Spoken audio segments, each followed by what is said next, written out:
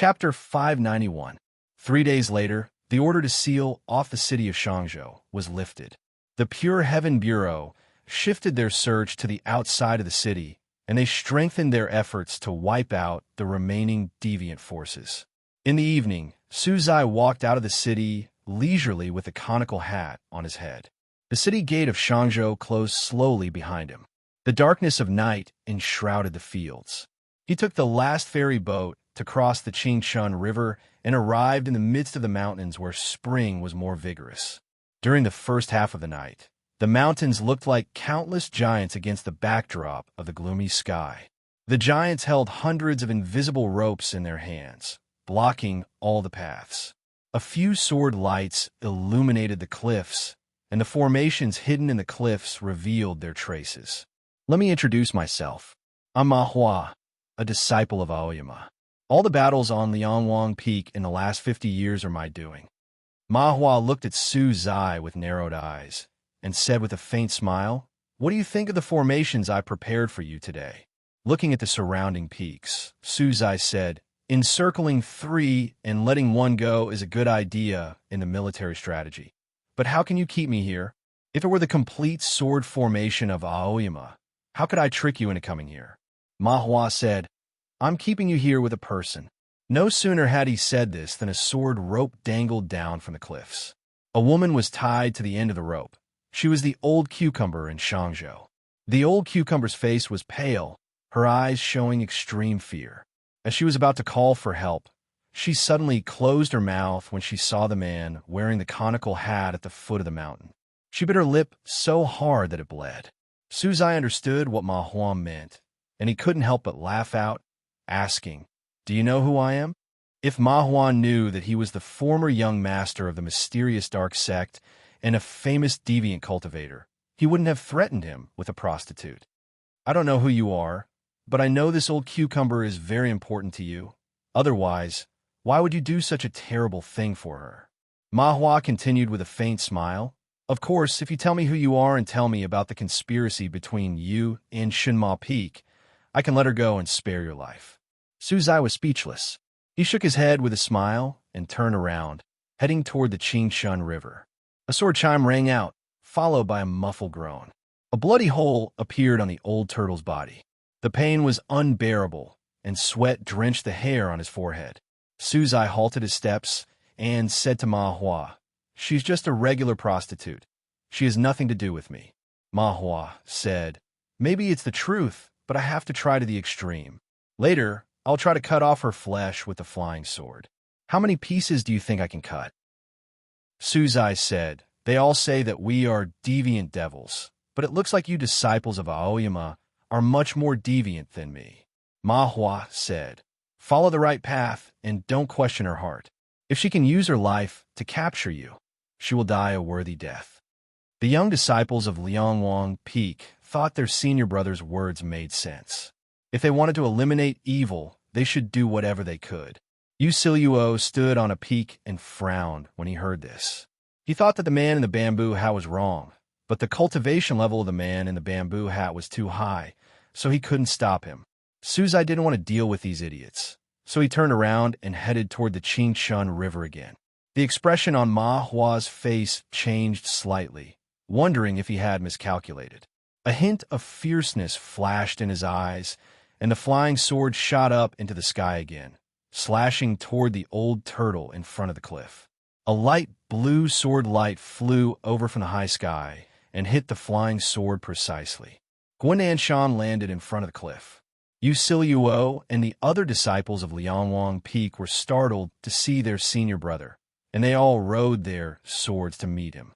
Guananshan waved his hand to cut off the sword ropes and brought the old turtle to the ground with the blue ocean sword. He looked at Ma Hua and said, "Those who want to achieve great things shouldn't be bothered by trifles, but this is not a trifles." Ma Hua had been Guananshan's disciple for many years, so he knew his temperament very well. He knew that Guananshan was truly angry, so he knelt down and said, "Young brother knows he's wrong. After returning to Aoyama, you'll go to the Shanghai Peak to receive your punishment and reflect on your mistakes for a few years in the sword jail." Guananshan turned around and looked at the figure that had already dashed to the distance. He raised his eyebrows slightly, wondering who that man with the conical hat was and why he could move so fast and strangely. Ma Hua was startled, but his countenance remained unchanged. He looked at those young disciples of Liangwang Peak, his eyes gloomy and cold. Nothing happened. His gloomy and cold eyes suddenly turned warm. It was because a bright red sword light happened to pass by. Ma Hua's head fell off his neck, rolling on the ground for a long distance. A faint sword ghost drifted out from the broken neck, looking a bit perplexed. Soon, it was torn into pieces by the remaining sword wheels. Guan Shan turned around and looked at the two corpses on the ground, remaining silent. The blood-red sword light passed through the dark peaks and headed toward the southeast.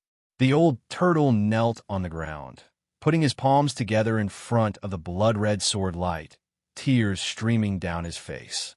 Gu Qing had something to do, Zhao Liu had someone to kill, and Su Zai was in charge of the execution. Yuan Shu had something more important to do, but he had to do it by himself. Fortunately, he was going to Aoyama, so there shouldn't be any trouble. He didn't expect that he would be stopped outside the mountain gate of the South Pine Pavilion before he entered Aoyama. What's going on? Yuan Shu asked Ming Guoxing. He regretted that he didn't ask the sect master for the command board. Otherwise, he could have flown over the great formation of Aoyama directly, and none of this would have happened.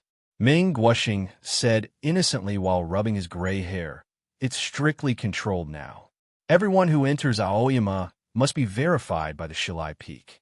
Seeing Ming Guoxing rubbing his hair and wearing an innocent expression, Yuan Shu was even more annoyed, wondering why everyone wanted to learn from the Shima Peak.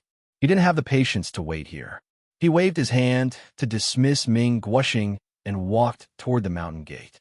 A few cracks suddenly appeared in the air on the mountain path, and there were even a few twists and turns in the middle. The traces were quite eerie, blocking his way. If Yuan Shu weren't very familiar with his sword style and his swift movements, he would have been wounded. A few disciples of the Shilai Peak landed on a mountain path and yelled at Yuan Shu, "You dare to intrude into our mountain gate. Take him down." Yuan Shu was baffled. He pointed at his own face and asked, "Don't you know me?" The Shima Peak was the loneliest. Those who lived there liked to cultivate in seclusion and rarely came into contact with other peaks. Only Yuan Shu's situation was slightly different because he needed to go to the Shanghai Peak and run many errands. A disciple of the Shilai Peak said expressionlessly, "Of course we know you are from the sword demon lineage. Since you have been banished from Aoyama, you are no longer a disciple of Aoyama. Hurry up and surrender." Yuan Shu was so angry that he laughed. He asked, "Where are you going to send me after you capture me?" The disciple of the Shilai Peak said, "Of course we will send you to the Shanghai Peak and put you in the sword jail." Yuan Shu was furious. He scolded, "I wanted to go to the Shanghai Peak anyway." The disciples of the Shilai Peak didn't care what he said. They summoned their flying swords and attacked him. The real sword of the Shilai Peak was the 7-apricot sword technique. The sword moves were strange and difficult to judge. Moreover, it contained the profound meaning of Taoist magic, making it hard to parry. However, after Yuan Shu entered the Shima Peak, he had been learning the 7-apricot sword technique. Jing Jiao even picked a good sword for him that was very suitable for the 7-apricot sword technique. Moreover, the name given by Jing Jiao had the word Chu in it. Not to mention the realm, in terms of the mastery and talent of the 7-apricot sword technique, how many people in the Shilai Peak were better than him? The light gray sword light illuminated the south mountain gate. The ice crystals on the sword body emitted a cold light, which naturally created the image of the winter plum blossoms in the snow. Yuan Shu's 7-apricot sword technique was steeper, more dangerous, and more mysterious than the disciples of the Shilai Peak. After a few muffled groans, several bloody wounds appeared on the bodies of the Shilai Peak disciples, and they fell to the side of the mountain road one after another. If Yuan Shu used the killer move of the 7-apricot sword technique, these disciples of the Shilai Peak would probably die on the spot. The disciples of the Shilai Peak looked at Yuan Shu in shock, and even a little scared. It was said that Yuan Shu was the least talented person in the Shima Peak. Why was his swordsmanship so strong? Moreover, weren't you a disciple of the Shima Peak? How could you know the secret sword of the Shilai Peak? How could that light gray flying sword be so powerful? Could it be another flying sword of the Fairy Great? A disciple of the Shilai Peak was in a trance because of the blood on his body. He asked subconsciously, "What sword is this?" Yuan Shu was stunned. He thought that he should ask his master or the sect master to give him a name when he returned to Cloudy Town. The sword fight at the South Mountain Gate soon alerted the masters of the peaks. An elder of the Shilai Peak, Qi Yin, and the others came riding their swords. The disciples of the Shilai Peak were overjoyed. They thought that the elder of the peak would not be partial to Yuan Shu, and Qi Yin of the Shanghai Peak was known to be strict and fair. Qi Yin looked at the disciples of the Shilai Peak and asked, "What's going on?" The disciples of the Shilai Peak were about to say something, but Qi Yin snorted coldly and said, "What a mess." With this cold snort, an extremely cold sword will spread to both sides of the mountain road, and some snowflakes fell from the sky. The name of the flowing snow sword style sounded gentle, but in fact, it was extremely lethal and powerful. The disciples of the Shilai Peak stopped breathing and could no longer speak. Qi Yin looked at the elder of the Shilai Peak and said, "I don't care what senior brother Fong wants to do, but it's better for such stupid disciples to stay at the Shilai Peak and teach them for 2 more years." The elder of the Shilai Peak looked terrible, but he knew that he was in the wrong today. He said, "I'll teach them a good lesson when we get back." The disciples of the Shilai Peak couldn't speak, but they could hear the conversation between their masters. They felt wronged and wondered what they had done wrong. The elder of the Shilai Peak glanced at the disciples and sighed. He turned around and left. If it had been Gu Qing, Zhu Ruzhui, or even Zhao Leiyu who came back from Scenery Garden today, the disciples of the Shilai Peak could have found a reason to keep them outside. But Yuan Shu was the most special one. The elders of the peaks of Aoyama were all smart people. After so many years, who didn't know the relationship between Yuan Shu and the Shanghai Peak? Fang Jingtian needed Yuan Qijing's support. So how could he offend the Shanghai Peak at this time? Qi Yin turned around and looked at Yuan Shu. His expression was much softer, and his tone was also very gentle. He said, "Ask someone to send a message. I'll send someone to pick you up." Yuan Shu widened his eyes and said, "Martial uncle, I'm a disciple of Aoyama. Do I need anyone's permission to go back?" Chapter 592. Many brothels wrote, "Old Ma, as old Ma yesterday." I don't know what's going on. As for the name of Yuan Shu's sword, some readers named it Plum Sword. I think it's quite handsome and interesting. Do you have any good ideas? But don't use the same unconventional sword names as those of Yuan Shu. Yuan Shu went to the Shangda Peak. He spent some time climbing the mountain to have a good talk with young sister Yushan. He told her about the important events outside Cloudy Town, which made Yushan feel a sense of yearning. When she heard that the immortal Tan had gone to Cloudy Town in person and invited Jingjiu to become the sect master of the Zhongzhou school, she was even more surprised. After arriving in the extremely cold manor cave on the peak top, Yuan Shu knelt down and kowtowed to Yuan Qijing many times and answered Yuan Qijing's questions in detail. After that, he stood up and jumped into the well while rubbing his waist a few times. Stepping on the curved, flying sword, Jingjiu landed on the ground along with the sunlight. He knelt down and kowtowed to the dead dog many times before heading to the deep part of the sword jail. After arriving in the Hermit Peaks with a sky as blue as the porcelain and as beautiful as an illusion, Yuan Shu passed by the flowers all over the mountains and fields and found the manor cave where Tong Yin lived. There is a formation outside, but it should have lost its effect a long time ago. Why don't you go out? It's good that you're still here. I'm worried that the sect master might have miscalculated. What if you were killed by that Apio? Yuan Shu said, "I don't want to see a pile of white bones as soon as I come in. I'm not afraid of it, but I feel a bit uncomfortable thinking that it's someone I know." Tong Yin opened her eyes and looked at him in silence for a while. "I heard that Lu Shui was a chatterbox," she said. Yuan Shu said, I'm not imitating Big Brother Shui. You don't know this, but we are all talkative, including Zhuo Rizhui. It's just that the sect master and my master don't like to talk, so we have been suppressing ourselves. Tong Yin raised her hand to stop him from talking and asked, I'm recuperating. What's the matter? Yuan Shu said, Sect leader Shi Shu is asking if you want to go out. Tong Yin said, It's very quiet here. No need.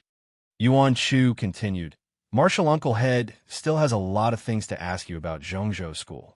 Think about it carefully before you write it down. I'll come back to get it in a few days. After saying this, he took out a few pieces of paper and handed them over. There were 2 or 3 questions on each piece of paper, and there was a blank space between the questions, which was probably left for Tong Yin to write the answers. There's still a test? Tong Yin took the paper and had the same sentimental feeling as Su Zai did, wondering how a person like him became an idler on the Shima Peak. Different from Su Zai, he still didn't know what had happened at the inauguration ceremony of the sect master of Aoyama, nor did he know that Jing Jiu might be the immortal Jingyan. As such, he felt even more speechless. After leaving the Shanghai Peak, Yuan Chu went to Yunqing Peak first. As the second-last disciple on the Shinma Peak, he had only one young brother, so he had thought a long time ago that he had to treat this young brother well. However, his young brother was forgotten by everyone in Aoyama, and it was not until many days later that he was remembered, which made him feel a bit guilty. Clouds were traveling everywhere on Yunqing Peak, but those clouds were full of sword wills, which were not as gentle as the clouds in Cloudy Town. Yuan Chu's cultivation state wasn't low, but the higher he climbed, the harder it was for him. The main reason was that his eyes were pierced by the sword wills, making him want to shed tears.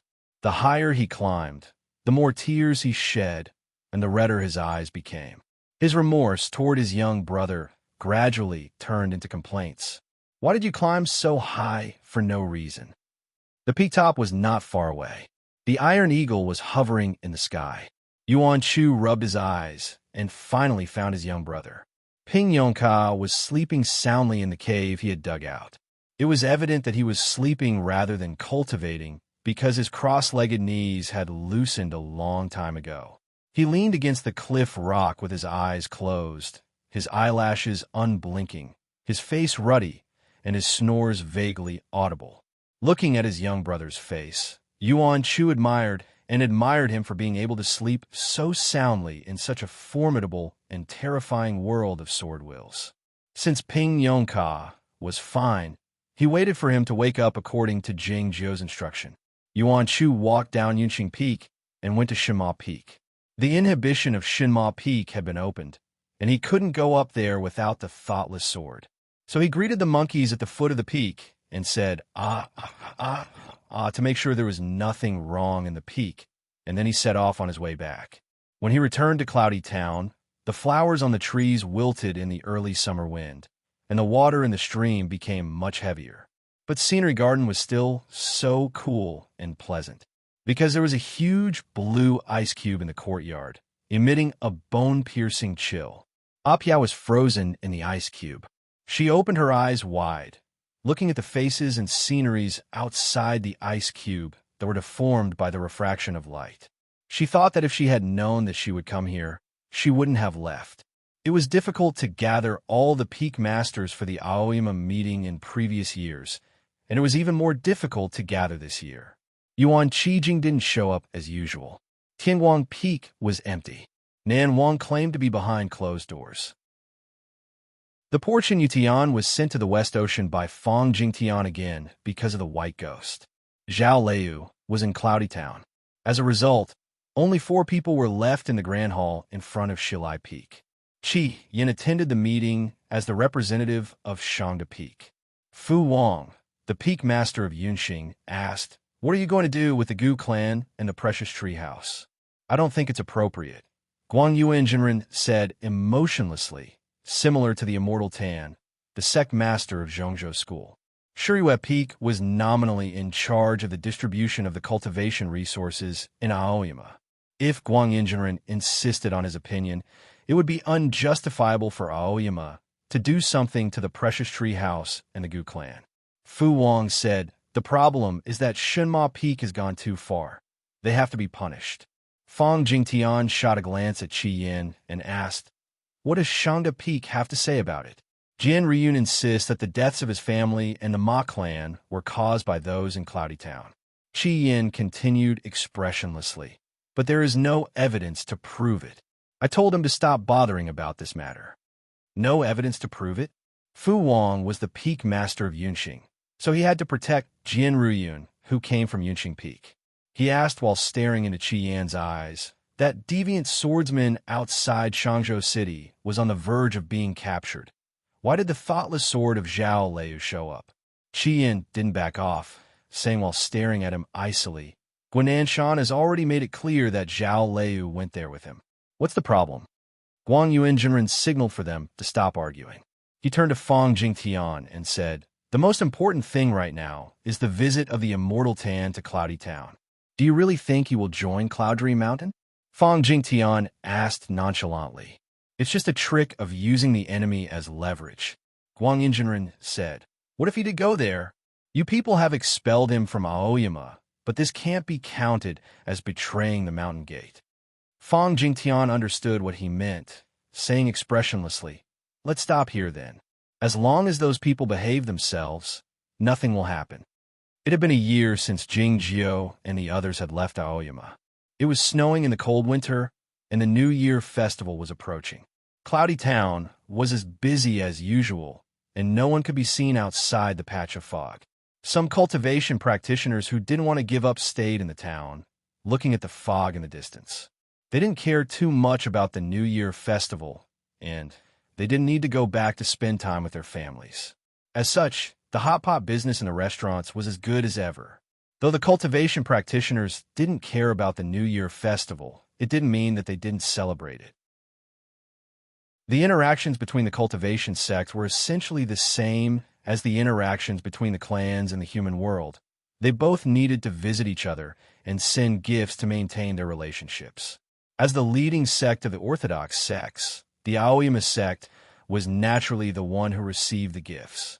According to the usual practice, the New Year festival gifts of various sects were sent to Aoyama one after another. The southern sects were led by important figures. Of course, they wouldn't stay in Aoyama for too long, and they would leave after sitting for a while at Shilai Peak. It was interesting that these sects didn't leave directly this year. They would stop at Cloudy Town on their way back, regardless of whether they were on the way back or not. The chests and invitation cards were piled up in front of the perennial flowering trees. It was then that the people realized that the various sects had left a New Year festival gift for that person in Scenery Garden.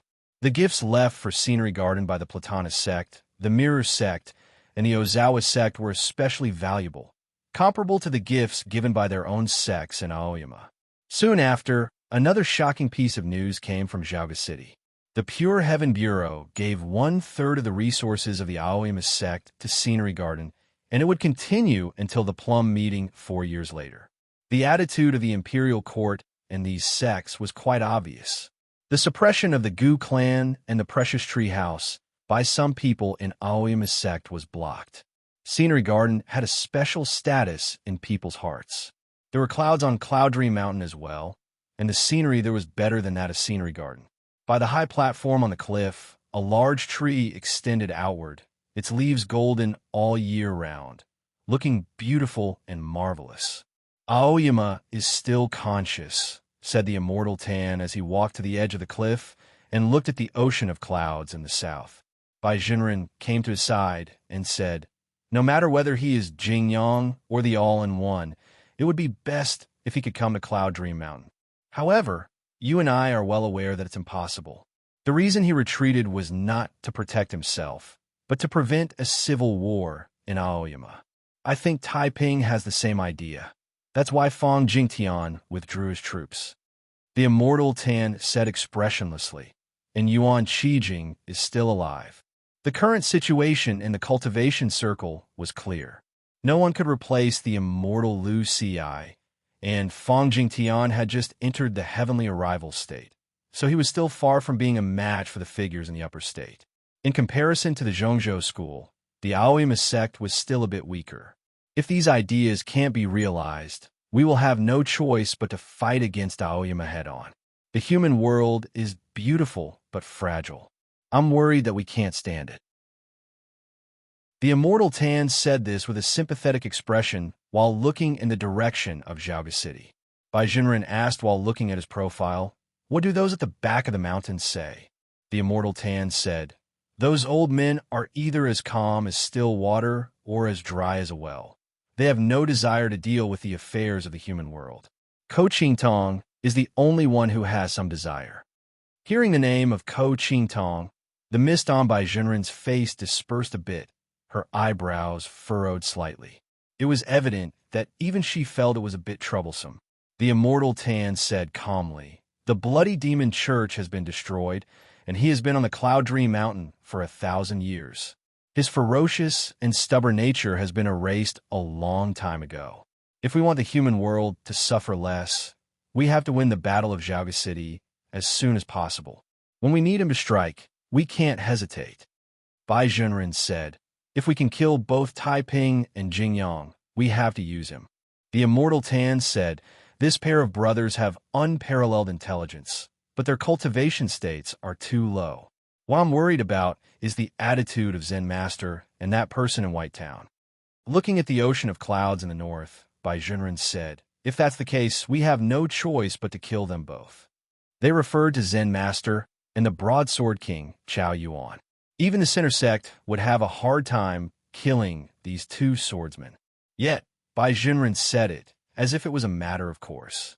After a moment of silence, the immortal Tan changed the topic, saying Little Zao cooks a table full of dishes for us every year at this time.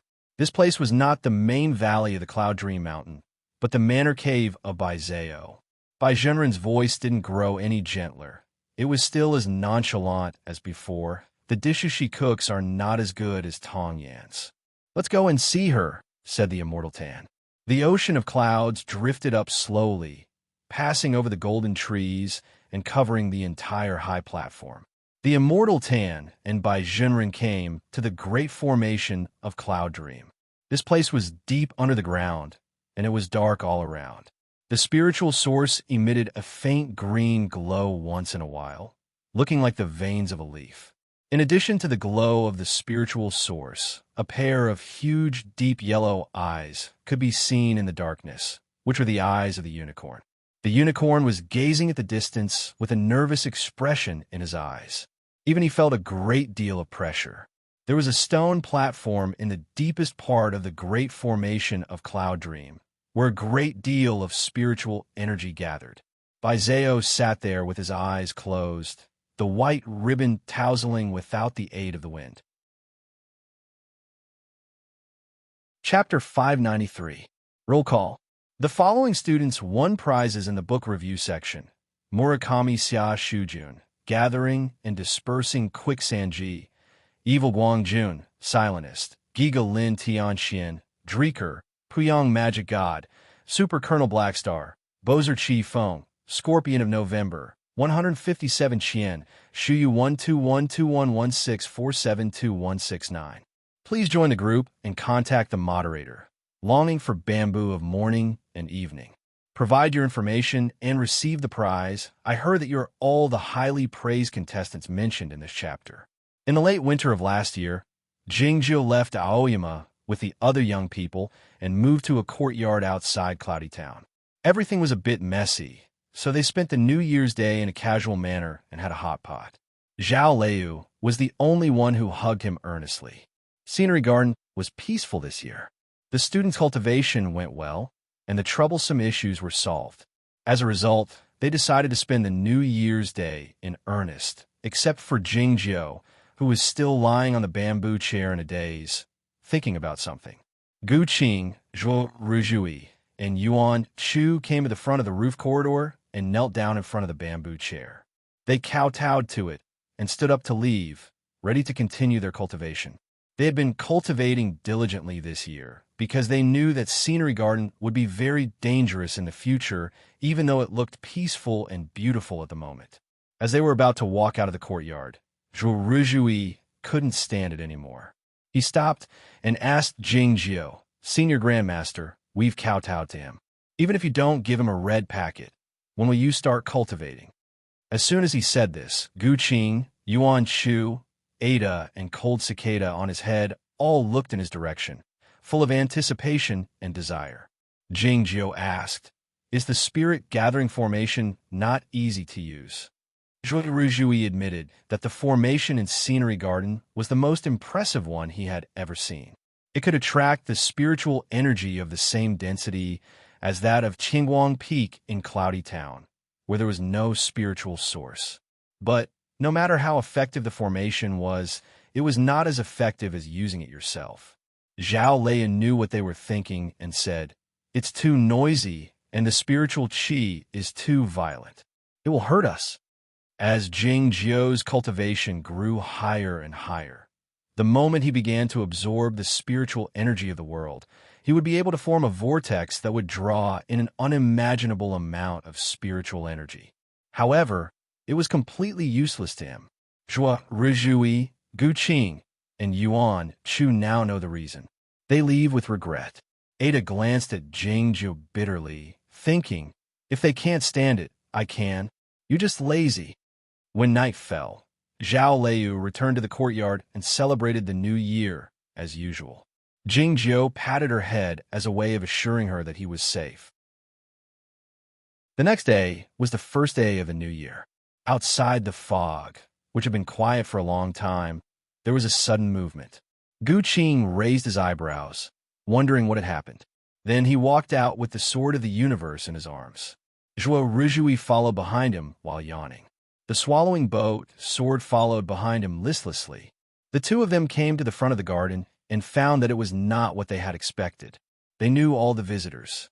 Lei Il Kyung and Yao Songzhan kneeled on the ground and bowed to the Scenery Garden, saying, "Greetings, Senior Grandmaster." Gu Qing and Zhuo Ruzhui stepped aside hurriedly. Lei Il Kyung and Yao Songzhan stood up and bowed to them again. In the past year, none of the disciples of Aoyama had come to the Scenery Garden. They were the first ones. They had come here under the pressure of the masters of Aoyama. Perhaps they would be punished by the school rules when they returned. Gu Qing knew how much courage it took to do this, so he said earnestly, "Please come in and have a cup of tea." Lei Il Kyung and Yao Songzhan said with a smile, "No need.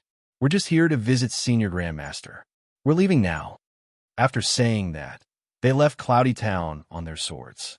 "I hope they'll be fine," Gu Qing said worriedly as he watched the two sword lights disappear among the mountains. "The law doesn't punish the majority. They should be fine," Zhuo Ruzhui said, pointing to the sky. Another few sword lights came from the sky. They were the disciples of Aoyama, led by Lin Yingliang. Just like Lei Il Kyung and Yao Songzhan, these disciples of Aoyama kowtowed to the Scenery Garden a few times and left. Not long after, another young disciple of Aoyama that Gu Qing and Zhuo Ruzhui didn't know arrived on his sword. This disciple of Aoyama should have just joined the school a few years ago. When he saw Gu Qing and Zhuo Ruzhui, he blushed and kowtowed to the Scenery Garden. He was so excited that his body trembled. Then, more sword lights lit up the sky. More and more young disciples of Aoyama arrived on their swords. They must have noticed that the masters of Aoyama didn't stop them. The sky above Cloudy Town was filled with endless sword lights. Flying swords landed outside the fog from time to time. In just half a day, at least 100 disciples of Aoyama came to pay their respects to Jing Jiu. 164 people. Gu Qing said to Jing Jiu, "I've memorized all their names." Zhuo Ruzhui was listening at the side. He felt a great pressure. He thought that he had counted in his heart, and there were indeed 164 people. But did he still need to memorize all their names? Yuan Chu didn't feel any pressure. He didn't want to be the sect master anyway. He just wondered if he should go to the Shangda Peak to kowtow to the great ancestor and talk to junior sister Yushan. Zhao Leiyu looked at Jing Jiu sitting on the bamboo chair and thought that some things were worth it. Jing Jiu said while looking at the sky, "The weather is good today." Zhuo Ruzhui followed his line of sight and found that the clouds and fog were still hanging in the sky. The scenery was as beautiful as ever, but it couldn't be said that the weather was good. Jing Jiu continued, We can have a hot pot." By now, everybody realized that it wasn't the weather that was good, but the mood that was good. It didn't take long before a large double-duck pot appeared by the stream under the flowering trees. It was impossible for Shuriwepik to send them freshly cut beef and mutton, but the Gu clan and the Precious Tree House were good at this kind of business. Zhao Liu scooped a bowl of bone soup for Jingjiao. Jingjiao picked up the bowl and clinked it with the others like the others did. Everybody was stunned. Jingjiao went to lie under the eave after eating 2 green vegetables. The flowing stream formed a small pond at a bend, and the koi carps were swimming slowly in the pond. The color of the koi carps was similar to the color of the flowering trees by the bank. Lying on the bamboo chair, Jingjiao looked at the koi carps, thinking of the king of fire carps at the bottom of the cold mountain, the green sky mirror, and Chinger. She was the true spirit of the heavenly state, but she didn't have much fighting prowess. And she was still a little child, so she could be deceived easily. She had been deceived by Lu Xi to travel to the alien land for 3 years. Thinking of Lu Xi, Jingjiao thought of Yuan Qijing and the emperor in Jiaoga City. Jingjiao's eyelashes quivered slightly as he thought of the king of the underworld. He didn't have many friends, but the king of the underworld was one of them. Jingjiao suddenly asked, "How is he?"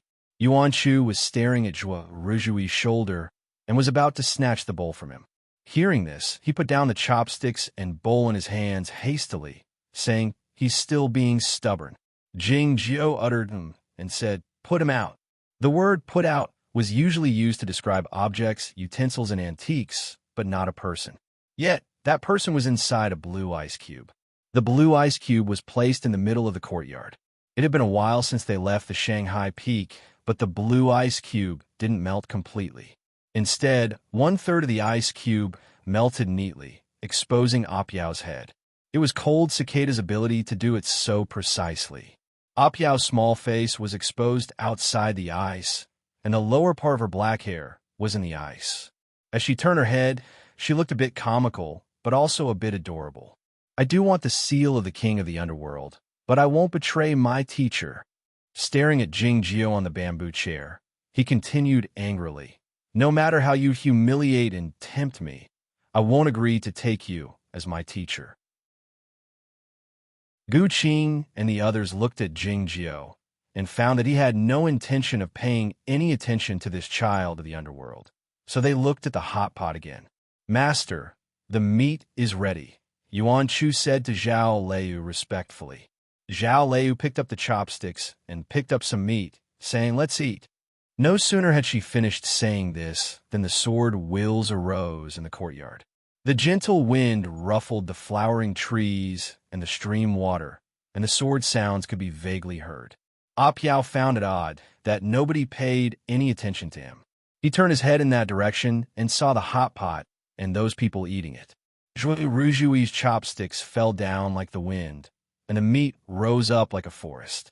Gu Qing's chopsticks moved very steadily, and he never missed anything. The chopsticks in Yuan Chu's hands seemed to have some kind of twist and turn, and he could always find a gap between the other 2 pairs of chopsticks and insert them into the hot pot. Seeing the residual shadows created by the chopsticks, Apiao was stunned, thinking that this sword style was truly formidable. The disciples of Aoyama actually practiced their swordsmanship even when they were eating. No wonder they were so strong. At this time, Zhao Liu finished eating the meat on her plate and raised her chopsticks towards the hot pot. Thus, the chopstick shadows that were like the wind and the sword sounds that were incessant all disappeared. Rujui and the others held their chopsticks, quietly waiting for her to go first. Apiao came back to her senses and looked at Jingjiao, continuing, "A teacher for a day, a father for a lifetime. I appreciate your appreciation of me, but if you want me to betray my teacher and go to another school, that won't do." Hearing this, Zhuo Rujui clicked his tongue a few times and said to Yuan Chu, "This little fellow really belongs to your school. Look at how thick his skin is." Yuan Chu smiled and said, "In terms of skin thickness other than master, no, who can compare to you?" Zhuo Rujui knocked Yuan Chu's chopsticks with his chopsticks and said, "I admire you. You dare to think of it. and you almost said it out loud. Gu Qing said with a small smile, "We are a family now.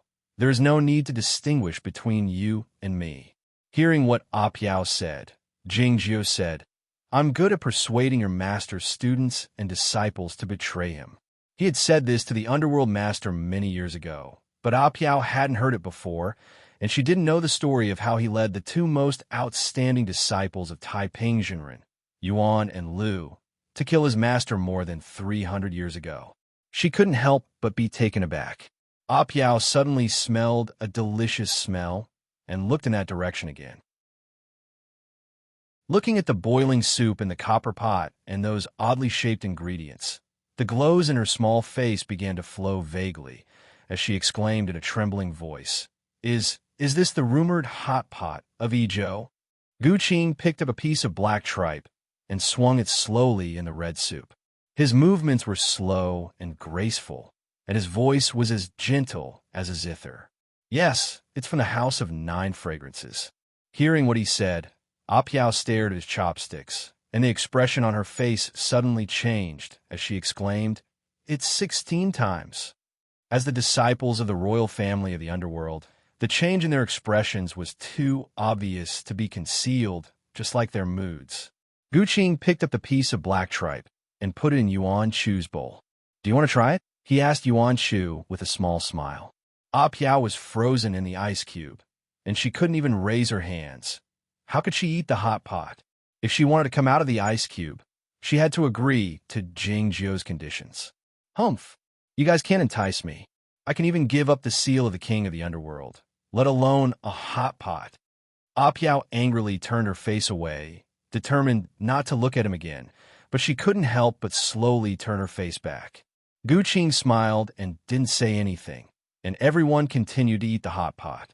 Apiao watched them finish the tripe and yellow aorta, and the beef and mutton were almost gone. Her eyes gradually became resentful as she painfully swallowed a few mouthfuls of saliva. She shouted with grief and indignation, "Stop! I surrender." Surrendering without hesitation was not trustworthy. Apiao was very clear that she had to agree to Jing Jiu's conditions and make a blood oath of the Styx River. After the blood oath of the Styx River was made, she could no longer resist Jing Jiu's orders, unless she chose death or endured endless pain and changed all the blood in her body into the sacred water of the Styx River. Thinking of the bleak future, although Apiao had decided to surrender, she still hesitated for a while before closing her eyes. Her lips trembled slightly, and she seemed to be very afraid. Jing Jiu clenched his right fist and stretched out his index finger to touch the space between Apiao's eyebrows. The seal of the king of the underworld was in his hand, emitting 2 rays of black and gold light, giving off an extremely solemn yet sacred feeling. Apiao's bangs rose without any wind, revealing a small slit between her eyebrows. A wisp of soul fire floated out and entered his palm along Jing Jiu's index finger. Finally, it merged with the seal of the king of the underworld. After putting the seal of the king of the underworld back, Jing Jiu's left hand stroked the surface of the ice. The extremely hard and cold ice instantly broke into hundreds of small pieces and then was burned in a mist by the sword fire, merging with the mist in the hot pot and the mist on the surface of the stream. Apiao lay on the ground. Her face was pale, and her body was drenched. She looked extremely weak. Her sapphire blue robe was torn in many places, revealing her jade-like skin.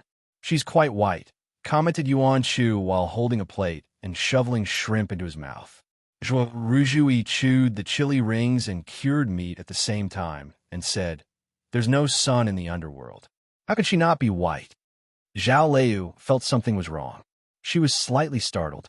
She grabbed the back of Apiao's neck and dashed to the backyard. Squatting on Jing Jiu's shoulder, Ada was about to see what the seal of the king of the underworld looked like. Suddenly, he saw Zhao Leu's movement, and he couldn't help but feel nervous. It didn't take long for Zhao Leu to bring the drifter back to the field. Apiao had taken a bath and changed into a clean set of clothes. She even combed her hair into a ponytail, which matched with her delicate eyes and brows. She looked really cute. Zhuo Ruzhui was shocked and said, "How come you become a little girl?" Gu Qing and Yuan Chu were also very surprised. The drifter pouted her small mouth and said indignantly, "I'm a girl." Chapter 594. Jing Jiu looked at the little bind on Apiao's head and thought it looked familiar. He recalled that he had made one for Zhao Leiyu at the beginning of the Shima Peak. Apiao's little bind should be her handiwork. Zhao Leiyu seemed to be very satisfied with her handiwork. She flicked the little bind with her finger. Jing Jiu said, "I made it look better for you." There was a hint of regret in his words, which Zhao Leiyu understood. She said, "I don't like it. There were many things in life that one had to do without, that one couldn't get what one wanted, and that one had to leave. For example, the white soup in the hot pot always dried up first." Zhao Leiyu didn't want to keep her hair long. Everyone would leave. Jingjiu thought it through. When the emperor gave him the egg for safekeeping, it meant that he was entrusting his orphan to him. There were still a few years left, so he should make good use of it. Jingjiu raised his head and looked at the people who were still eating the hot pot. He said, "I'm going to class today." Apiao had just rushed to the table excitedly with her chopsticks when she heard this. She couldn't help but feel inexplicably sad. Aoyama imitates all things with the sword. That's why there's the saying of all in one. Hearing the first sentence of Jing Jiu's introduction, the disciples in the courtyard felt it a bit odd. It wasn't that this was a bad idea. Gu Qing and Yuan Chu had received similar instructions before. The problem was that all-in-one was not only a swordsmanship and a state, but also a sword. And now, that sword was talking in front of them. It was fine when it wasn't mentioned, but who wouldn't think about it when it was mentioned? Jingjiu naturally didn't care about what they were thinking. He said, "The formations, thunder techniques, talisman techniques, and Taoism techniques of the various cultivation sects can all be imitated by sword techniques. This is the origin of the true Sword of the Nine Peaks. There are thousands of great Taos, and in the end, they are all connected. You can't understand them, but it's enough for you to understand the true meaning of swordsmanship." The disciples in the courtyard calmed themselves down and listened attentively. How many people in the world would have the opportunity to listen to perfected Jingyang personally explain the way of the sword? Before this life, only Zen master had had this kind of opportunity. The sword is used to cut things, whether it's a cucumber or a human head. In short, it's used to cut things into 2 or more pieces. Jing Jiu said, "To understand the true meaning of swordsmanship, one must learn how to sever." This logic was even simpler, even a little tacky, but everyone still listened very seriously. Everything has a gap, and that is where the light can shine in. Jing Jiu walked into the courtyard and pointed at a porcelain bottle, saying, "Just like this bottle." Everyone was stunned, thinking that this porcelain bottle was so smooth and tight. How could there be a seam? Gu Qing also knew that this bottle was a precious porcelain that the Gu family had specially bought from a famous kiln. Logically speaking, there shouldn't be any flaws. "Raise it higher." Jing Jiu walked behind the porcelain bottle and stretched out his right hand. Without a sound, there seemed to be a sun on his fingertip, emitting endless light. Everyone was unprepared and almost blinded by the light. After a while, they came back to their senses and walked to the other side of the porcelain bottle. They saw that there were many tiny cracks on the porcelain bottle that had looked like a hole. The so-called cracks were actually the boundary between the light and the light, not the real gap. Where the light can enter, the sword can enter. The intersection of light and darkness is also the way of the sword. Jing Jiu said, "The way of the sword is simple, and there are not so many things to pay attention to." Zhuo Ruzhui thought of the sword manuals he had read after he entered the sect and the extremely complicated sword techniques he had learned. He frowned and said, "If that is the case, then the state is not important at all." Jing Jiu said, "The difference between states is how far your sword can fly, how fast it can fly, and how accurate it is." Gu Qing said thoughtfully, "The distance is actually not important." Decades ago, when he participated in the inherited sword competition in Aoyama for the first time, his state was higher than Jing Jiu's, but he was defeated by Jing Jiu's sword. Of course, he would not forget what happened that day. As long as the flying sword can't reach you, there is no difference between the initial state of the broken sea and the peak state of the broken sea. Jing Jiao said, if your state is not high enough, try to shorten the distance between you and your opponent. If your opponent has reached the heavenly arrival state, it will be a different story. It was still so simple. Was it really so simple? Then why could you kill the immortal Tai Lu? Apiao's voice came up from below.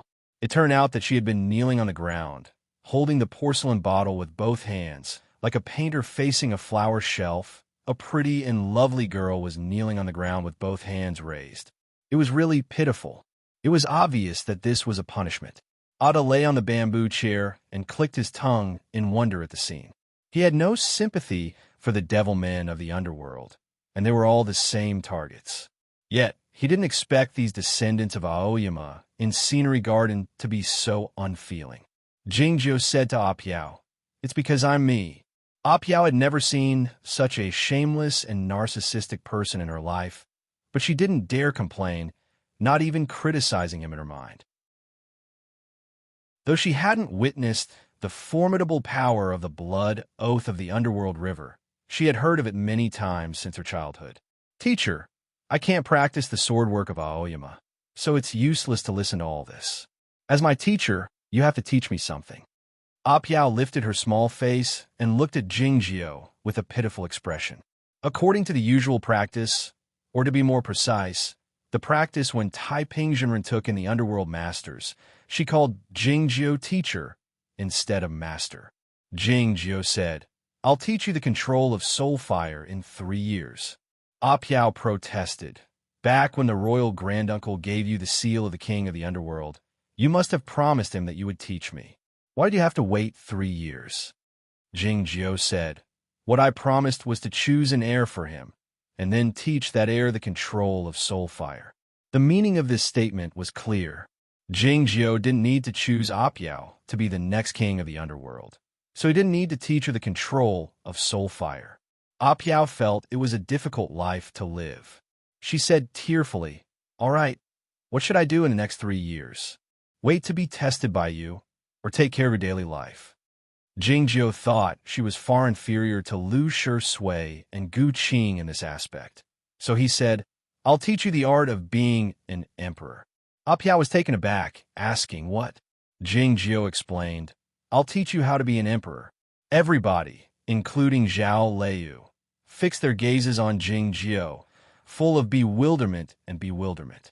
It was a troublesome thing to be an emperor, no matter whether it was the emperor in the human world or the king of the underworld in the underworld. Yet, Jingjiu, who was the laziest person in the human world, wanted to teach others how to be an emperor. Jingjiu sensed the distrust in their eyes, feeling puzzled. I've been an emperor, and I've done a good job, he said. Except for Apiao. Everybody present knew that Jingjiu referred to the emperor of the Chu kingdom who had been in the illusionary realm of the green sky mirror for several decades. In the illusionary realm of the green sky mirror, Zhao state and Qin state were extremely powerful, and Chu state had a soft and gentle temperament. As a result, the Chu kingdom could survive in such a dangerous environment for several decades and lived a good life. One had to admit that the ruler of the Chu kingdom had a good administration. But was it because of Jingjiu? It was all because of Grand Secretary Zhang. Zhuo Ruzhui had lived with Jingjiu in the royal palace of the Chu kingdom for many years, so he knew what had happened. He winked at Apiao hastily. Apiao didn't know what had happened. She nodded her head foolishly when she heard Jingjiu say that she had been an emperor, and Zhuo Ruzhui winked at her. Zhao Liu turned around. Gu Qing covered his forehead with his hands, and Yuan Chu lowered his head. They couldn't bear to see the scene. It was late at night. The stars were blocked by the clouds and fog in the high sky. It was dark in the courtyard, except for the gurgling sound of water. Such a night was the best time to watch the feeble lights, like the fireflies and Apiao's soul fire. Jingjiu looked at the cold and gloomy little flame in front of him in silence, reflecting on something. Apiao's face was a bit pale. It was not difficult for her to keep her soul fire outside her body for a while, but she was too nervous to keep her soul fire in front of Jingjiu. As a result, it consumed a lot of her soul fire. After a long while, Jingjiu motioned for her to take back her soul fire, saying, "Remember to remind me to tell you the story of the fiend prison when you have time." The time spent in the fiend prison with the underworld was an interesting memory for Jingjiu. He hoped that the underworld would know about it and pass it on as long as possible. Apiao nodded repeatedly and asked, "Teacher, is the method of being an emperor very difficult?" "It's very simple to be an emperor. First of all, you have to know the right people, and then you have to use the right people. The last and most important thing is that you don't move." Jingjiu continued calmly while looking at her. "It's because you're the emperor. No matter whether your idea is correct or not, the people in the world have to follow your lead, but it's not reasonable." It was like Taiping Jinren, who founded the Plum Meeting and created the peace for 1,000 years. He was the leader of the orthodox sects recognized by the whole world.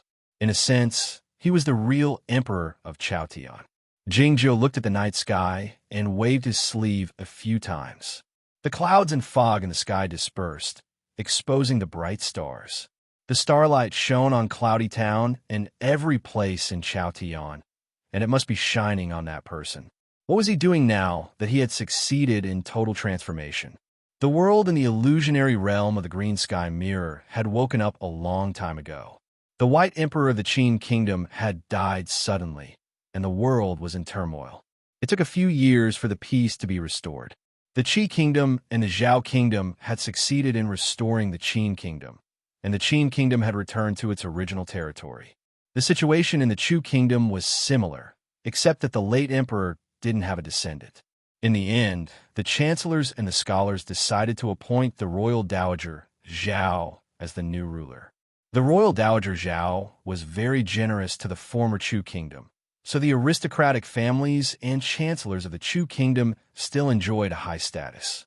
The eldest son of the former Grand Secretary Zhang was one of them. For various reasons, the eldest young Master Zhang enjoyed a high status in the hearts of these aristocratic families and chancellors, but he didn't want to move away from his hometown, staying in the countryside. Though he had no intention of making a name for himself, his reputation grew higher and higher. Many people came to visit him. The royal dowager, Zhao, even issued a few decrees to invite him to meet her in the capital of Zhao. The eldest young Master Zhang didn't want to see anybody, nor did he pay attention to the royal dowager Zhao.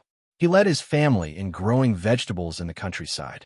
However, he couldn't grow vegetables like before. The neighboring houses and fields had been expropriated by the imperial court and sent to his family. That large piece of mountaintop had a name, Zhang Garden. The eldest young Master Zhang would go to the neighboring courtyard every day. It had been his neighbor. There was a well in the courtyard. The eldest young Master Zhang would look at the bottom of the well every day with his hands folded behind his back, muttering to himself, "Oh, the fish, where have you been?" The fish didn't come back, but the bird did. A blue bird landed on a branch and shook her head while looking at the skinny and bare-chested eldest young Master Zhang. The flow of time in the green sky mirror was the same as that in the outside world, indicating that it was becoming more and more real. She was satisfied with the result, but she was not satisfied with the eldest young Master Zhang. The blue bird turned into a flash of lightning, piercing through the sky and traveling around the world. She found that the pirates on the ocean were preparing to launch a counterattack against the state of Zhao, feeling speechless. She shook her head again and flapped her wings to create a hurricane, which prevented the pirate from attacking the state of Zhao for a few years. The more real the world was, the more likely it was to fall into the boring repetition, like a human being. The blue bird left the green sky mirror with a hint of tiredness and landed on another branch. A sound suddenly broke out in the sky. A crimson bird landed right by the blue bird's side. The blue bird turned his head. His black eyes were sparkling. They met. Chapter 595. The flow of time in the green sky mirror was different from that in the real world, and the flow of time in Chaotian might be different from that in the outside world. But the direction of the flow of time would never change. It would always move forward dully and cruelly. On an ordinary day, Ping Yongka had finally woken up on the top of the sword peak. Time had covered his body with dust, but he didn't feel anything. He felt that he had slept very soundly, and his whole body was comfortable. He subconsciously stretched his body. His body emitted light popping sounds, and then the surrounding cliffs also exploded like a storm. Pa pa pa pa. Innumerable invisible sword wills spread out along with his open hands, falling on the hard cliff rocks and leaving countless marks. The falling stones rustled and instantly piled up on the ground. He jumped down from the cliff cave and looked at the clear and deep sword marks on the cliff wall. He was shocked speechless. He looked at his hands and thought, what happened? After thinking for a long time, he still couldn't figure it out, so he didn't bother to think about it anymore. He walked around the mountain casually, trying to see if he could pick up a sword that caught his eye. Countless noises could be heard coming from the peaks. Gravel rolled, and the sword intent gradually grew. Dozens of flying swords and sword embryos flew out from the ground and the cracks in the rocks. Speaking of which, it was strange. When he came to the sword peak to search for swords, the swords in the sword peak had all flown out by themselves. But today was a little different. When Ping Yongka stretched out his hand to take a look at a sword that was pleasing to the eye, the sword retreated and avoided his hand. Ping Yongjia was taken aback. He reached out his hand in an attempt to grab the other sword, but the other sword rolled a few times on the ground and dodged his hand. If you don't want to be taken by me, then why did you come out to see me? Feeling baffled, Ping Yongjia walked forward. Those flying swords parted as he walked, as if the tide was parted. Just like that, he walked on the sword peak. At least hundreds of flying swords appeared to greet him and then evade him. He vaguely understood that it wasn't that these swords didn't want to follow him, but that they were in awe of him and felt inferior. I say, what's going on? Standing on a large rock, Ping Yongka looked at the hundreds of flying swords in the mountains and said innocently, "Can't I not dislike you?" The flying swords lowered their heads slightly. It was unknown whether it was a sign of submission or disbelief. The cry of an iron eagle came from high above the clouds, as if it was responding to Ping Yongka. Ping Yongka had no choice but to descend the Yunqing Peak with a face full of dirt and grime. He thought to himself that he still hadn't gotten the sword. He had really lost face for his master. When he arrived at the foot of Yunqing Peak, he met a few disciples of Aoyama. He naturally greeted them as senior brother. The Aoyama disciples thought that he was a new inner sanctum disciple, so they did not pay much attention to him. They just hummed in acknowledgement and continued to walk forward without stopping. There are more than a dozen more people going to Scenery Garden to kowtow this year. A few days ago, there are also people going to Youth Full Moon. It's really, have those fellow disciples gone mad? That's clearly a monster, yet you're worshipping it like an ancestor. Don't talk nonsense like that. Nobody has any proof. Don't you see that even the disciples of Shilai Peak don't say that now? If he's not a sore monster, why didn't he dare to take out the inherited heaven sword that year? What born shapeless sword body? He's just a sword. Only those lunatics would believe him. Lunatics? Let's not talk about the disciples of Shima Peak. Is senior brother Zhuo Rizhui also a lunatic? Ping Yongka had walked more than 100 feet away, but he overheard the conversation, especially the last few sentences. He was stunned on the spot. A breeze rose. He turned around and came to the back of those disciples of Aoyama and asked, "Senior brother, what are you talking about?" Those disciples of Aoyama looked at each other and felt strange. They thought that everyone in Aoyama knew about this. What did you want to ask? No one had the patience to talk too much to a new inner disciple. Ping Yongka didn't have the patience to listen to the whole story. When he learned that it had been more than 4 years since the grand ceremony of Aoyama and what happened during the ceremony, he turned around and ran to Shinma Peak, his face as pale as a piece of paper. A dust dragon rolled up countless grass chips. He ran from Yunqing Peak to the bottom of Shinma Peak at an unimaginable speed. The prohibition of Shinma Peak had been activated. The mountain was filled with sword wills, blocking the path to the top. Standing at the entrance of the mountain path, Ping Yongka could clearly feel the power and terror of the prohibition. He heard that his master and senior aunt almost failed to go up. How could he? However, when he thought of what those senior brothers said, he couldn't just stand outside the peak. His master was a monster? How was that possible? The forbidding formation of Shinma Peak was activated. Did it mean that he, Senior Master Zhao, and two big brothers were all imprisoned? Was Senior Brother Zhua also imprisoned? How were they now? The strong worry, uneasiness, and guilt gave him great courage. He clenched his teeth and ran up the mountain path. It was a light smack. Ping Yongka had just taken one step up the mountain path when he stopped. He looked down at his right leg and found a straight wound below his knee. Blood was slowly flowing out from it. The wound was also gradually opening up, revealing the white bone. He was stunned for a moment before he came to his senses. The intense pain squeezed his eyebrows together. He opened his mouth, but couldn't make a sound for a long time. Indistinct cries of apes came from somewhere in front of him. Ping Yongka became a little more clear-headed. He tore off a piece of his sleeve and carefully bandaged the wound. After doing this, his face was as pale as a piece of paper. He kept shouting in a slightly hoarse voice, "It hurts! It hurts! It hurts!" The cries of the apes sounded again, as if they were mocking him. Ping Yongka couldn't be bothered with them. He sat on the ground and kept blowing at the wound. At the same time, he kept talking to himself, "It doesn't hurt, it doesn't hurt, it doesn't hurt." After a long time, the pain finally subsided a little. When he looked at the seemingly quiet mountain path again, there was more fear in his eyes. But no matter how scared he was, he still had to go up. Ping Yongka suddenly closed his eyes. His expression gradually calmed down, as if he had fallen asleep, just like when he was in the Sword Peak. After a short while, he slowly stood up, closed his eyes, and walked towards the mountain path. There was nothing in front of him, but he suddenly lifted his right foot and stepped over a non-existent obstacle. Then he turned right. Then Ping Yongka became a puppet. It was as if he was being pulled by an invisible rope, moving forward or backward, turning or retreating on the mountain path. Strangely, he didn't get hurt by the sword wolves anymore as he walked like this. Only a few corners of his clothes would be cut off from time to time, which showed how dangerous it was. After an hour, he finally came to the middle of Shinma Peak.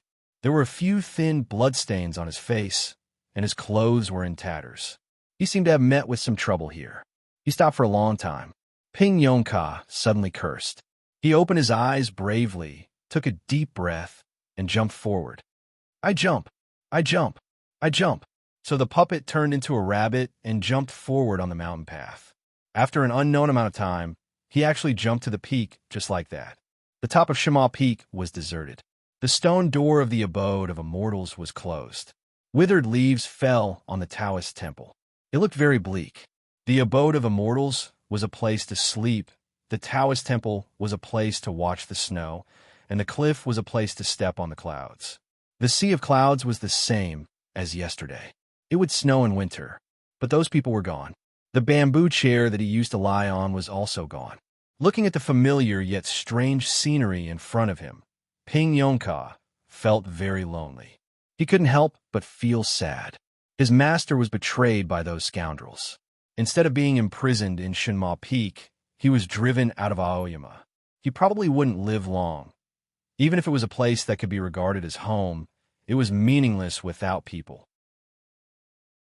Ping Yongka walked down the mountain in a daze. He didn't know whether the restriction on Shinma Peak was special or the sword wills all over the mountain knew who he was. He didn't encounter any problems. Not long after, he arrived at the small wooden hut at the bottom of the cliff. The small wooden hut had been uninhabited for a long time. The dust on the steps was full of monkeys' footprints. The black tea was overturned everywhere, but the green tea was still in the jar. Those monkeys knew that Gu Qing had been drinking green tea all these years, so they didn't harm it.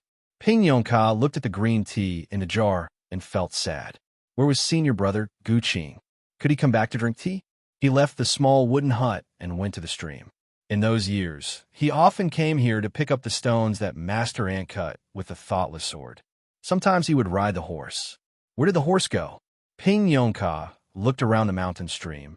and suddenly found a slightly raised pile of stones. The sword light flashed in his eyes, and he saw clearly what was inside.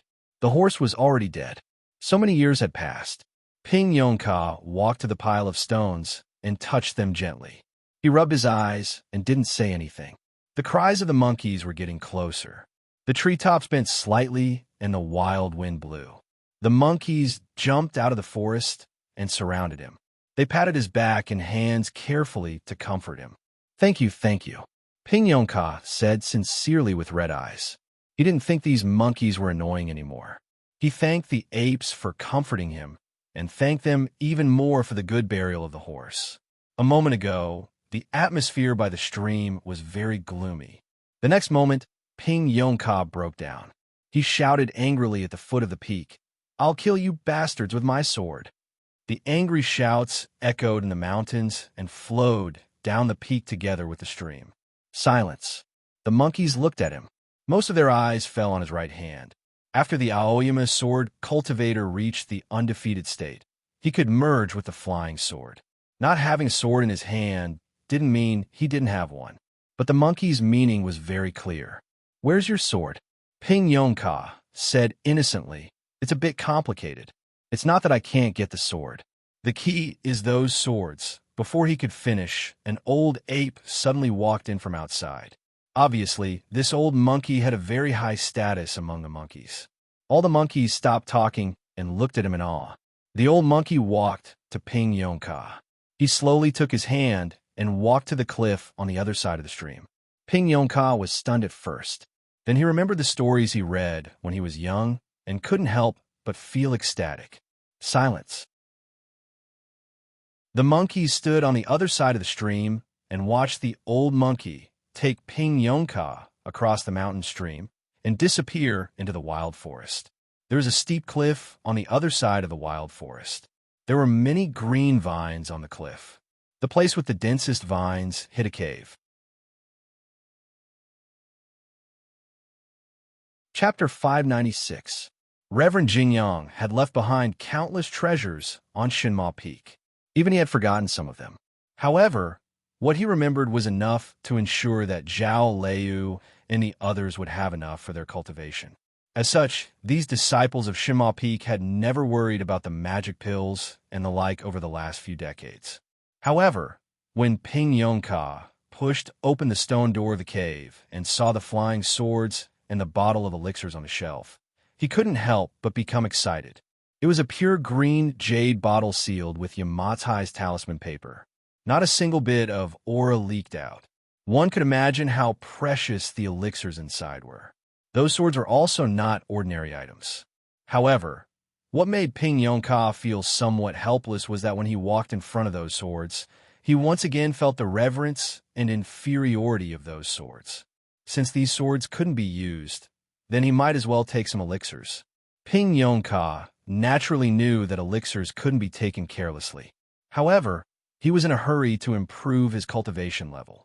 He also thought that since the old ape had brought him here, there shouldn't be any problems.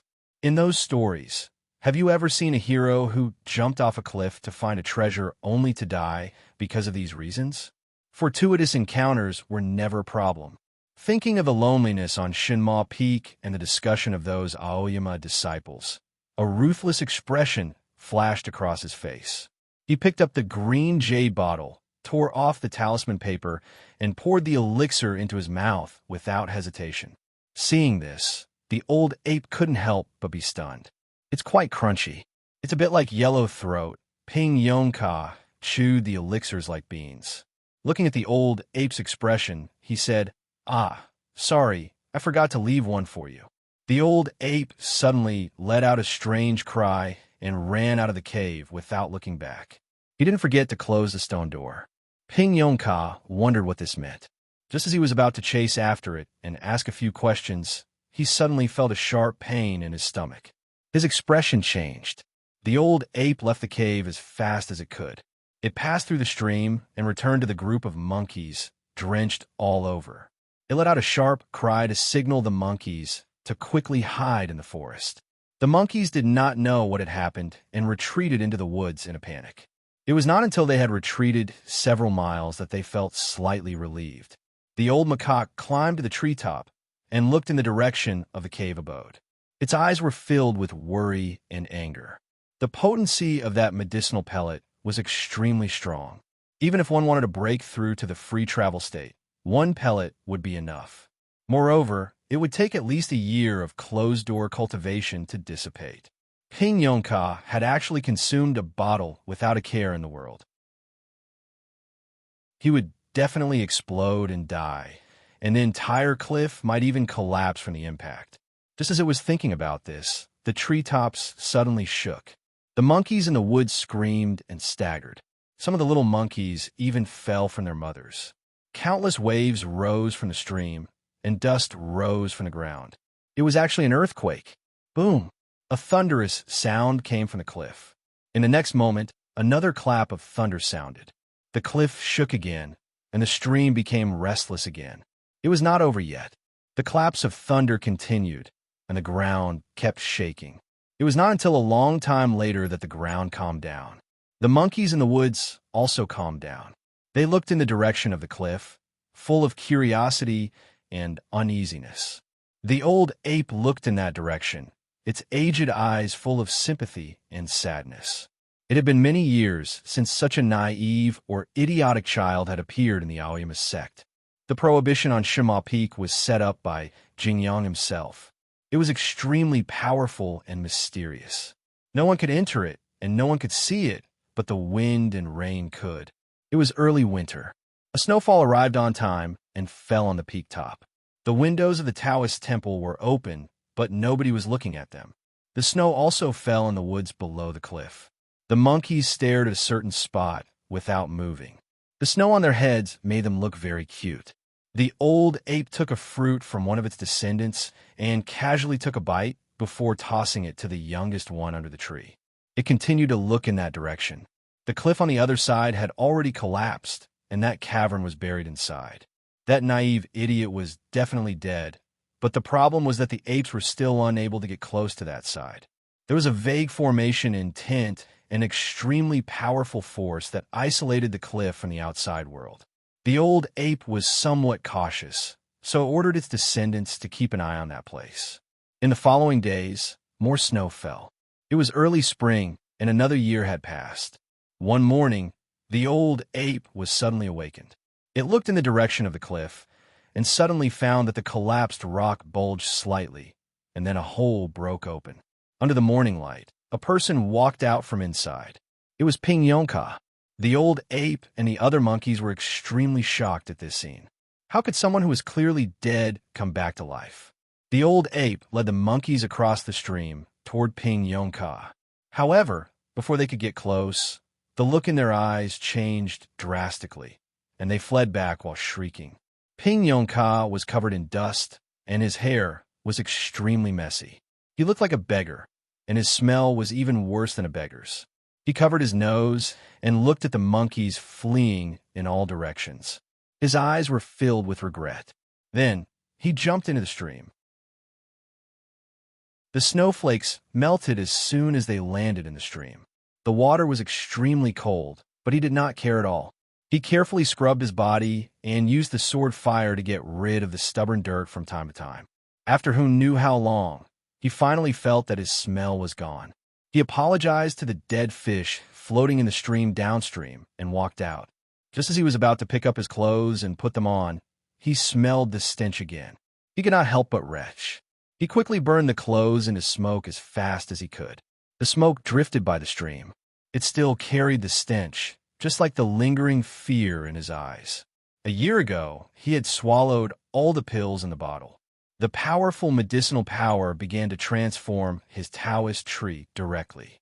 It also cleansed his body while it was at it. All the impurities and filth in his body were forced out by the medicinal power. He farted dozens of times in a row. It was the sound of thunder that the monkeys heard that day. The farts were extremely smelly. However, the formation in the abode isolated them so well that there was no circulation of air at all. Only the circulation of spiritual qi did not leak out at all. Ping Yongka was forced to cultivate in seclusion in such a smelly environment for a year. He almost became the first pitiful person to be suffocated to death by his own farts. As for why he did not become an idiot who ate too many pills and exploded to death, nobody knew. He had no idea about it himself. He thought it was a matter of course. Again, how could something happen to a fortuitous encounter? After some time, the smoke finally dissipated. The old ape led the monkeys to cover their mouths and noses and cautiously approached. Ping Yongka waved his hand at the old ape. He had just finished his closed-door cultivation, so he could not control his sword well. As he waved his hand, a streak of sword fell into the stream. The stream suddenly quieted down, and a crack appeared in the stream. Looking from the side, it looked like a transparent jade. It was extremely difficult to cut water with a sword, even for the Aoyama sword practitioners who were good at cutting water. Seeing this, Ping Yongka was taken aback. He looked at the monkeys and asked, "What is my current cultivation state?" After joining Aoyama, he was brought to Shinma Peak by Jingjiu after learning for a short time at the sword-washing pavilion. During the years at Shinma Peak, he had done nothing but learn the endless sword style of Qingrong Peak. He had no experience in fighting with other cultivation practitioners, so it was inevitable that he lacked confidence. The monkeys hesitated for a while and then clapped their hands one after another, indicating that he could do it. The reason why they hesitated was not because they thought Ping Yongka was not good enough, but because they had to put down the hands covering their mouths and noses when they clapped. Ping Yongka asked awkwardly, "When do you think I can break through the sea state?" The monkeys shook their heads without hesitation this time. Their movements were neat, and the scene was quite interesting. Did they mean that he couldn't break through the sea state? Or did he have to cultivate by himself and not think too highly of himself? Ping Yongka was at a loss. Of course, he didn't dare to think that they might mean that he had already broken through the sea state and didn't have to think about when he could break through the sea state. Master said that I can't go out of the mountain before I break through the sea state. How can I go out and find them? He was a bit distressed, but then he thought that he had finally made a breakthrough in his cultivation state. So he felt happy again. He went to the hut in the woods and made himself a cup of green tea. The green tea had been there for a few years, so it was not new. It tasted a bit bitter, but made him feel refreshed, and he thought of a solution. He took out a light green sword robe from the cupboard and put it on, and then took out a conical hat, heading toward the foot of the peak. After a few years, conical hats were always kept on Shinma Peak. The brim of the conical hat was very wide. As long as one wore it on the head, it would be hard for others to see one's face. As he arrived at the foot of the peak, Ping Yongka went directly to the sword-washing stream. He wanted to find Senior Master Mei Li, whom he knew, and ask her when the plum meeting would begin. If it was held as usual, would he be qualified to participate in the plum meeting and go out of the mountain as long as he won the top 10 at the sword trial? Unexpectedly, he only saw some new disciples sleeping on the tables lazily like he had done before at the sword-washing hall, but didn't see a single master. He grabbed a caretaker and asked, and found out that today was the day of the sword trial in Aoyama, and the participants of the plum meeting would be decided soon. Hearing this answer, Ping Yongka couldn't help but look at the silvery, sword-washing stream, lost in thought. In order to improve his cultivation state and avenge his master, the old ape took him to a manor cave and took a bottle of magic pills. He wanted to participate in the plum meeting, but he encountered the sword trial at the foot of the peak. He was so lucky. It seemed that even the legendary Hejan couldn't compare to him. I'll show my longing and resentment for Bean's new book as usual. In addition, in the next 1.5 months, I'll deal with moving house and my family coming to the Northeast for the summer vacation. I'll try my best to update the book, but the number of updates will be small. I'll report them to you in advance. Chapter 597. As usual, the sword trial of Aoyama was held in the sword forest on Tianguang Peak. Ping Yongka didn't have a sword, so he couldn't ride it, so he had to run. A dust dragon left the sword-washing stream along with the grass scraps, and soon arrived at the foot of Tianguang Peak, but he was stopped by someone. The disciple of Tianguang Peak wiped off the grass scraps on his face and spat on the ground.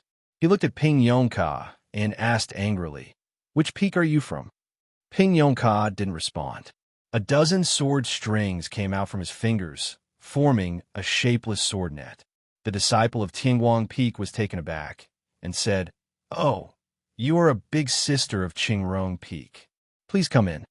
Tingguang Peak was the main peak of Aoyama, but he was a motherless child now, so he didn't dare offend the other peaks, not to mention that this was a big sister of Qingrong Peak. The whole of Aoyama knew that Peak Master Ninwang was behind closed doors, but he drank more wine than usual. It was evident that he was in a bad mood for a few years.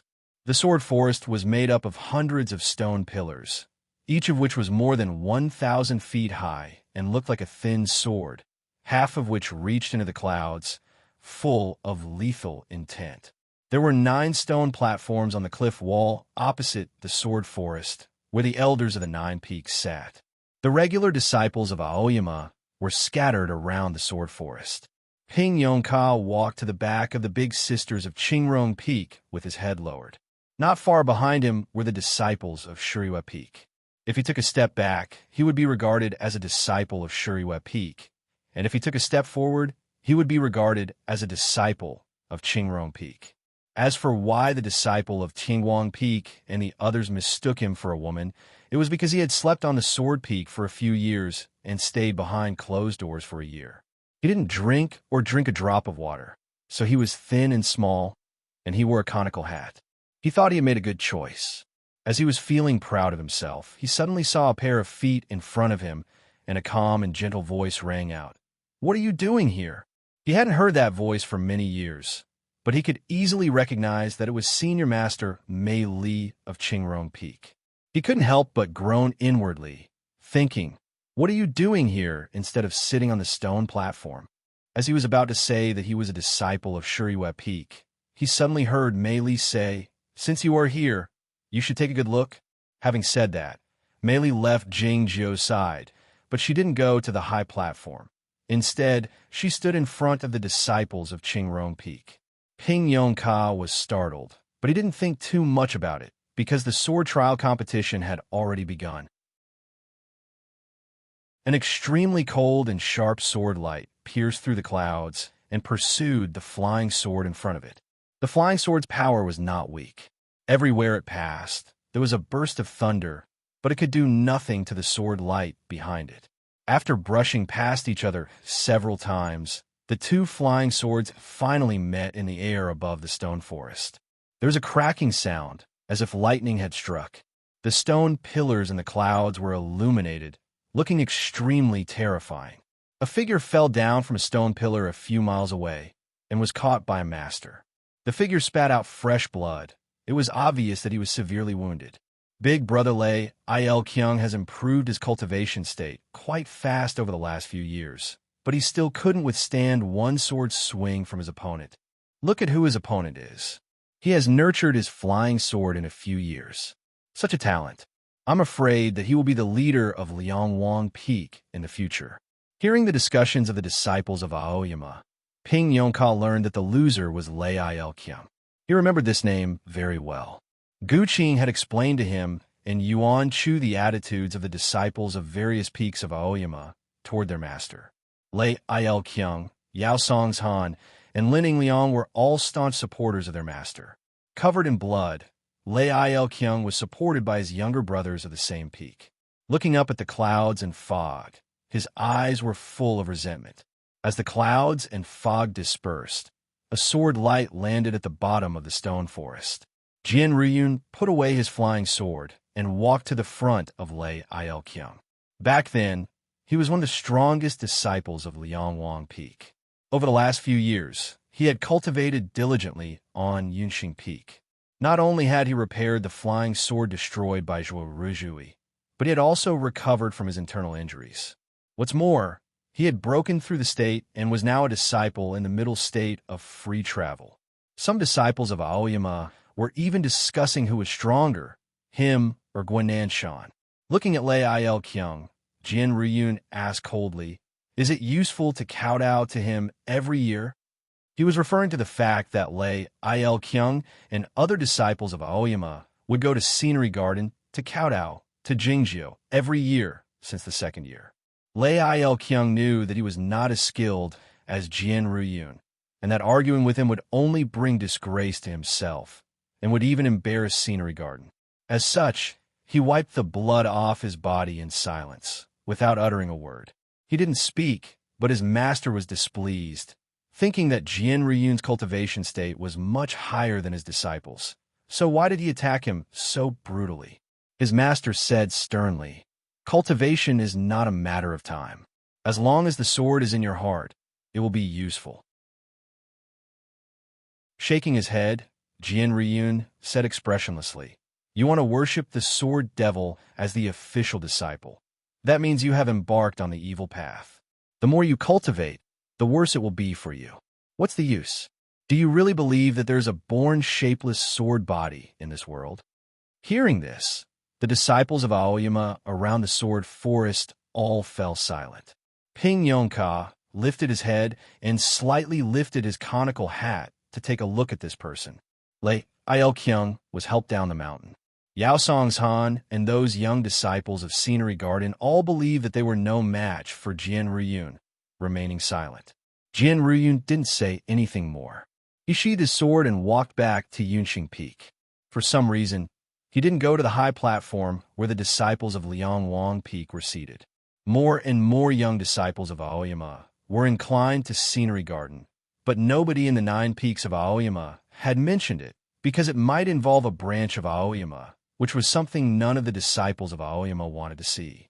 Seeing that Lei Il-kyung and Jian Ruyun didn't continue their confrontation, many people, including those elders, felt relieved. Unexpectedly, a proud and aloof voice rang out, "Big Brother Jian is right." A young disciple with an aloof and haughty expression walked onto the field. The crowd knew that his name was Fong Xingwai, a disciple of Shilai Peak. It was said that he was a member of the Fong family, talented in martial arts. Though he had entered the sect not long ago, he had already reached the upper state of the undefeated and was likely to break through the free travel state. Looking around at the disciples of Aoyama, Fong Xingwai demanded, "The deviant methods won't work. Who wants to challenge me?" Even if he was someone important to Fong Jingtian, it was impossible for him to intimidate all the disciples of Aoyama. Moreover, his words were obviously meant to mock Lei Il-kyung and those disciples who were inclined to Scenery Garden. There was an uproar in the field, and many people were ready to step onto the field. Yao Songshan had thought that he wouldn't step onto the field again since he had participated in the plum meeting, but he couldn't hold himself back after hearing this. Yet, he forgot that Lei Il-kyung had been forced to step onto the field in the same situation. Hearing the discussion of the big sisters of Qingrong Peak, Ping Yongka learned the identity of this person. His gaze toward him became a bit unfriendly. When he came down from Yunqing Peak last year, he had heard a few colleagues talk about what had happened at the grand ceremony of the sect master. He knew that the sect master of Shilai Peak, Fong Jingtian, had already entered the heavenly arrival state, and this person was the main culprit who had imprisoned his master and others on Shima Peak. No, expelled them from Aoyama. This person was a disciple of Shilai Peak and a member of the Fong family, so he of course wanted to beat him up. In addition, he wanted to leave Aoyama in the name of participating in the plum meeting. No matter what, he had to find an opportunity to strike.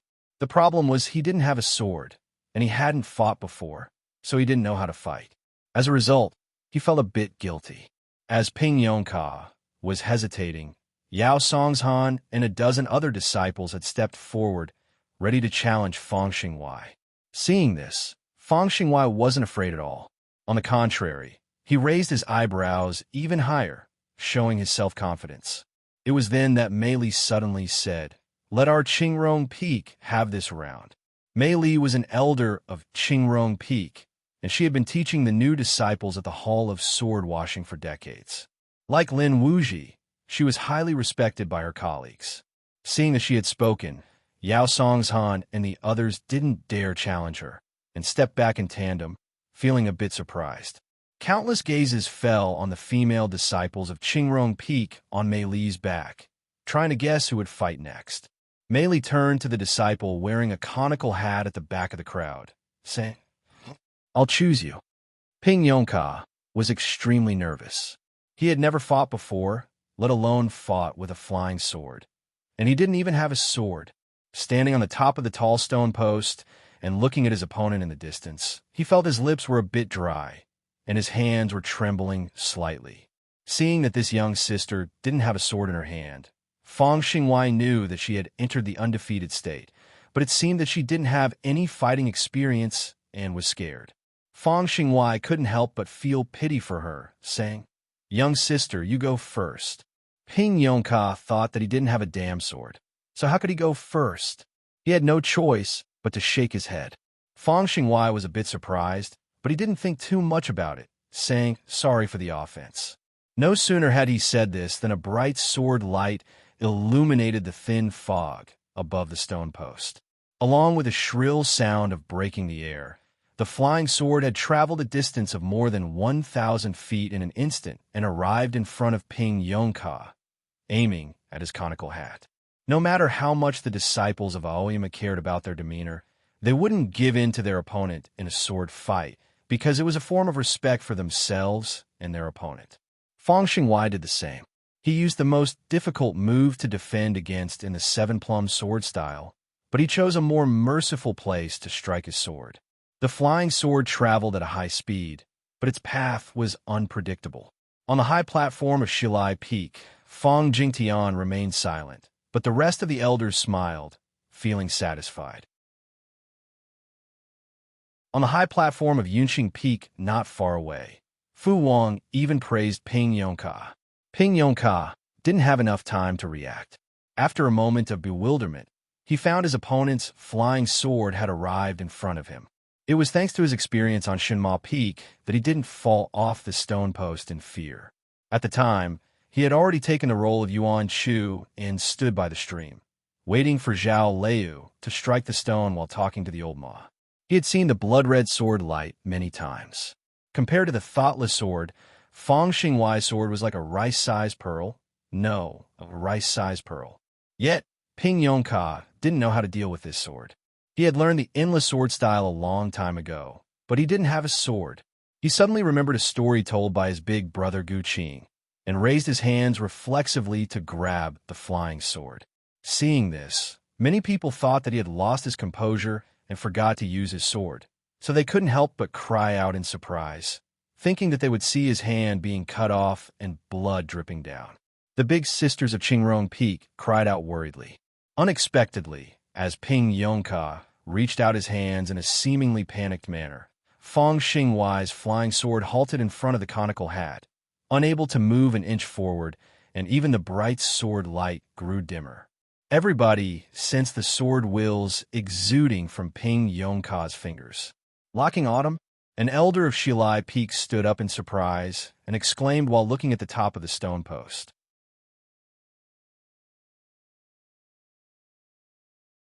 Chapter 598.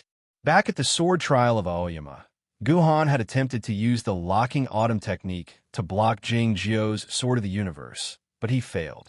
Did this female disciple of Qingrong Peak also know the locking autumn technique?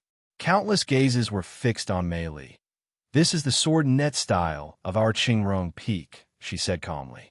It was true that many people had discovered that the sword wills coming out from Ping Yongka's fingers were very thin and soft, more like invisible sword strings that were woven together in a complicated way, looking like a net.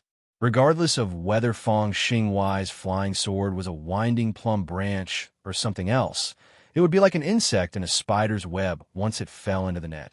How could it fly away? As the crowd was discussing the matter, Fang Xingwei had also sensed the sticky feeling coming from the flying sword like a swamp. He felt uneasy and knew that he had to take back control of the sword as soon as possible.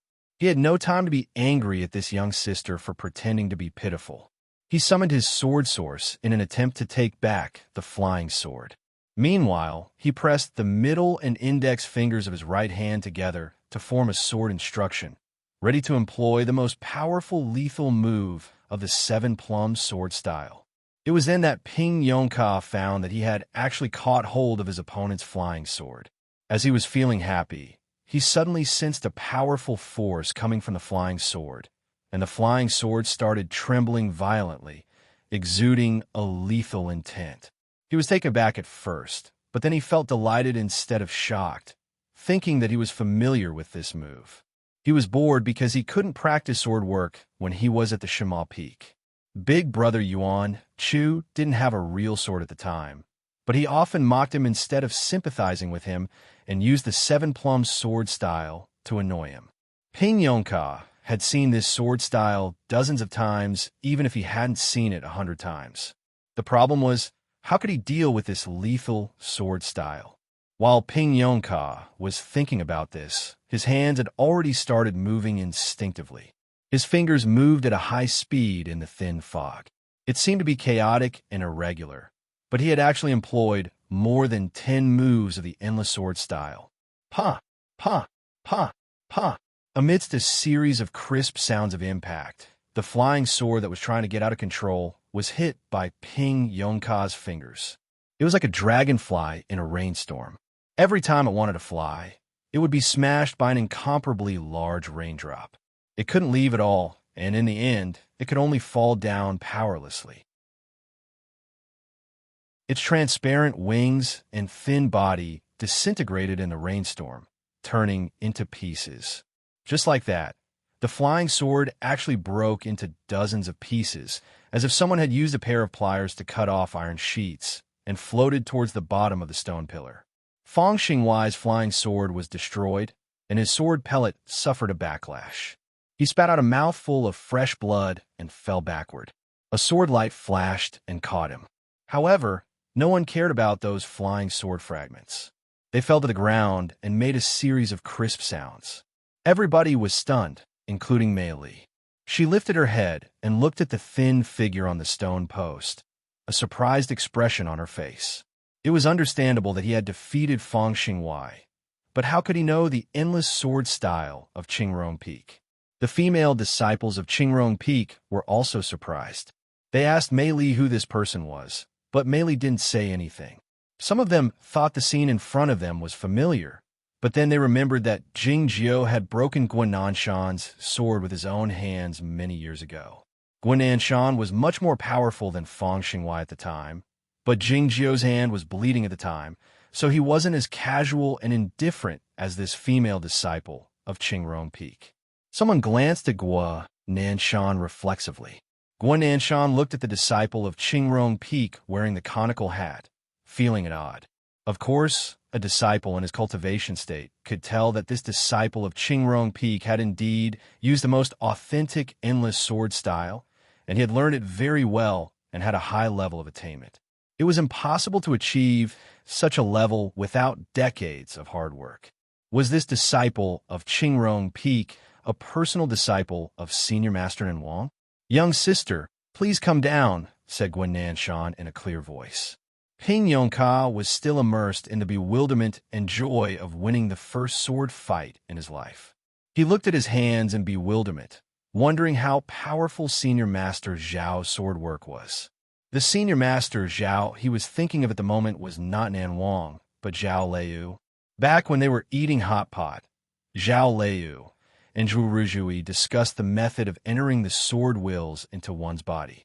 He happened to overhear their discussion, which was why he had slept on the sword peak for a few years. Ping Yongka suddenly had an unimaginable courage and self-confidence. He pointed at Jian Ruyun at the bottom of the sword forest and said, "No, I want to challenge you." The surroundings of the sword forest became chaotic. It was not because he had the courage to challenge Jian Ruyun, one of the strongest swordsmen of Liangwang Peak, but because his voice was obviously that of a man. When was the last time a male disciple appeared on Qingrong Peak? An elder of Shilai Peak yelled sternly, "Take off your conical hat and identify yourself." Ping Yongka didn't mind. He took off his conical hat and revealed his face. For most of the disciples of Aoyama, this face was unfamiliar, but some of them had a deep impression of it. Lin Wuji shot a glance at Mei Li. Seeing that Mei Li remained silent, Lin Wuji knew that she had already known that person was Ping Yongka. He couldn't help but smile. Some of them had seen Ping Yongka on the top of Tingguang Peak, so they couldn't help but be shocked speechless. The elder of Shilai Peak yelled with a gloomy expression. "How dare you pretend to be a disciple of Qingrong Peak?" Ping Yongka said innocently, "I've never admitted that I'm a disciple of Qingrong Peak." Seeing Mei Li remain silent, Lin Wuji's smile grew wider. "Who are you then?" he asked. "I'm Ping Yongka, a disciple of Shima Peak." His line of sight swept over the masters of the peaks and the disciples of Aoyama, and finally fell on Jian Ryun's face. "My master is Jing Jiao," he said. Hearing Ping Yongka's words, the surroundings of the sword forest became deathly quiet, devoid of any sound.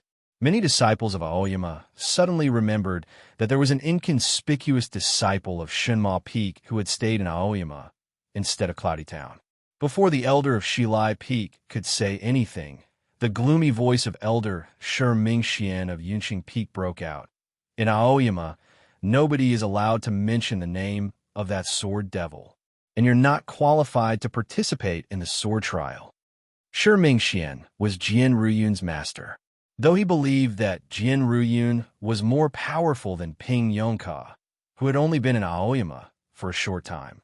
Ping Yongka was obviously a bit strange, and he was the personal disciple of Jing Jiao, so Shi Mingxian had to stop this sword fight. Ping Yongka didn't pay any attention to this person and stared into Jian Ruyun's eyes. In fact, many people were well aware that this sword fight was inevitable after Ping Yongka mentioned his master, Jing Jiao. Jian Ruyun's expression remained unchanged. He called out his flying sword and stepped on it. A few moments later, he arrived in the sky, his clothes tousling in the wind like a large bird.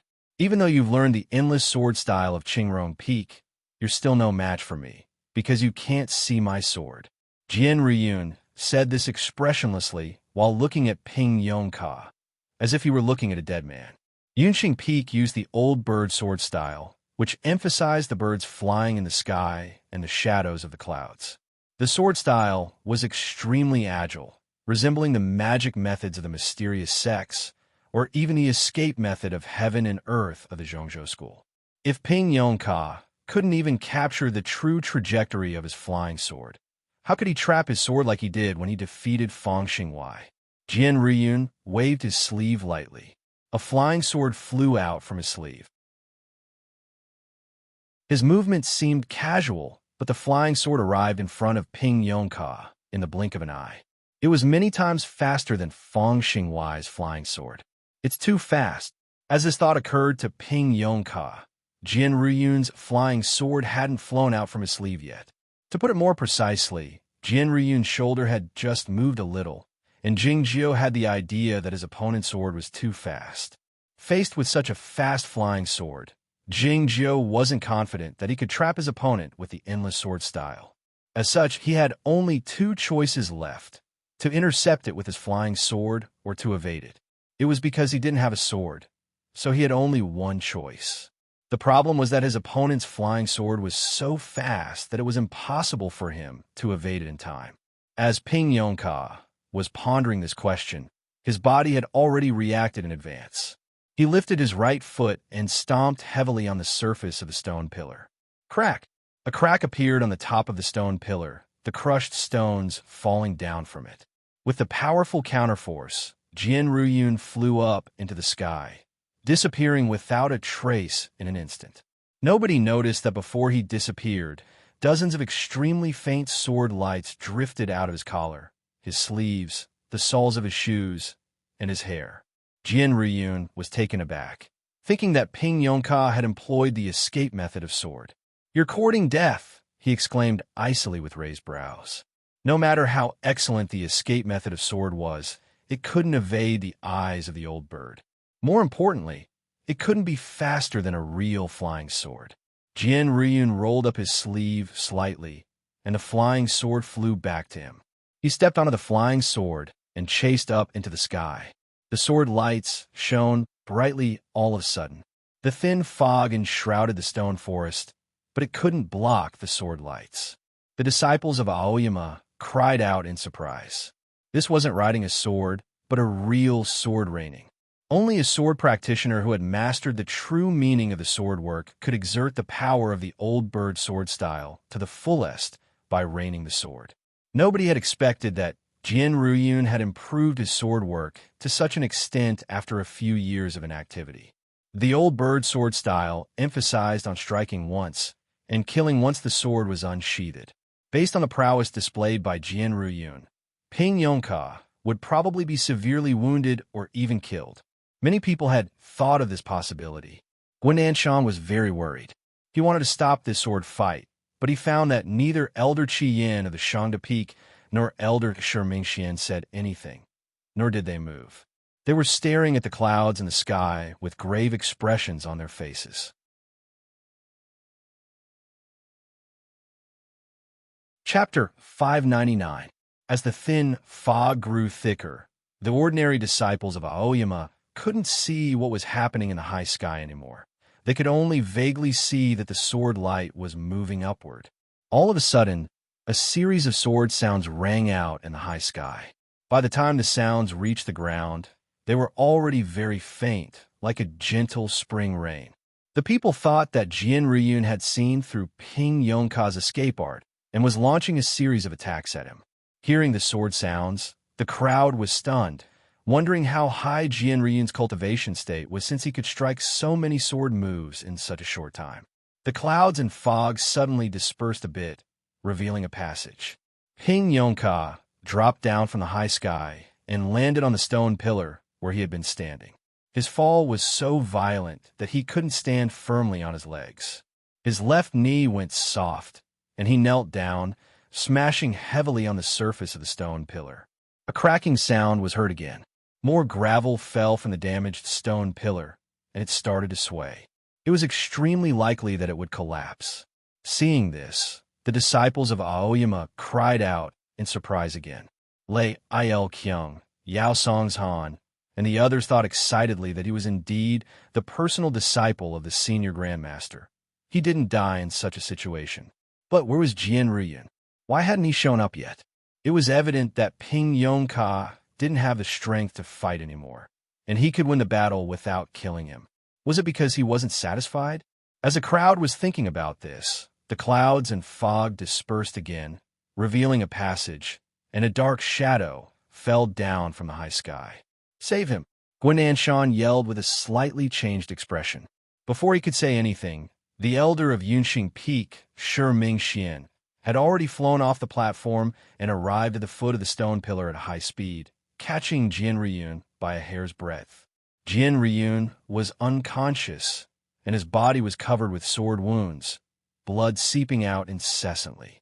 It was evident that he was severely wounded. There was an uproar in the crowd. Everybody fixed their gazes on Ping Yongka, who was still kneeling on the top of the stone pillar, wondering in astonishment if he had won the sword fight in the high sky. Even Mary and Lin Wuji revealed expressions of disbelief. Jin Ruyun was a real swordsman on Liangwang Peak, and he was almost as powerful as Guan Nanshan. How could he be defeated by a disciple who had only been here for 10 years? Ping Yongka stood up with difficulty.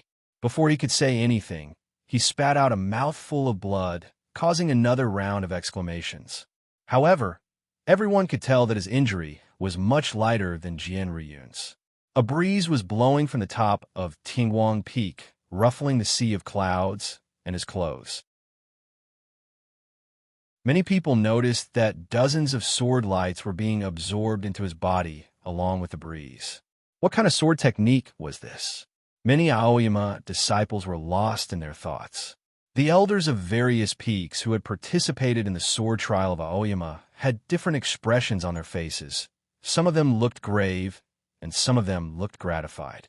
Ping Yongka lifted his sleeve to wipe off the blood on his face. He took a look at Jin Ruyun, who was in a coma, and then looked at the high platform on Shilai Peak and the figure in the heavenly arrival state with fluttering silver eyebrows. He asked calmly but provocatively, "This is the born shapeless sword body. Do you understand it?"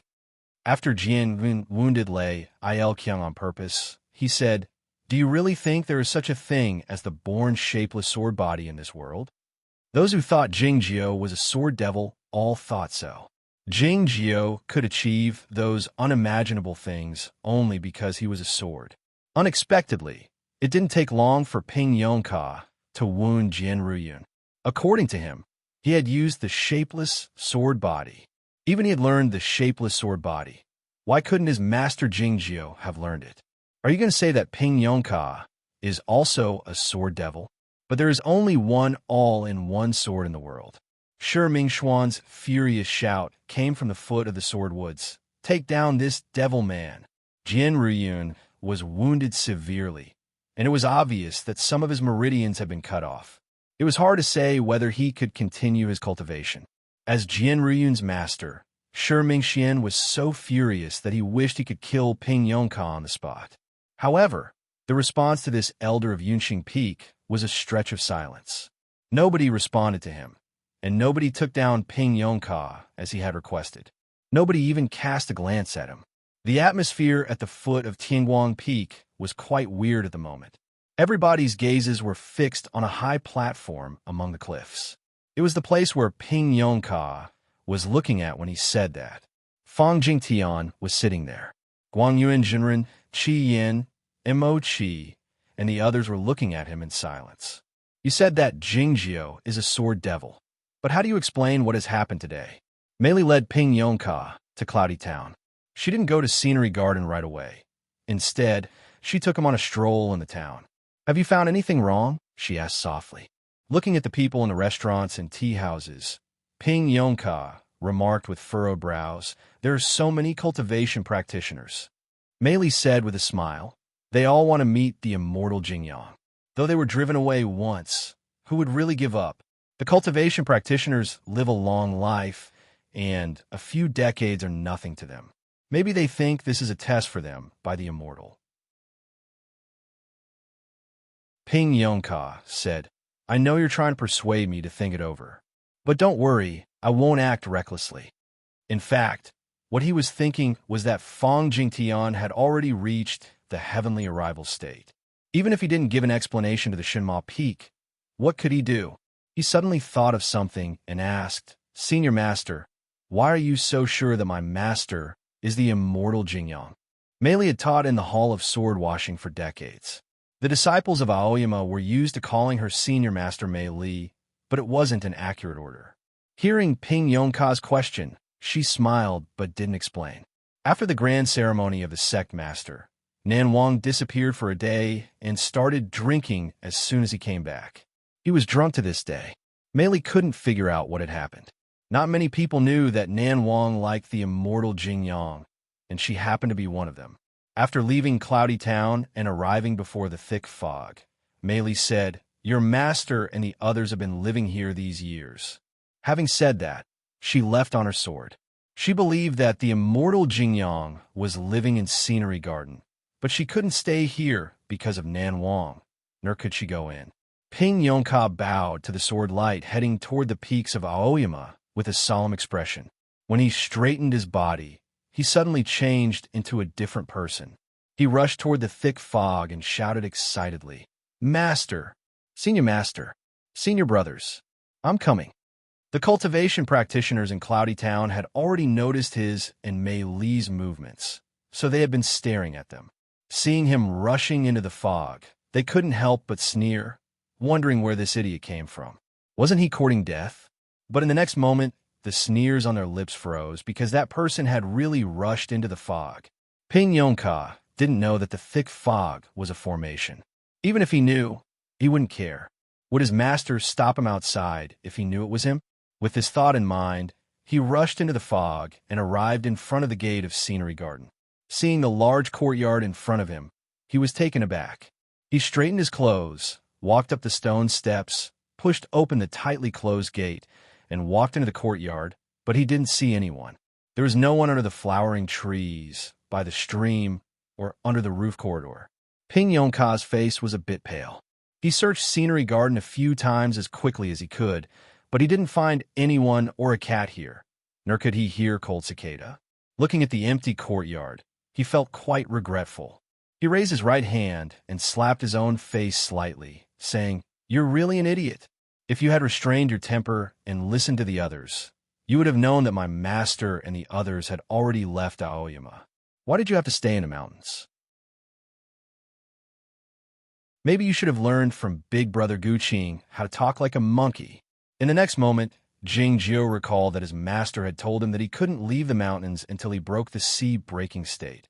Feeling a bit better, he continued while rubbing his slightly painful cheek. But you couldn't leave Aoyama if my master didn't come to pick you up, right? It's a good thing that you can leave the mountains on your own.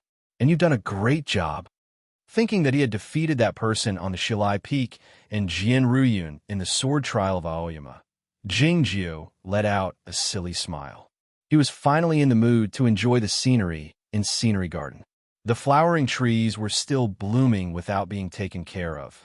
The koi fish were swimming freely in the stream without being watched.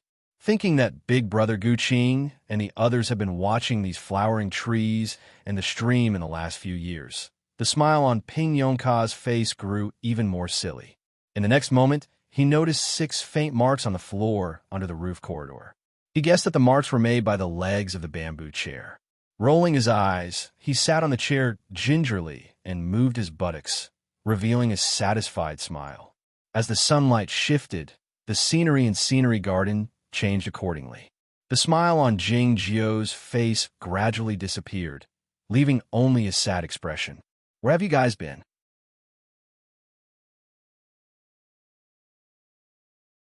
Chapter 600. Ping Yongka didn't stay in Scenery Garden for too long.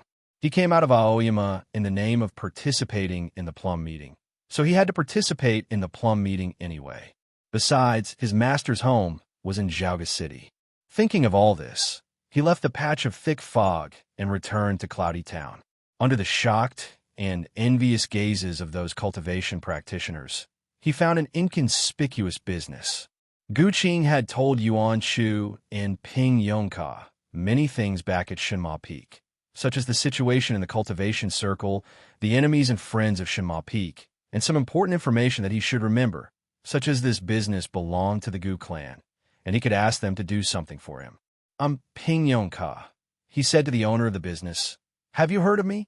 Yuan Shu and Jing Jiu might not remember the things Guqing told them, but everyone in the Gu clan would know the names, appearances, and habits of all the people on Shenma Peak by heart. The owner of the business bowed respectfully, saying, "Immortal Master, please tell me what to do." Yuan Shu asked, "Do you know where my big brother has gone?" What had happened at the sword trial of Aoyama hadn't been spread out in the cultivation circle, but it couldn't be concealed from the members of the Gu clan. The owner of the business knew that this immortal master had stayed behind closed doors in Aoyama for many years, so he didn't know what had happened afterward. "We haven't received any news about him either," he said. "But Scenery Garden hasn't ordered hot pot since about 20 days ago." Yuan Shu thought he had only left for about 20 days. After some thought, he said, "I want to go to Zhaoga City." The owner of the business was taken aback, thinking that he could fly then. Suddenly, he thought of Jing Jiu and realized that this pair of master and disciple had the same quirk. He led Yuan Shu to the courtyard behind the trading company, pointed at the carriage that had not been used for many years but was still brand new, and said respectfully, this was Sect Master's favorite carriage in the past. Ping Yongka leaned on the couch and looked at the scenery through the skylight. He ate the freshest fruits of the season and felt that his master really knew how to enjoy life. The clouds in the skylight suddenly darkened. He narrowed his eyes and found that it was the shadow of a huge object. He asked, "Is there something ahead?" The coachman replied respectfully, "Zhaoga City is up ahead." Recently, the security in Zhaoga City was very tight. The flying carriages had not landed in the sky, and all the carriages entering and exiting the city gate had to undergo a rigorous search. The horse-drawn carriage of the Gu clan wasn't inspected at all. It passed through the long queue and entered Zhaoga City easily. It didn't mean that the Gu clan was so powerful. It was because the Gu clan had made arrangements in advance and informed the relevant authorities in Zhaoga City of who was sitting in the carriage. Of course, an ordinary third-generation disciple of Aoyama would not have that much respect. However, if that person was perfected Jingyang's closed-door disciple, then it would be a different story. The horse-drawn carriage didn't stop after entering Xiaoga City. It continued traveling westward until it arrived in front of a cluster of mountains. This cluster of mountains extended endlessly, but it was still within the boundaries of Xiaoga City. It was evident how large Xiaoga City was. Ping Yongka got off the carriage and nodded to the coachman, heading toward the inside of the mountains along the green, stone-paved mountain path. Like Aoyama and Cloud Dream Mountain, these mountains were enshrouded by the fog all year long, so mortals couldn't even see their faces. Ping Yongka was stopped by an official of the Pure Heaven Bureau before he walked far, and then brought to a house behind the mountain. The leader of the Aoyama sect to participate in the plum meeting this year was the peak master of Yunxing, Fu Wang. He was surprised to see Ping Yongka, asking, "What are you doing here?" "To participate in the plum meeting, of course," said Ping Yongka, feeling baffled. Fu Wang asked with raised eyebrows, "What qualification do you have to participate in the plum meeting?" "It's because I won against Big Brother Jian Ruyun," said Ping Yongka. I won. The last two you won were not the echoes of the mountains, but Jing Jiu himself." The expression on Fu Wang's face grew unsightly. Thinking of the decision he made before he left Aoyama, he suppressed his anger and waved his hand to signal for Jingjiu to take a rest.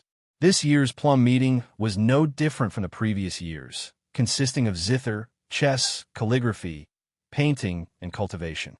The performance of the Aoyama sect was similar to that of the previous years.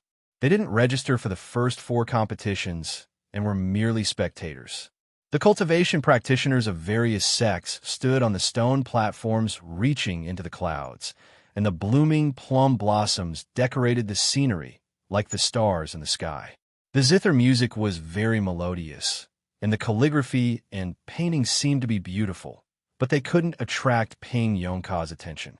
It wasn't until more than 10 days later, when the cultivation practitioners of various sects gathered on the chessboard mountain to prepare for the chess tournament, that he finally found the person he was looking for. Cain Yang of the Mirror sect hadn't participated in the chess tournament of the plum meeting for a long time, and it was no exception this year. But she was invited by the imperial court as a referee to participate in the tournament.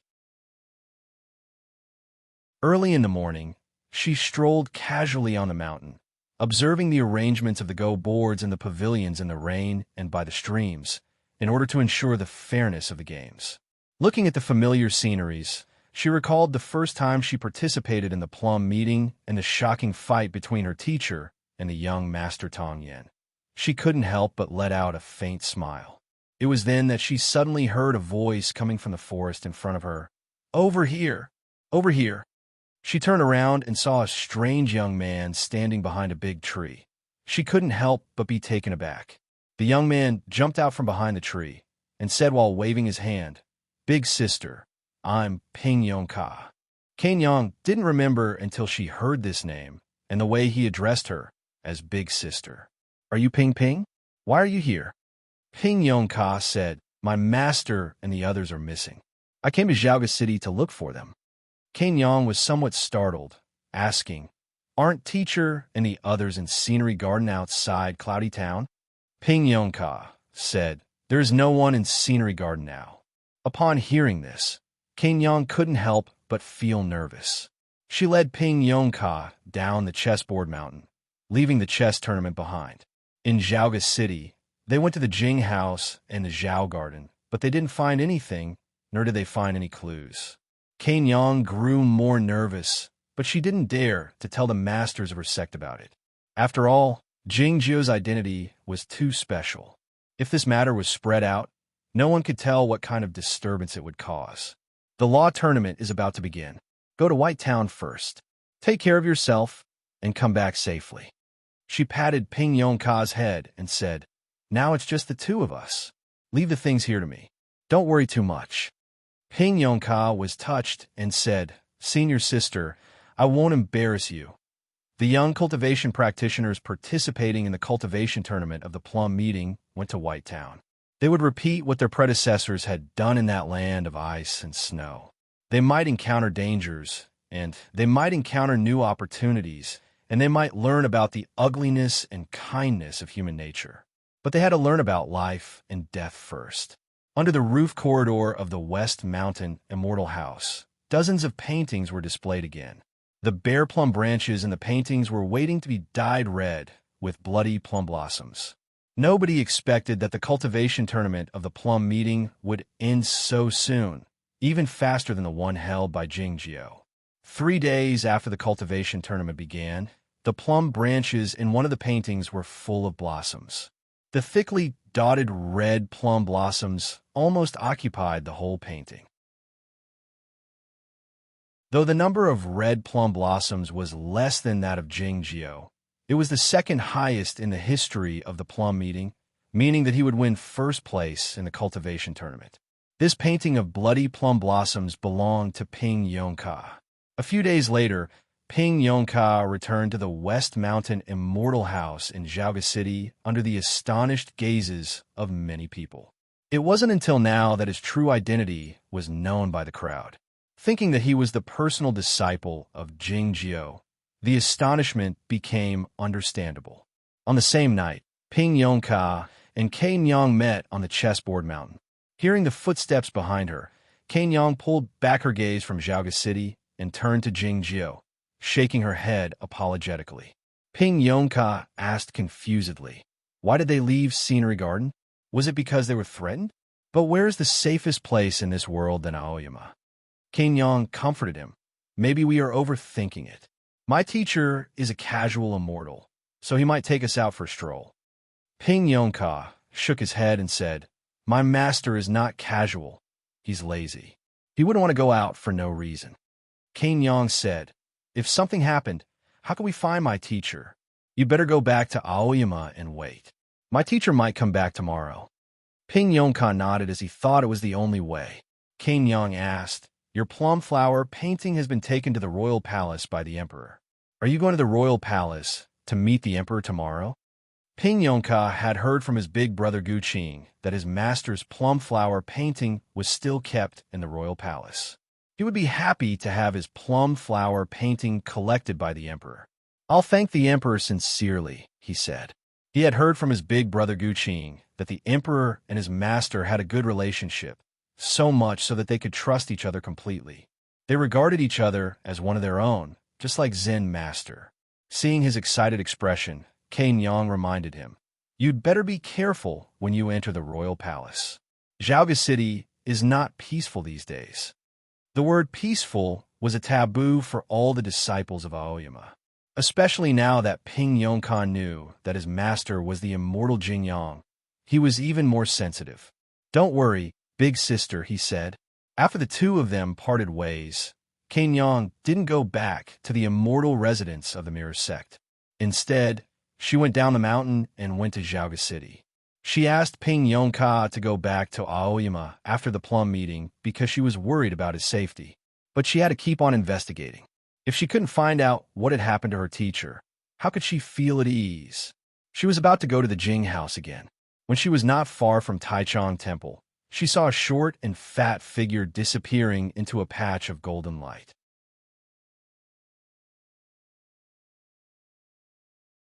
Chapter 601.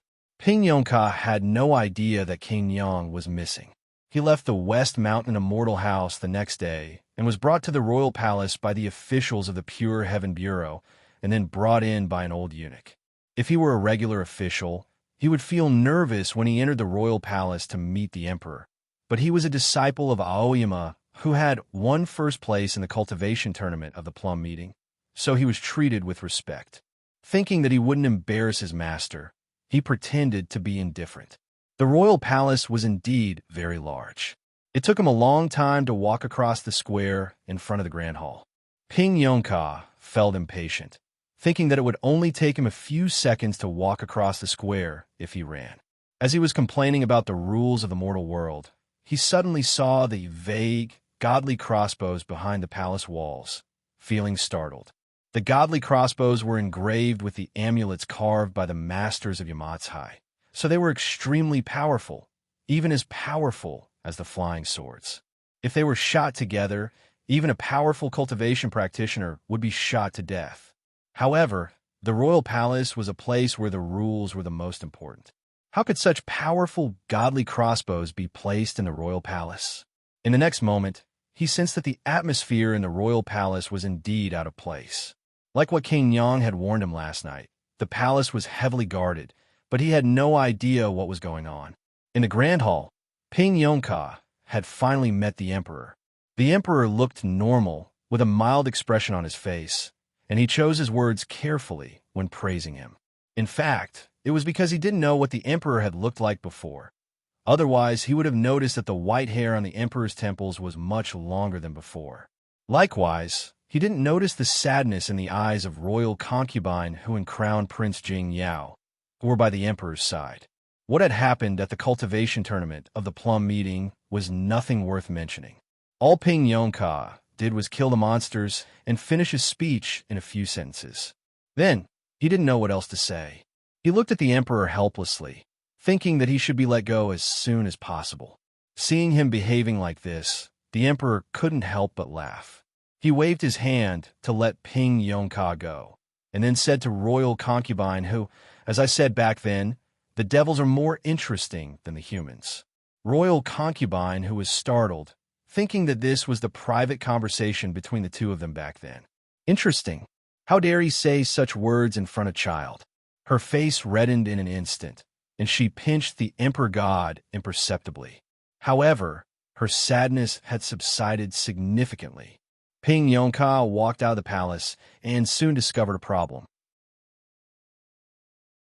The old eunuch who had led him into the imperial palace had disappeared without him noticing. Furthermore, this was clearly not the path to the imperial palace. He could only see the shadows of the towering ancient trees. The flowers and trees in the garden were not messy at all. There was a kind of beauty in their arrangement, like some kind of formation. He looked around vigilantly and secretly mobilized his sword essence, ready to execute the endless sword art at any time. At this moment, a short and fat man slowly walked out from behind a towering ancient tree. It was the height of spring, and the weather was quite warm, but this short and fat man still wore a large cloak. It was unknown why he didn't mind the heat. A gust of wind blew from the palace walls and passed through the flowering trees. It brought with it a faint fragrance and lifted a corner of his cloak, revealing a golden glow. Ping Yongka squinted his eyes, his fingers trembling behind his back. It was a sign that he was about to draw his sword, but it was also a sign of fear. The short and fat man's cultivation state was unfathomable, many times higher than Jian Ruyun's. Jingjiu didn't have the slightest confidence that he could defeat him, and he couldn't even escape from him. I don't want to commit suicide, but if you want to attack me, I have no choice but to die. Staring at the short and fat man, Ping Yongka continued in a trembling voice, I'm just a nobody, but my master is the immortal Jingyang. You should know what it means to kill me. The short and fat man laughed. For some reason, he retreated behind the tree and vanished. Looking at the towering ancient tree, Ping Yongka was bewildered for a long time. He didn't believe that the man would leave because of his threat. As time went by, the short and fat man didn't show up. Jingjiu finally believed that everything was over, and he couldn't help but feel relieved. Sweat gushed out from his body, wetting his sword robe. That short and fat man was indeed formidable. Jingjiu felt that he had never been so close to death. It was then that a voice burst out behind him. If he really killed you, what do you think I would do for you? Ping Yongka turned his head and saw a man in white standing in the middle of the flowering trees. The spring wind was blowing gently, and his white robe was fluttering. The man's appearance stole the color of all the flowering trees. Ping Yongka felt as if he had been struck by lightning. He came back to his senses after a while, dashing toward the flowering trees. He knelt down in front of the man in white, hugging his thigh and crying. The man in white was none other than the missing Jingjiu. Seeing Ping Yongka crying bitterly, Jingjiu furrowed his brows slightly and asked, Why are you crying? Thinking of the loneliness on the Shenma Peak, in Scenery Garden, in the carriage of the Gu clan, and in the Snowland, Ping Yongka felt extremely sad. Master, our horse died, he said while sobbing. Yuan Shu walked back from the stone door of the manor cave. He took the bowl of water handed to him by Gu Qing and drank a mouthful. Then he looked at the remaining half bowl of water and said, I wonder how youngest brother will react when he wakes up on Yunqing Peak and finds that we are no longer in Aoyama. Zhuo Ruzhui was lying on the stone bed with his legs crossed, dozing off with his eyes closed. It will be interesting if he goes to Cloudy Town and finds that we are not in Scenery Garden, he said. Gu Qing didn't say anything. His expression was solemn. It was unclear whether he was worried about Ping Yongka or something else. This was a quiet manor cave. It was spacious inside, with a stone bed, a mountain spring, and a stone table. The person by the stone table turned his head around, his eyebrows full of bewilderment. Did you say that it was confirmed a few years ago that he was the immortal Jingyang? He asked Gu Qing. If he was Tong Yin, then this place must be the manor cave in the hermit peak of Aoyama. But he didn't know why Gu Qing, Zhuo Ruzhui, and the others would leave Scenery Garden and show up here. Gu Qing didn't pay any attention to Tong Yin, asking, What does my master intend to do by locking us up here? Zhuo Ruzhui said, Can the Gu clan send the hot pot here? Yuan Shu said, When do you think youngest brother will wake up and find that we are not here? Tong Yin said, Is he really the immortal Jingyang? Then many questions can be answered. Everyone was talking about themselves, ignoring the others, because they were all very nervous. On the night, dozens of days ago, Jing Jiu watched the starry sky for a whole night. Then he suddenly said that he wanted to go back to Aoyama. He led Gu Qing and the others back to Aoyama without attracting anyone's attention. They came to the Hermit Peak through the sword jail and entered the manor cave, where Tong Yin stayed and then left. Gu Qing and the others became prisoners in the Hermit Peak. Some messy footsteps came from the depths of the manor cave. Zhao Lei walked out. Her short hair and clothes were covered with dirt, and so was the thoughtless sword in her hand that was gripped tightly.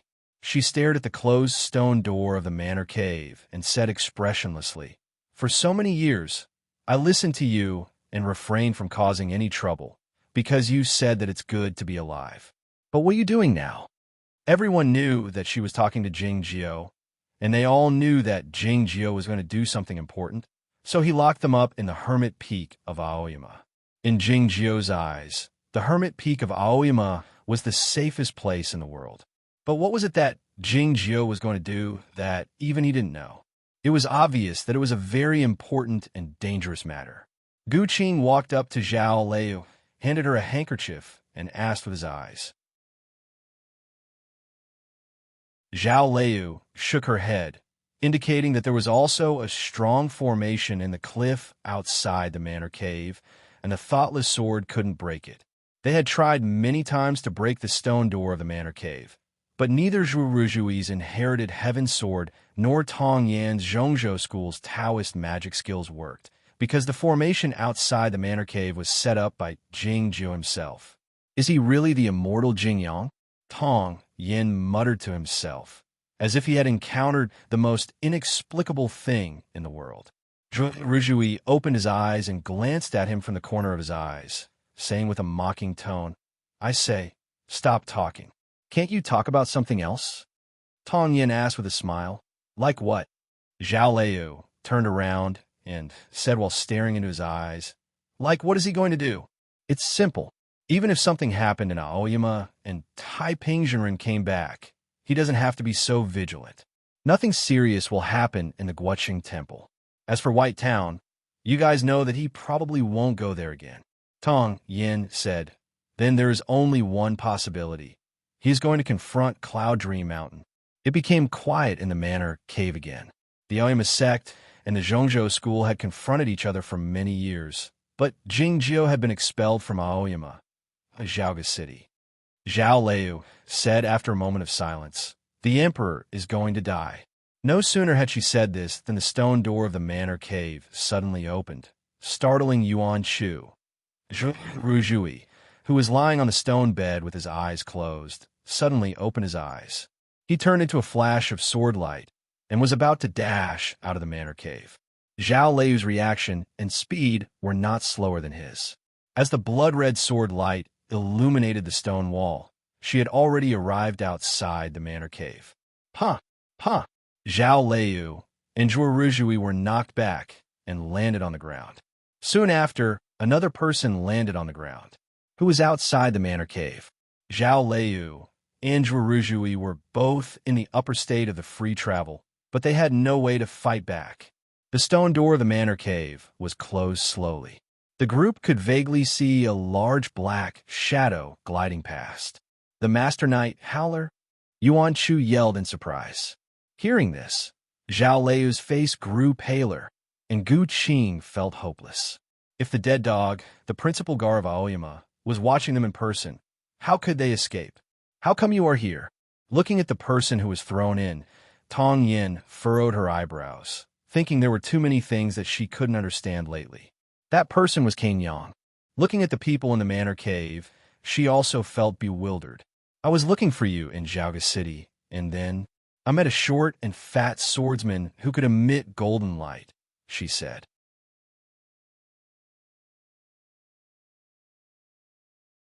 Chapter 602. Tong Yin said, "He is Master Jin Mingxiang of the royal palace." Cain Yang continued, "I was subdued by him and brought here. By the way, where's this place? Why are you two here? Where's my teacher?" Zhao Liu and Gu Qing eyed each other, knowing that they had all guessed correctly.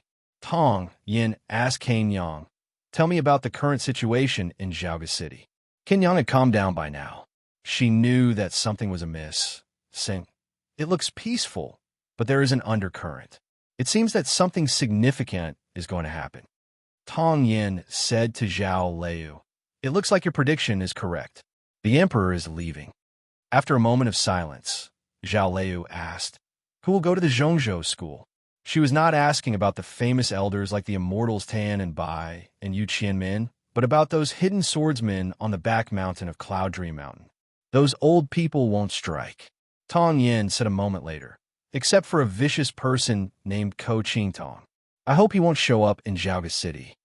Yuan Chu said, "Even if the Zhongzhou school is going to compete for the throne, why is the senior master so cautious that he locked us up in advance?"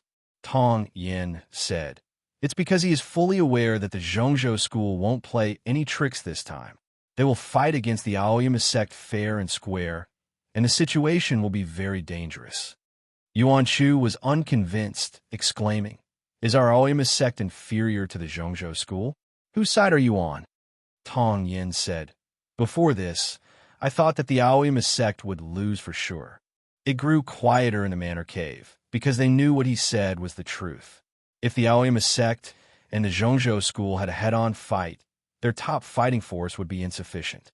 The departure of the immortal Lu Ci couldn't make up for it. Yet, it was obvious that Tong Yin had more to say. But it seems that Taiping Jinren is still alive. Tong Yin pushed the chess pieces on the chessboard aside and said, "Now that we know he is Jinren Jingyang, it's hard to say who will win or lose." Cain Yang walked to the opposite side of him and picked up a black go piece. She placed it on the board in a seemingly casual manner, but in fact very solemn. In the royal palace of Zhaoga City, Ping Yongka was walking with Jing Jiao.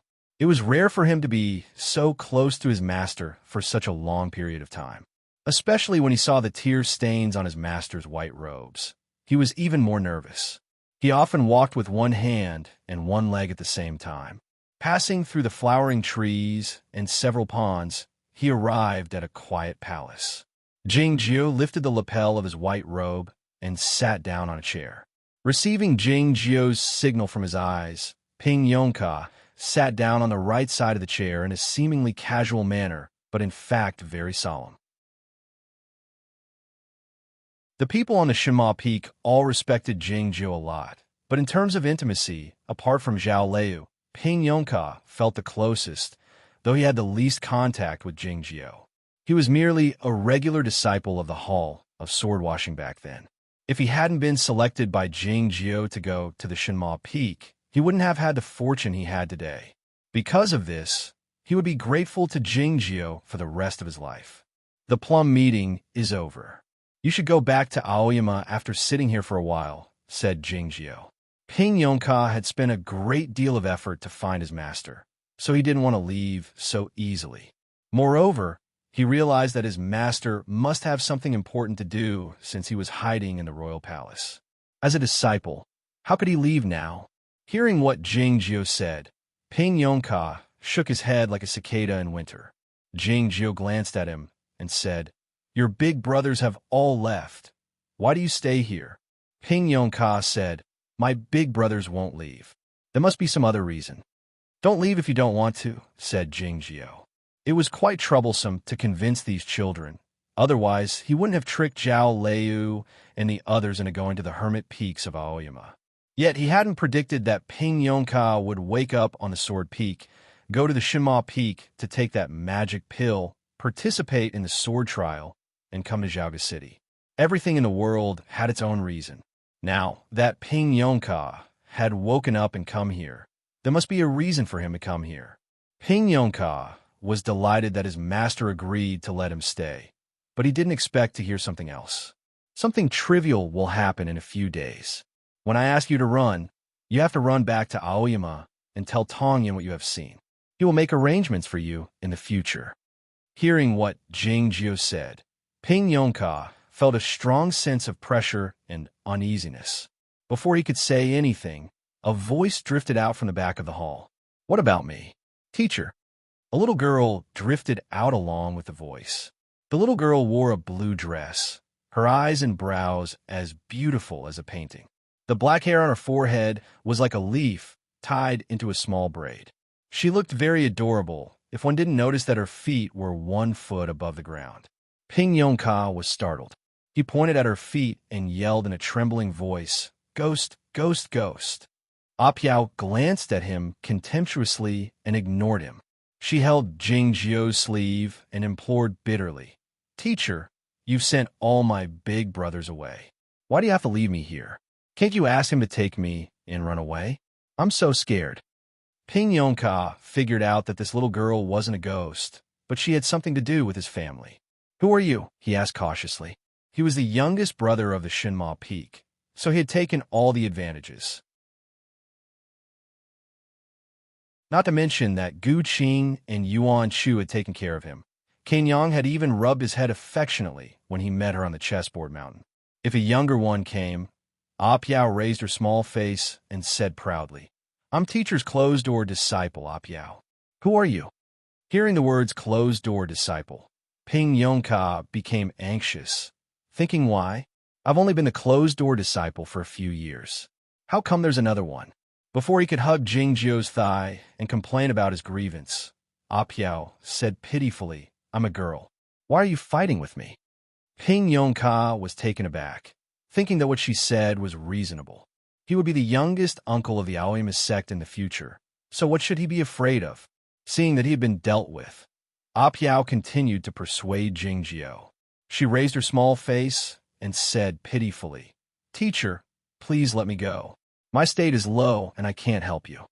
Jing Jiu was impervious to fire and water, so he didn't care about this soft sword. He said, "Since you want to learn the art of emperors from me, these days are the best time." Apiao was on the verge of breaking down. She saw with her own eyes how her teacher tricked Gu Qing and the others back to Aoyama and locked them up in that manor cave, so she could guess that something big was going to happen next. This feeling of breaking down didn't subside even when she followed Jing Jiu to the main hall of the palace and saw the legendary emperor in the human world. The emperor glanced at her and asked Jing Jiu, "Is this the king of the underworld you chose for the lower world?" Jing Jiu uttered him and said, "I brought her here to learn from you." The emperor smiled and said, "I've been an emperor all my life, and I've always been steady. What's there to learn?" Jing Jiu said, "It's not easy to be steady. The former emperor faked his death and hid in the Guoqing temple, causing so much trouble in Taiping Jinren, and the Zhongzhou school looked on coldly from the sidelines. But the Jing imperial court could run smoothly for 300 years, and the human world didn't suffer from any war. It was a great merit and even a great achievement." The emperor walked to the stone steps in front of the grand hall and looked at the seemingly boundless square. He suddenly said, "Now that things have been steady for so many years, I hope they will continue to be steady in the future." Jingjio said, I promise you that the event will only take place in Zhaoga City. I think the immortal Tan has the same idea. The emperor let out a contented smile after receiving Jingjio's promise, saying, I'm already satisfied that you can come and keep me company during the last few days. Jingjio said, I feel unhappy every time I think about it. It was rare for him to express his feelings directly. Feeling surprised, the emperor turned to Jingjio and asked, You're used to seeing people go through life and death, but you still can't be indifferent. I can't be indifferent, said Jingjio. The emperor stared into Jingjio's eyes in silence and asked earnestly, Why? Jingjio said, It's because I'm afraid of death, and I'm also afraid that you too will die. The divine emperor suddenly laughed like a child. He laughed very happily. Jingjio laughed out as well. He patted Jingjio's shoulder and turned to leave the palace hall. Apiao followed behind Jingjio, her face full of bewilderment, wondering what the two of them had talked about.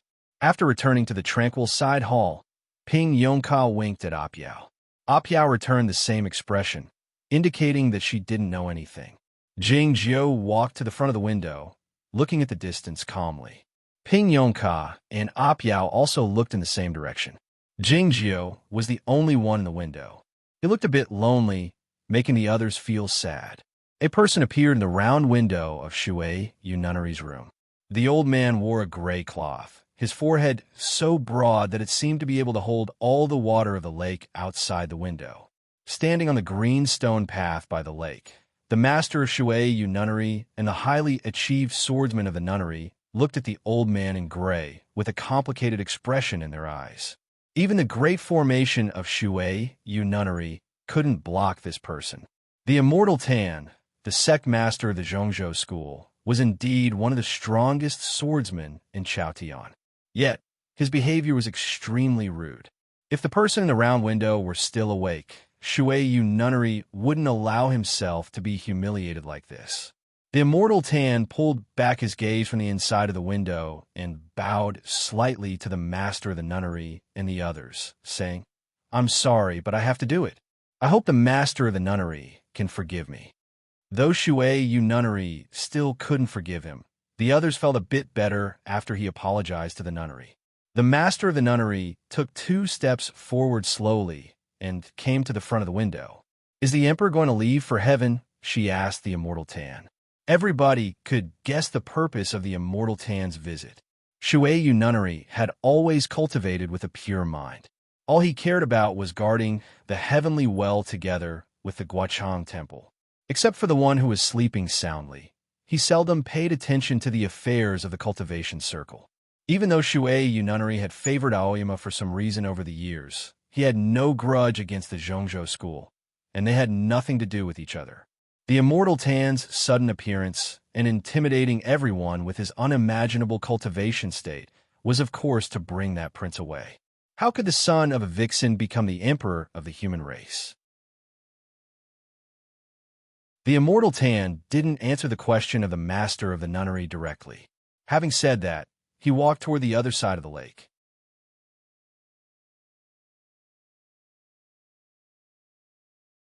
Chapter 603. There was a lonely nunnery on the other side of the lake. Prince Jing Xian had been imprisoned there for many years. As the immortal Tan drew closer to the nunnery hall, the atmosphere by the lake grew increasingly tense. The people in the Shui Yu Nunnery had anxious looks on their faces as they looked at the abbess, waiting for her to make the final decision. Back then, the Emperor God wanted Prince Jing Xian to become a monk in Guocheng Temple. But because of Taiping Jinren, Zen Master was extremely dissatisfied with Aoyama and rejected the request.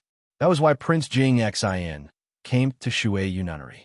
It was evident that the immortal Tan intended to take the Prince Jing Xian away because he wanted him to inherit the position of the emperor. But what about the current crown Prince Jing Yao? If something happened, how would Shui Yu Nunnery explain to Aoyama's sect? The gaze of the chief nun was fixed on the immortal Tan the entire time. The immortal Tan's footsteps looked casual and ordinary, but they actually had an extremely marvelous rhythm, as if they were one with heaven and earth. The lake water was as calm as ever, and the formation set up by Shui Yu nunnery didn't sense it at all. Was this the highest realm of Taoism? The chief nun was fully aware that she was no match for the immortal Tan. Even though she had activated the Great Formation and all the swordsmen of the Shui Yu nunnery, she still couldn't stop him. But could he just watch him take her away from Shui Yu nunnery? The abbess suddenly thought of the crazy woman from Aoyama who came to cause trouble a few years ago. Determination flashed through her eyes as she prepared to strike. At this moment, the lake suddenly rippled. She was slightly startled, but her eyes gradually calmed down. It was unclear what the immortal Tan had sensed. He turned around to look at the surface of the lake and thought for a while. But he couldn't come up with an answer, so he kept walking forward. Under the gaze of Shui, Yu nunnery, and the others, he came to the other side of the lake and walked into the nunnery. Prince Jing Xin was dressed in plain clothes and had been waiting behind the door. The immortal Tan fixed his line of sight on Jing Jiao and found some ink stains on his palms and cotton cloth. He knew that Jing Jiao was not as calm as he appeared to be. Greetings, sect leader. The Prince Jing Xin bowed deeply to the immortal Tan. The immortal Tan looked at Jing Jiao in silence, saying nothing, nor did he ask Jing Jiao to get up. A gentle breeze caressed the surface of the lake, causing ripples to rise again. The sparse branches trembled slightly. Time passed slowly. Prince Jing Xin maintained his posture of bowing to the ground, his body trembling slightly. He understood what the immortal Tan meant. His mother was a member of the Zhongzhou school, so it was okay for him to kneel before the immortal Tan according to their status. But he knew very well what it meant to kneel at this moment. It meant that the system of the Plum meeting, which had lasted for more than 600 years, would come to an end. The immortal Tan didn't exude any energy, nor did he intend to pressure Tong Yin. He waited calmly for Tong Yin to make a decision.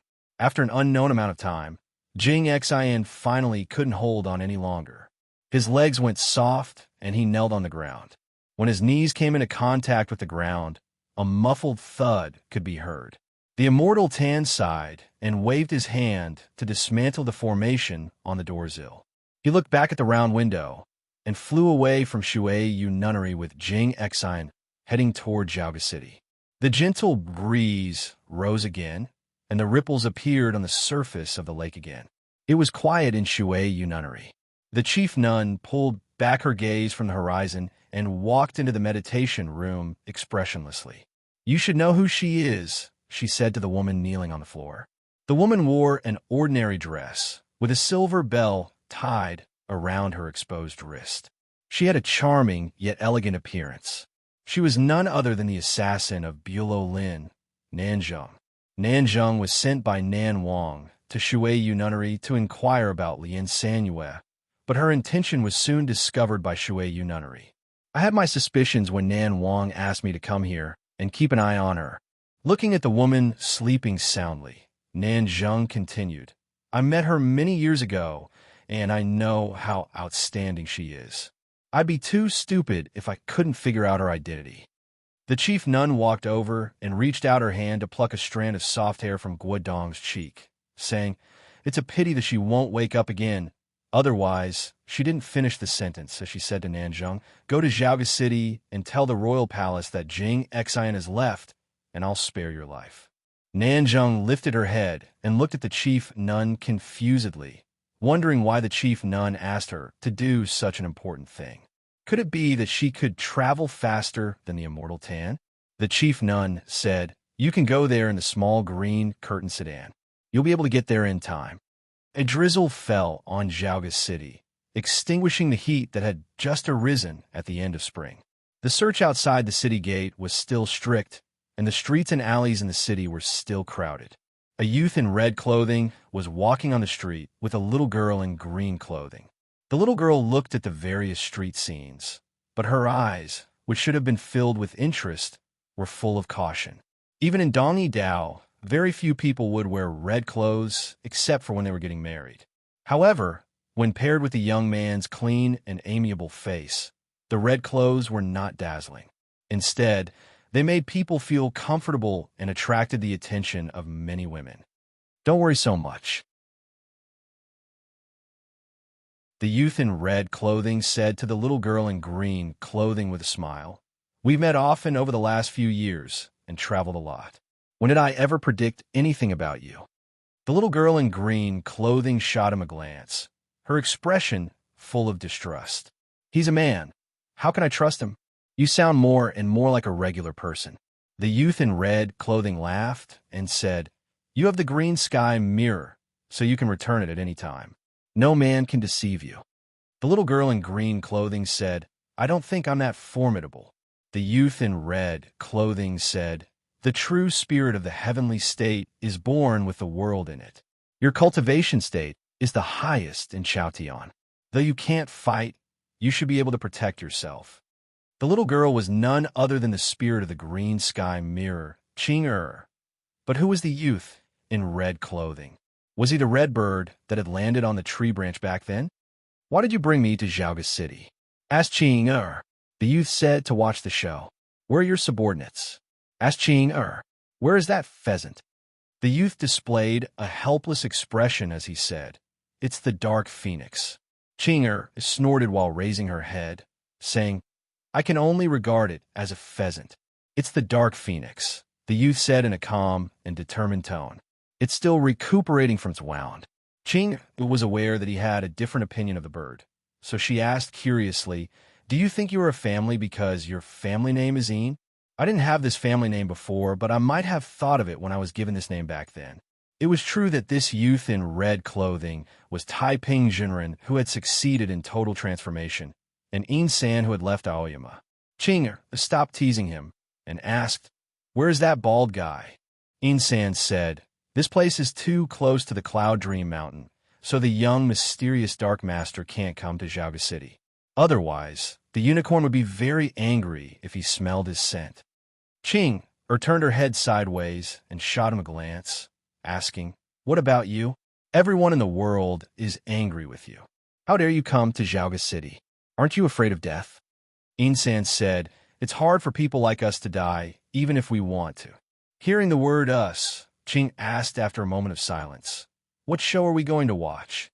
Looking at the royal palace in the distance, Een San said sentimentally, "The emperor is going to die soon. The fight for the throne is of course a big show." This was the first time Ching had heard of this, so she was startled. "Is something going to happen?" she asked. "Nothing is new in the world." Looking at the endless horse-drawn carriages and pedestrians on the street, Een San said, "All the families will go to Zhaoga City.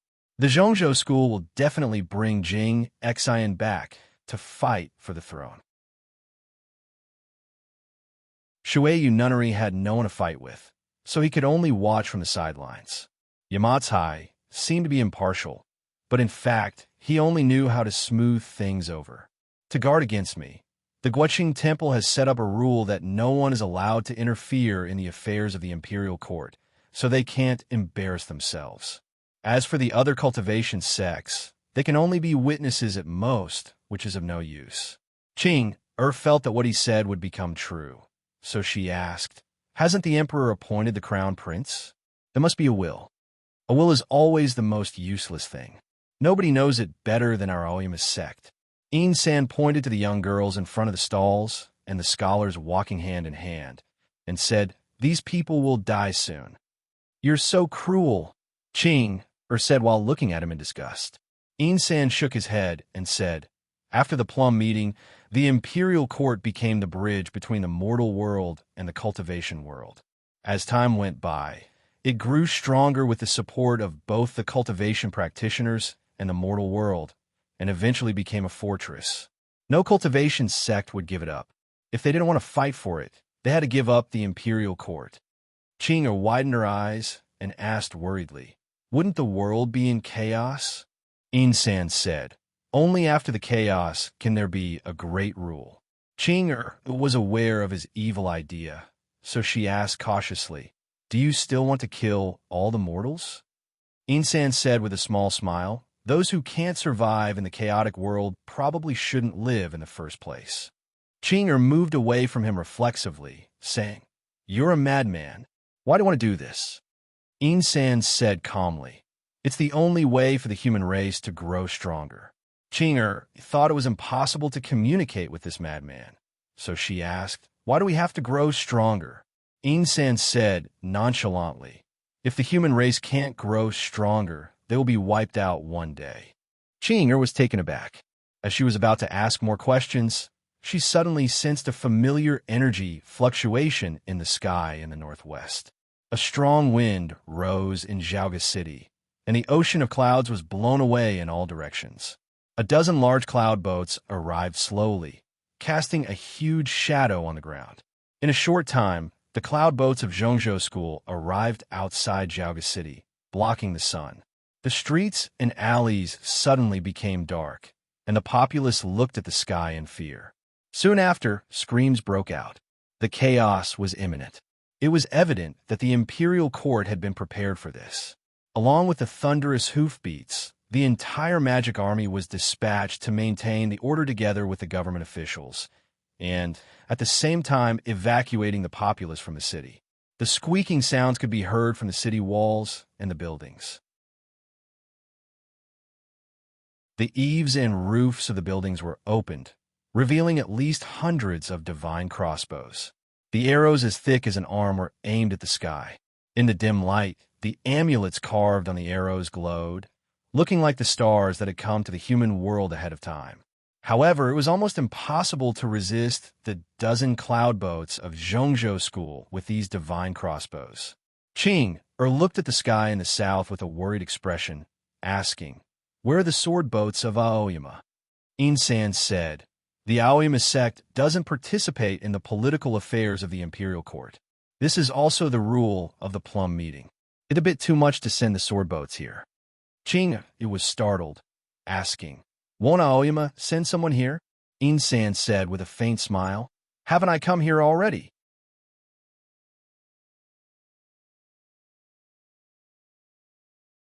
Chapter 604.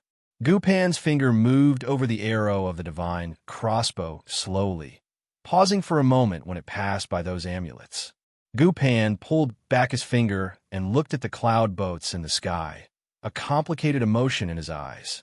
He was the vice commander of the magic army of Xiaoga City. Though his position sounded the same as before, it was actually a few levels higher, and he had a higher power. Yet, he was still a graduate of the external sect of Zhongzhou School, and now he was responsible for the defense of the cloud boats of Zhongzhou School. It was a preposterous thing to do.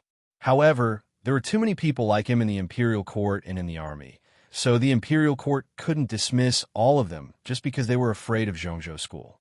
In the higher city gate tower, the chief commander of the Pure Heaven Bureau, Zheng Ai, was also looking at the sky, his narrowed eyes devoid of any emotion.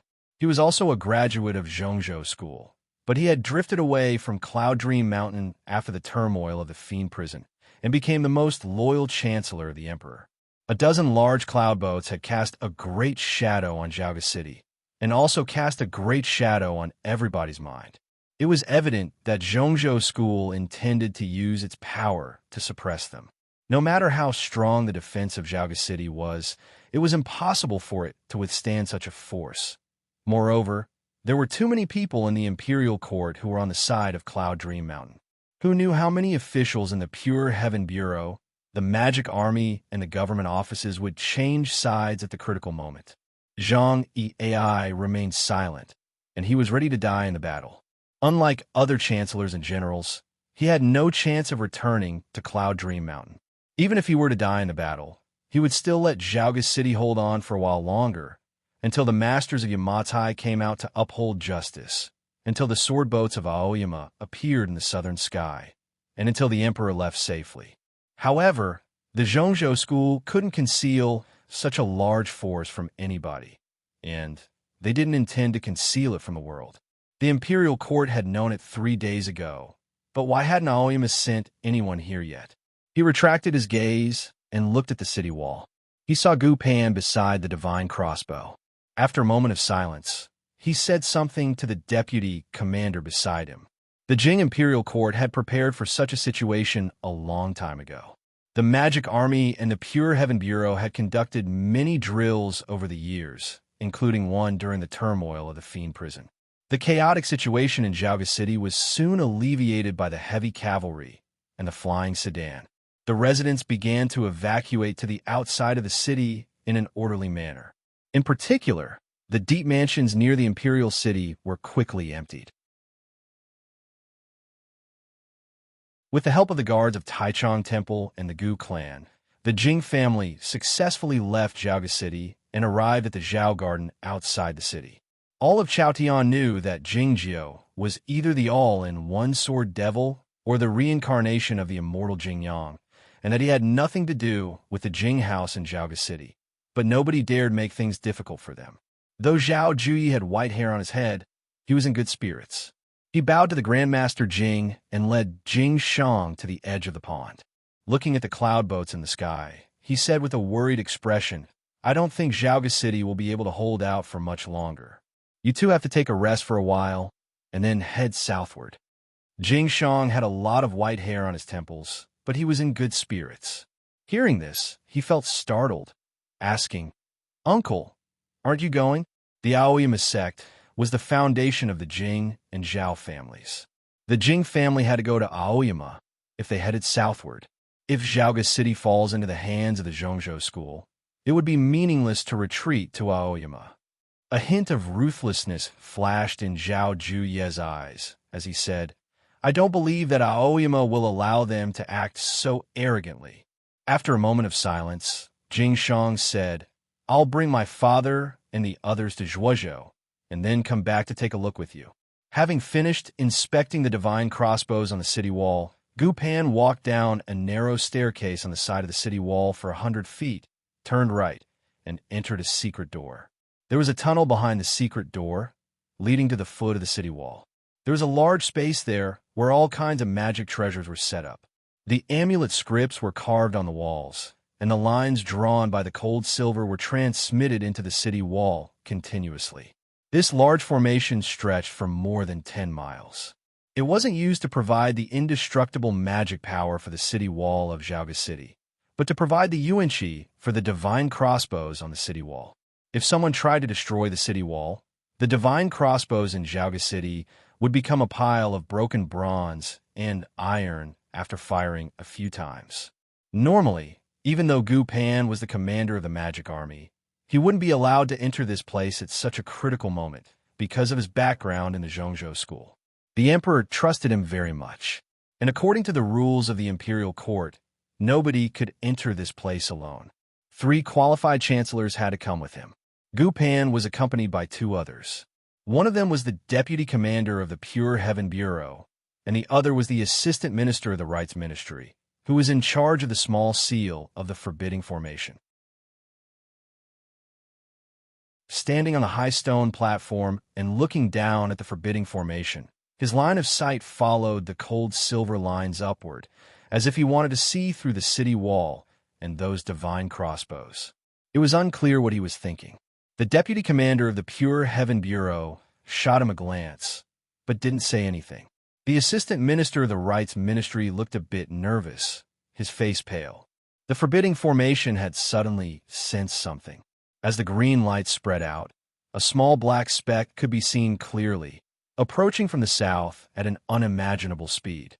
Judging from its size, the black speck couldn't be the sword boat of Aoyama. Was it Yuan Qijing or Fong Jingtian who came alone? Or was it someone else? Gu Pan raised his eyebrows slightly and raised his right hand, ready to order the magic army to strengthen the defense. The deputy commander of the Pure Heaven Bureau shot him another glance, saying, "It's the great grandmaster of Shui Yunanry. Don't be nervous." Gu Pan pulled back his right hand from the air and placed it on the railing, his knuckles a bit pale.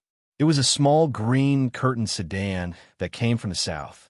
The divine crossbows on the city wall didn't fire, and the great formation of the royal palace opened a passage, allowing the small green curtained sedan to stop in front of the grand hall of the royal palace like a falling leaf. Countless gazes were fixed on the sedan from inside the grand hall, under the palace walls, and behind the pillars. The curtain of the small green curtain sedan quivered slightly. The people were curious. wondering if the great grandmaster who had never shown her face would show her true appearance today. Why did she come here? Was it because of the cloud boats of the Zhongzhou school, or some other significant event? Nanjung walked out from the small green curtained sedan, her face a bit pale, the silvery bell on her wrist giving off a crisp sound. The people were certain that she was not the great grandmaster of Shuiyu nunnery, because her cultivation state and age were both very low, so they couldn't help but feel startled. Nanjung came before the grand hall and knelt down, saying, "Jing Exen has been taken away by the immortal Tan. He should be on his way to Zhaoga City." Hearing this, the chancellors and generals in the grand hall burst into an uproar, all of them looking up at the highest point. The emperor looked at the distance in silence, his expression unchanged. It seemed that he had predicted this would happen. The great formation of the royal palace had been activated. Even the cloud boats of the Zhongzhou school would have a hard time breaking in. The chancellors in the grand hall were calm enough, but they couldn't be as calm as the emperor. Their gazes followed the emperor to look at the distance, passing through the broad square and the invisible barrier of the formation, and landed on a tall building with flying eaves outside the royal palace. The tall building was the Intian Gate in the south of the city. The cloud boat of the Zhongzhou school was a cloud in the cloudless sky. There was a cloud above the Intian Gate as well. A figure could be vaguely seen in the cloud, her white dress drifting out of the cloud once in a while, bringing out a few strands of silk. She was none other than Bai Zhenren of the Zhongzhou school. The court meeting for today is over. You can go back now, dear chancellors. The emperor withdrew his gaze from the distance and said to the people in the grand hall with a smile. There were many factions in the Jing imperial court, so the high-ranking officials in the grand hall had their own standpoints. Some of them supported the crown Prince Jing Yao. Some of them were still obsessed with Prince Jing Xian. Some of them were from the center sect, and some of them had studied at the one cottage house for many years. But hearing this, regardless of their standpoints, the chancellors all felt a strong sense of sorrow. This should be the last court meeting of His Majesty. Prime Minister Tsin slowly walked out of the ranks, then slowly knelt down and bowed to the emperor. His hair was as white as snow. Then the state dukes, chancellors, and generals of the immortal army stepped out of the ranks and knelt down in front of the throne. No matter which faction they belonged to, they were all sincere. The emperor didn't seem to have expected this scene. He was slightly startled. Then he laughed heartily and said, "It seems that being imprisoned in this palace for more than 300 years is not a loss." After saying this, he got up from the throne and came to the chancellors. He first helped the elderly Prime Minister Tsin up, then slowly helped the other chancellors up. When he finally helped the young deputy commander of the Northern Mortal Army up, this military general, who killed without blinking in the northern borderline, was already in tears and couldn't stand steadily. Under the watchful eyes of the chancellors, the emperor walked out of the grand hall, looked into the distance, and asked, "Is it going to start now?" His voice was like the sunshine in spring, warm and far away. It floated in the grand imperial city and then spread to the Intian Gate more than 10 miles away. Bai Zhenren stood on the Intian Gate. The mist around him gradually dispersed, revealing an indescribably real face. She said indifferently, "Your Majesty, the Zhongzhou school has always respected you, so before you leave, nothing will start." The emperor clasped his hands behind his back, his yellow robe fluttering. He said with a smile, "After I leave, what can a Zhongzhou school do? Why you have to do this, Your Majesty? We all know what's going to happen." Bai Zhenren said, "Who in the imperial court, the major cultivation sects, the merchants and the populace will accept a son of a vixen as the emperor of the human race?" In a room to the side of the grand hall, the royal concubine who and the crown Prince Jing Yao were watching the conversation from more than 10 miles away by the window. Hearing the voice of Bai Zhenren, a hint of anger showed on royal concubine whose face, but Jing Yao remained calm and held his mother's hand. The expression on royal concubine whose face eased a bit, but a hint of sadness showed in the deep end of her eyes. The chancellors in the grand hall didn't show much reaction, because they all knew what the Zhongzhou school wanted. The chancellors who had the background of the Zhongzhou school remained silent, and those who had the opposite opinion could do nothing but remain silent. Bai Zhenren continued, "We won't force the emperor to change the will or depose the crown prince. In short, we won't do anything. You can go back peacefully." Hearing this, the palace fell into a dead silence. She mentioned going back, the will, and deposing the crown prince. That meant that everything had been explained.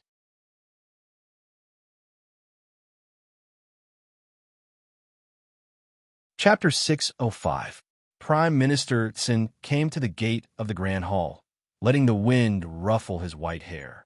Looking in the direction of the Intian Gate, he yelled, "Do you think the Zhongzhou school can convince the public by doing this?" Seeing that the Prime Minister was the first to step out, the crowd was surprised. Though Yamatai had been neutral all these years, it was still an ally of the Zhongzhou school.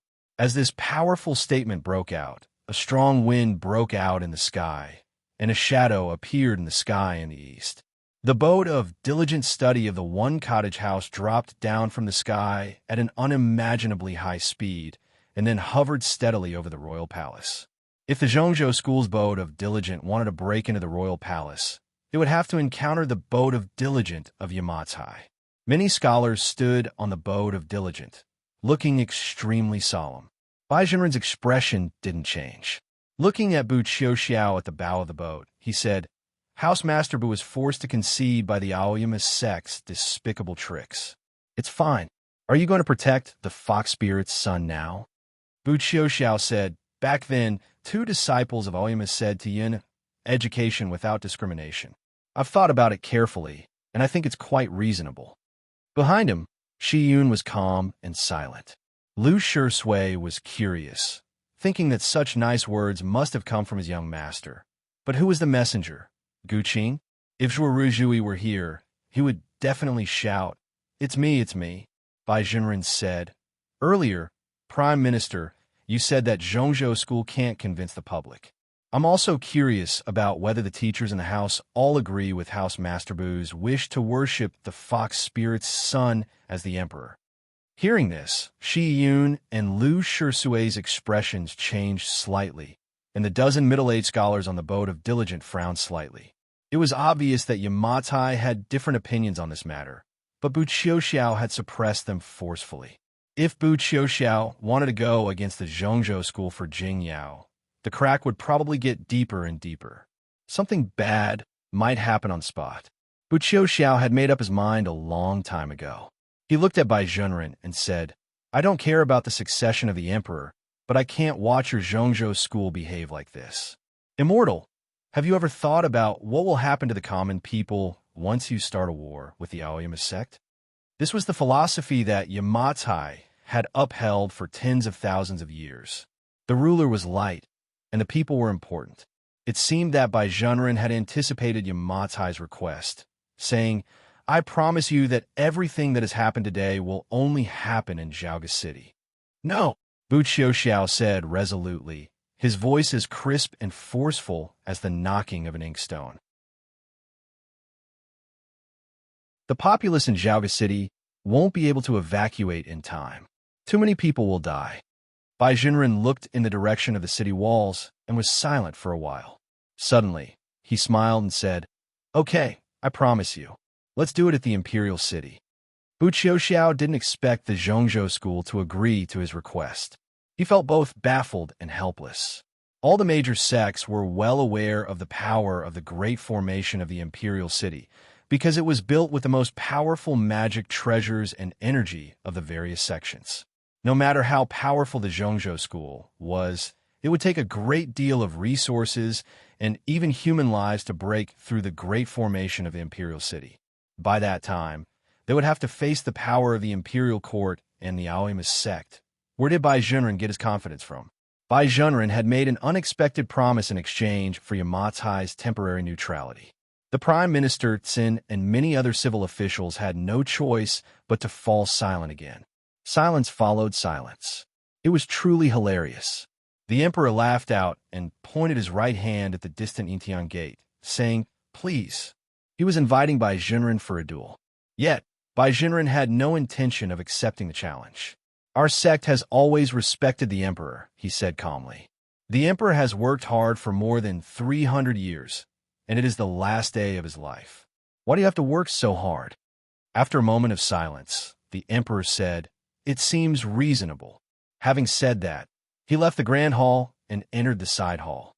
Royal concubine Hu and Jing Yao came up to him. There were 2 cups of tea. The emperor and royal concubine who didn't say anything to each other. They talked about the past and the future casually, just like they did every night.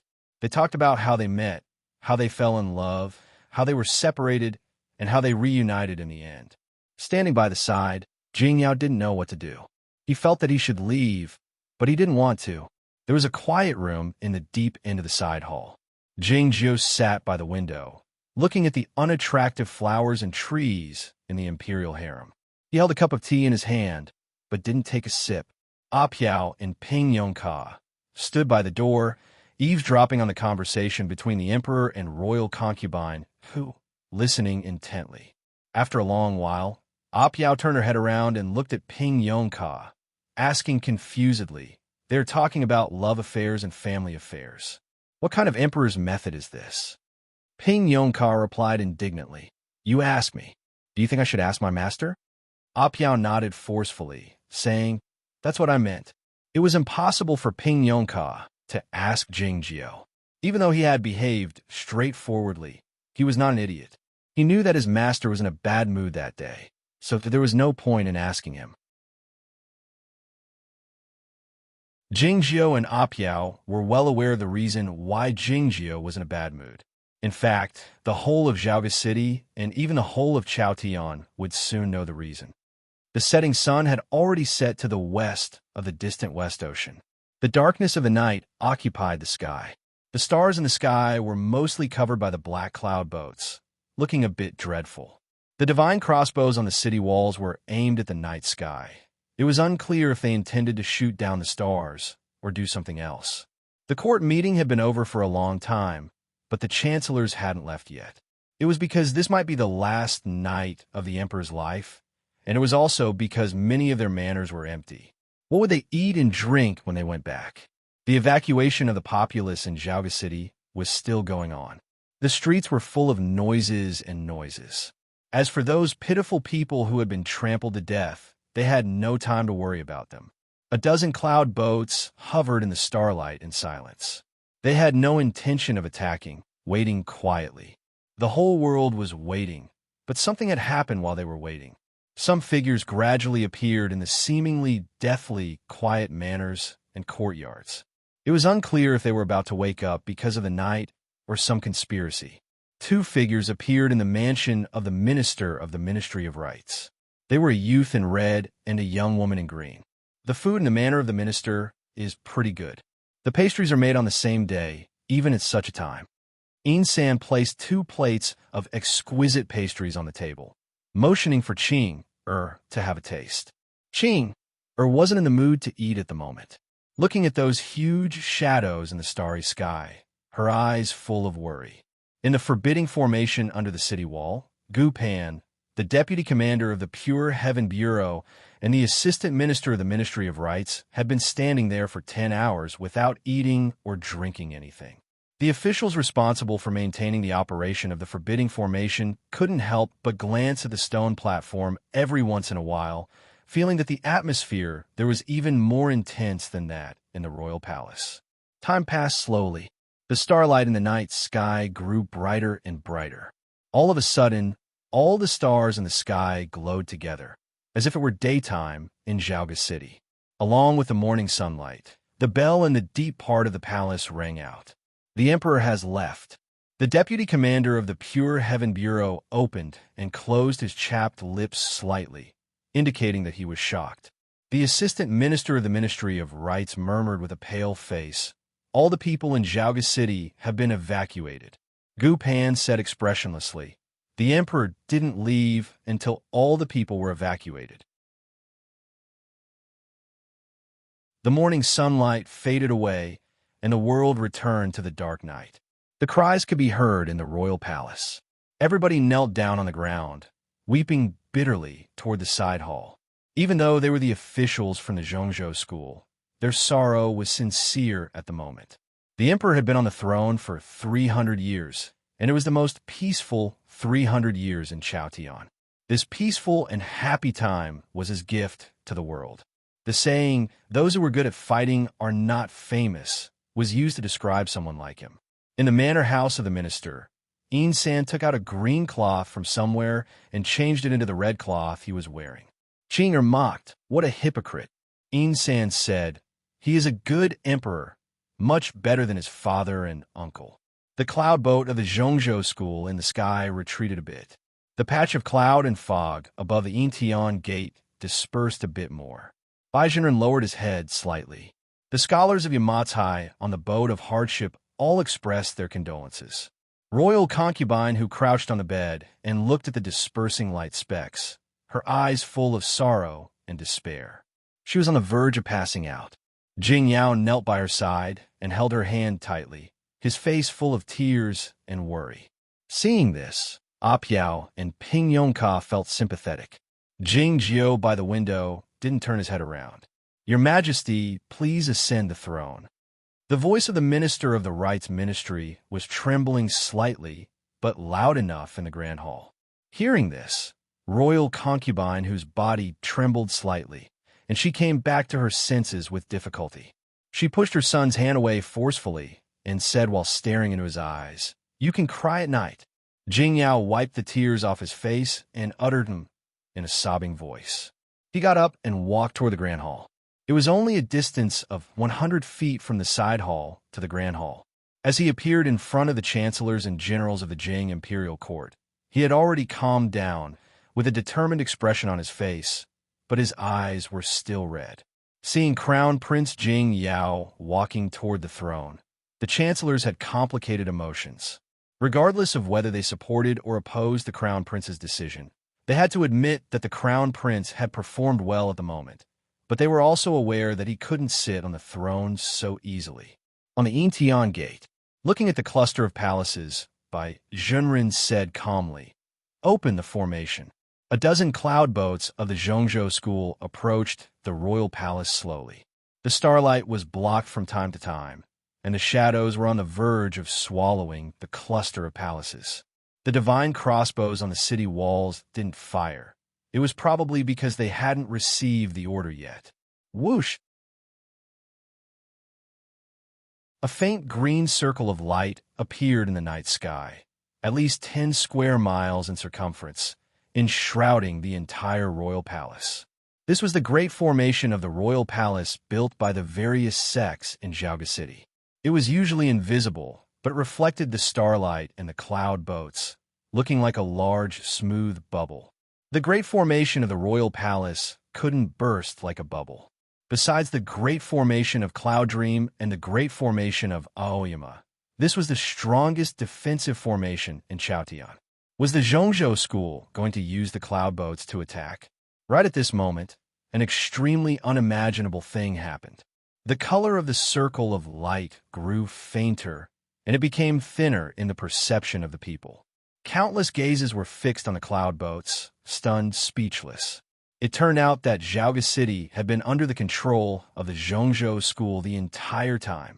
That was why Bai Zhenren agreed to Bu Qiuxiao's request so calmly. As everybody thought that the great formation of the royal palace had collapsed, the person by the window in the side hall of the royal palace had finally spoken. "Do it," Jing Jiao said. Meanwhile, in the manor house of the minister of the ritual ministry, San said, while looking at the cloud boats in the starry sky, "Kill them."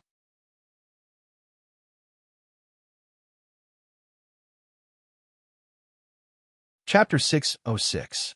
In the deep underground of the city wall of Zhaoga City, the forbidding formation responsible for supplying Yuanqi to the divine crossbows was operating normally. The reason the divine crossbows didn't attack the cloud boat of the Zhongzhou school was that it was chaotic on the platform, and the magic army on the city wall hadn't received any orders. The deputy commander of the Pure Heaven Bureau was lying in a pool of blood, his body full of scorch marks. He should have been killed by a magic treasure of Thunder State. As for the bloody hole in his chest and his yuanying that had turned into green smoke, it was unclear who did it. Gao Jingxiu colluded with the outsiders to destroy the forbidding formation, and he has been killed. Gu Pan said to the officials below the platform in a deep voice, "Please maintain the formation. As soon as we receive the order from the royal palace, the divine crossbows will attack."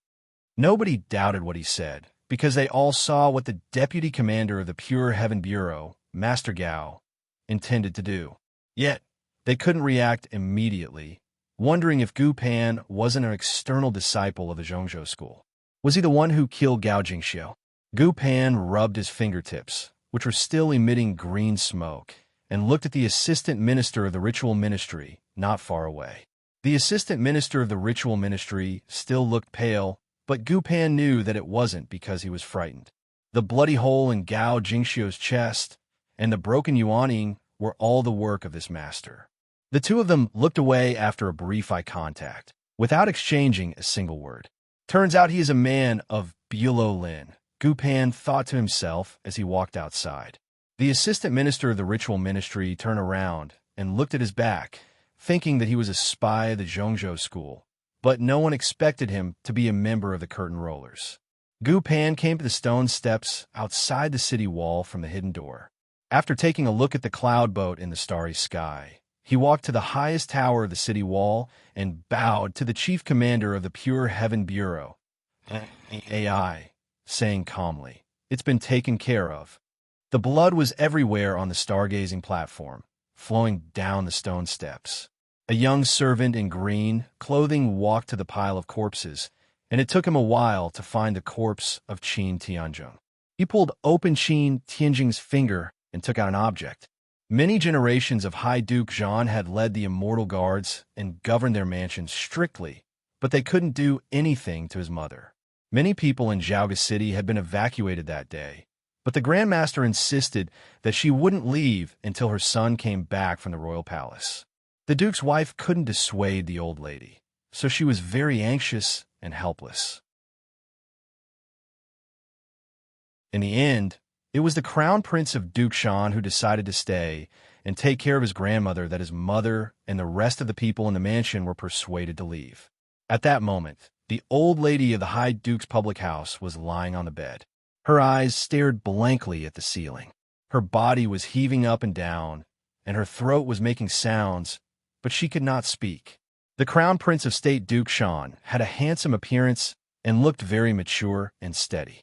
Back then, he had failed to propose marriage to the Prime Minister's manor, but it seemed like he had made some progress. He sat on the edge of the bed, ignoring his grandmother, who was in extreme pain. His left hand reached into the quilt and searched for a long time. Finally, he felt something, and his face revealed a happy expression. The matriarch felt it, and her face turned red. She forced out a sentence, "Unfilial son." "I'm your grandson, not your son," said the Crown Prince of State Duke Shan with a smile as he headed toward the outside of the room with the object in his hand. The matriarch was both angry and anxious. She breathed her last with her eyes wide open before she could catch her breath. As he came to the outside of the room, the Crown Prince of State Duke Shan handed the object in his hand to Jing Li, saying, "Fortunately, I didn't fail you." Jing Li shot a glance at the room and asked, "Do you need help?" It was hard for him to accept the fact that his grandson had killed his grandmother. "She died with her eyes open anyway," said the Crown Prince of State Duke Shan with a smile. Jing Li said to him, "I regret offending you back then." The Crown Prince of State Duke Shan said seriously, "I can't be loyal and filial at the same time.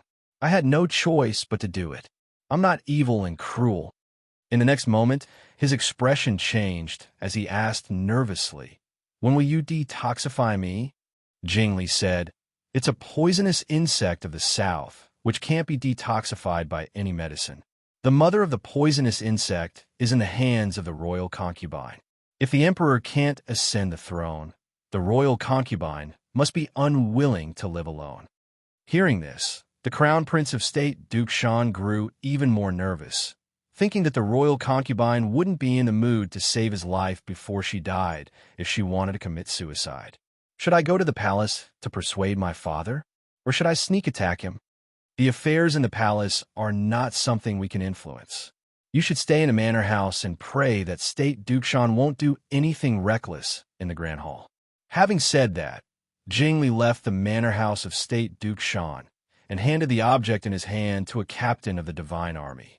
The forbidding formation under the city wall, the stargazing platform, the manor house of state Duke Shan.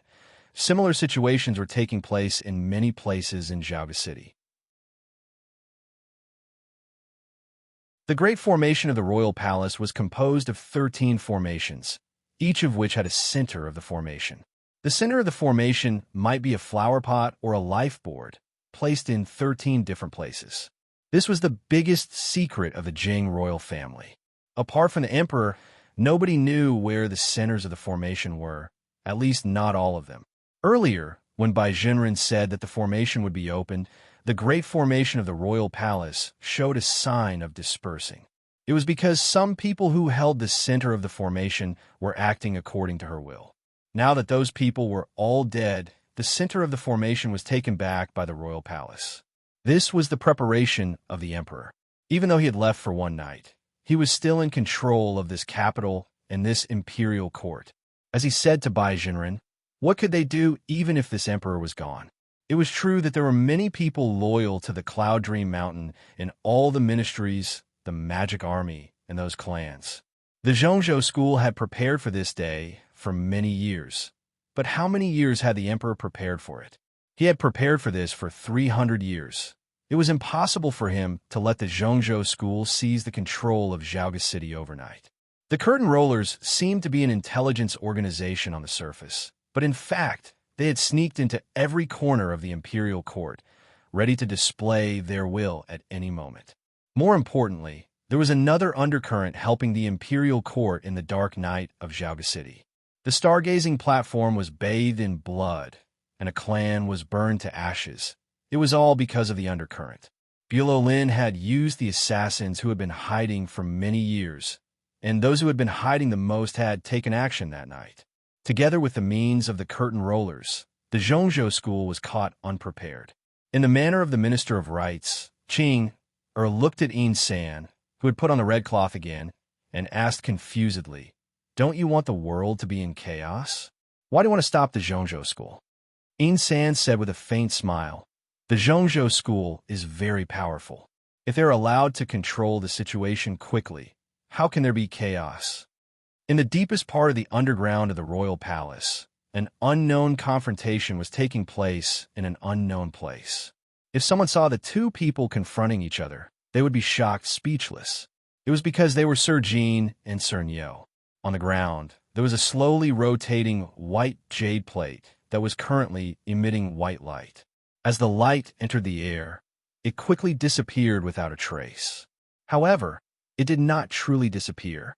Instead, it followed some invisible path and entered the entire imperial city.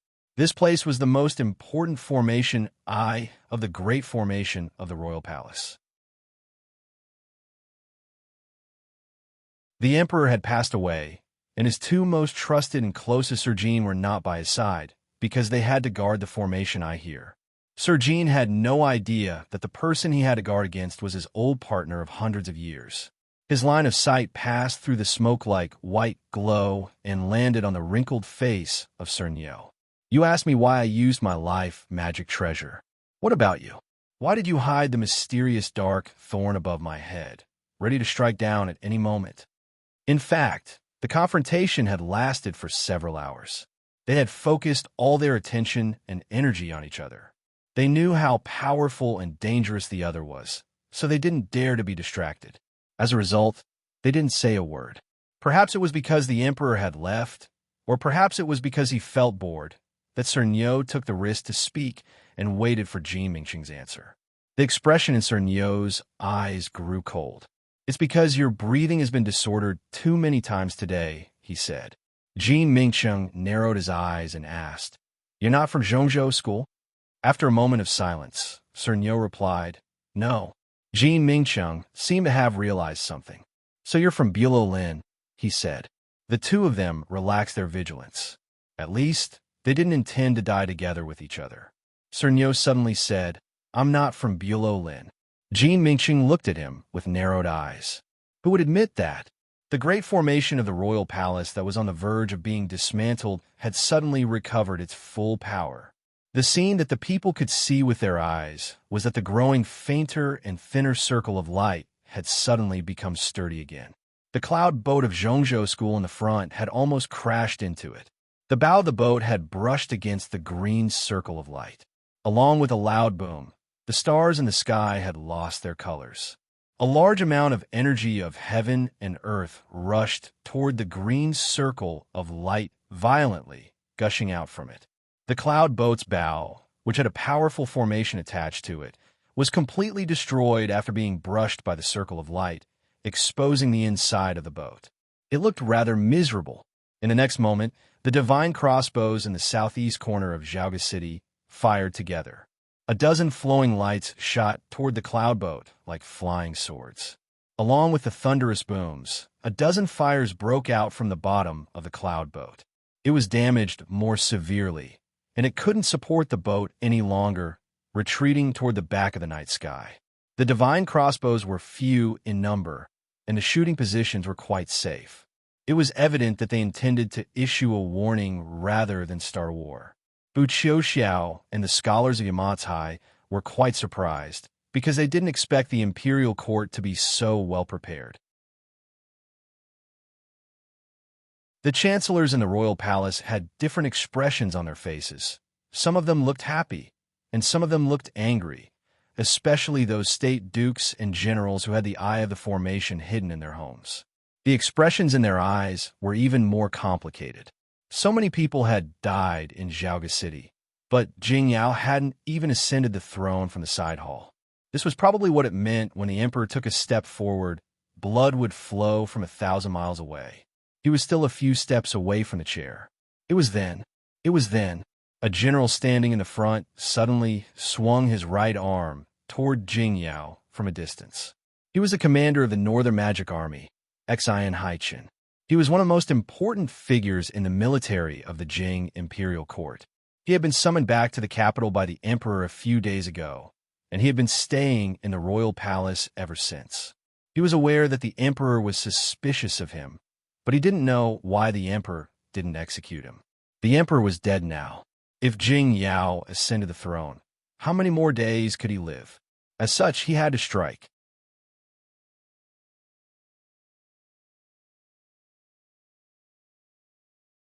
Chapter 607. The formation in the royal palace sensed it immediately, and countless lines of glowing starlight fell down, resembling an illusory palace, pressing down on Xian Haichin.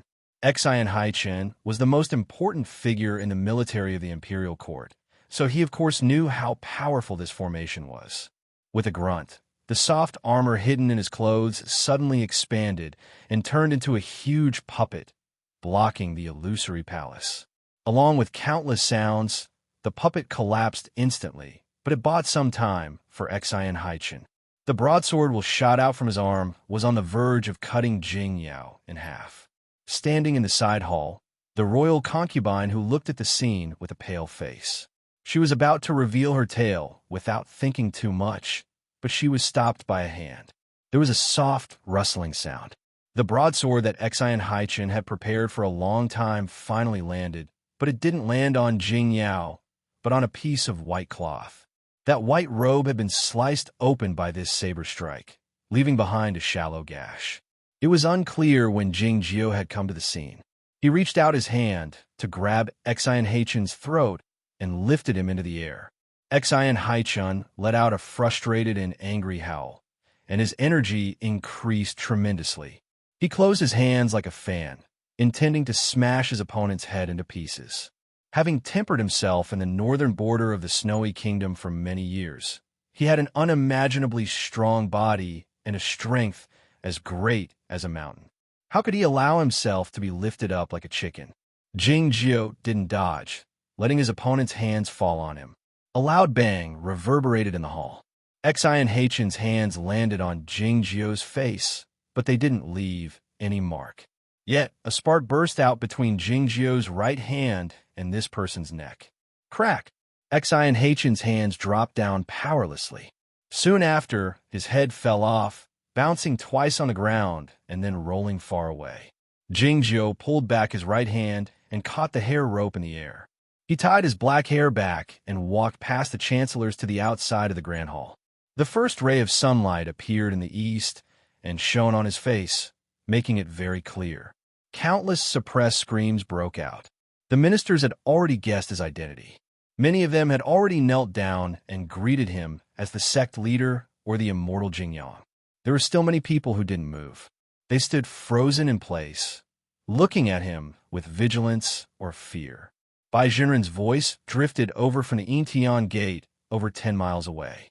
According to the rules of the Plum meeting, the Aoyama sect can't interfere in the affairs of the royal family, even if you are the immortal Jingyang, not to mention that you are merely a sword devil. The ministers thought that he was right. Even if Jingjio was the leader of Aoyama, or even enlightened Jingyang, how could he interfere with the succession of the throne? Of course, according to the laws and regulations of the human world, Zhongzhou school had no reason to interfere, but the cultivation circle in Chaotian had to follow the rules of the Plum meeting. Jingjio didn't pay attention to Bai Junren and these ministers. He said directly, "Read the edict." No sooner had he said this than Duke Lu walked out from among the ministers. He looked much older than usual.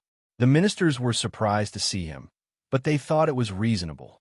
He was the most trusted minister of the emperor, so it was natural that the edict was in his hands. Duke Lu took out the edict and began to read aloud. His hoarse voice echoed in the quiet palace hall. The content of the first half of the edict was quite normal. As expected, the emperor passed the throne to the crown Prince Jingyao, and Duke Lu, Prime Minister Qin, and others were appointed ministers. Gu Qing was entrusted with an important task in the edict, and he had finally become the teacher of the emperor, which was expected by the people. But when the edict was read to the end, the people realized that it was the most important thing. The immortal Jingyang was supervising the state. What was more shocking was that the name of the emperor in the edict was not the immortal Jingyang, but the royal Uncle Jingyang. Countless shocked gazes fell on Jingjio. If he was the immortal Jingyang, he was also the uncle of the emperor. Why did the immortal Jingyang have such a close relationship with the royal family? Why hadn't anybody in Chaotian known about it for hundreds of years? It was true that everybody knew it was the character Jing. The character Jing referred to the scenery, the object Jing, the character Jing, the character Jing, the character Jing, the character Jing. Yet, there are so many people with the surname Jing in the world. Why did their surname have the character Jing? It was quiet in the grand hall. Nobody spoke a word. The people looked at the man in white in front of the grand hall in shock. By now, they had vaguely understood why the emperor was so close to the Aoyama sect over the years. Some of the chancellors thought even further. They thought that the Aoyama sect gave up their influence in Zhaoga City in order to win the support of the Zhongzhou school at the Plum meeting 600 years ago. Was it because of this? The immortal Jingyang was a senior member of the royal family to begin with. So how could the Zhongzhou school control the imperial court? Standing not far from the throne, Jingyao listened to the will of his father. He came back to his senses after a long pause. He shot a glance in the direction of the side hall reflexively and saw his mother nod in agreement. He became more clear-headed and bowed to Jingjio. "Your grandson greets royal granduncle." Jingjio said without turning his head around, "Sit on the seat that belongs to you." The seat that belonged to the emperor was naturally the throne. Jingyao took a deep breath and walked toward the throne while holding the sword by his waist. His face was no longer pale, and his expression was more determined. Many years later, there were still many chancellors and generals in the imperial court who supported the Zhongzhou school and Jing Xian. Even though the sound of Duke Lu reading the will was still echoing in the rafters, many of them still stood out and were ready to stop it. There were even 2 generals and several guards who were ready to follow Commander Xian Haichen's example and kill Jing Yao here and now, even at the risk of being suppressed by the great array of the imperial court. Prime Minister Xin and the chancellors who were ready to carry out the will of the late emperor were furious and were ready to act. Jing Jiu stood in front of the hall and looked at the distant Intian gate without moving. There was a clang. Jing Yao's right hand, which was on the hilt of his sword, bounced off and the sword flew out of its sheath. An extremely cold sword light illuminated the dark palace hall.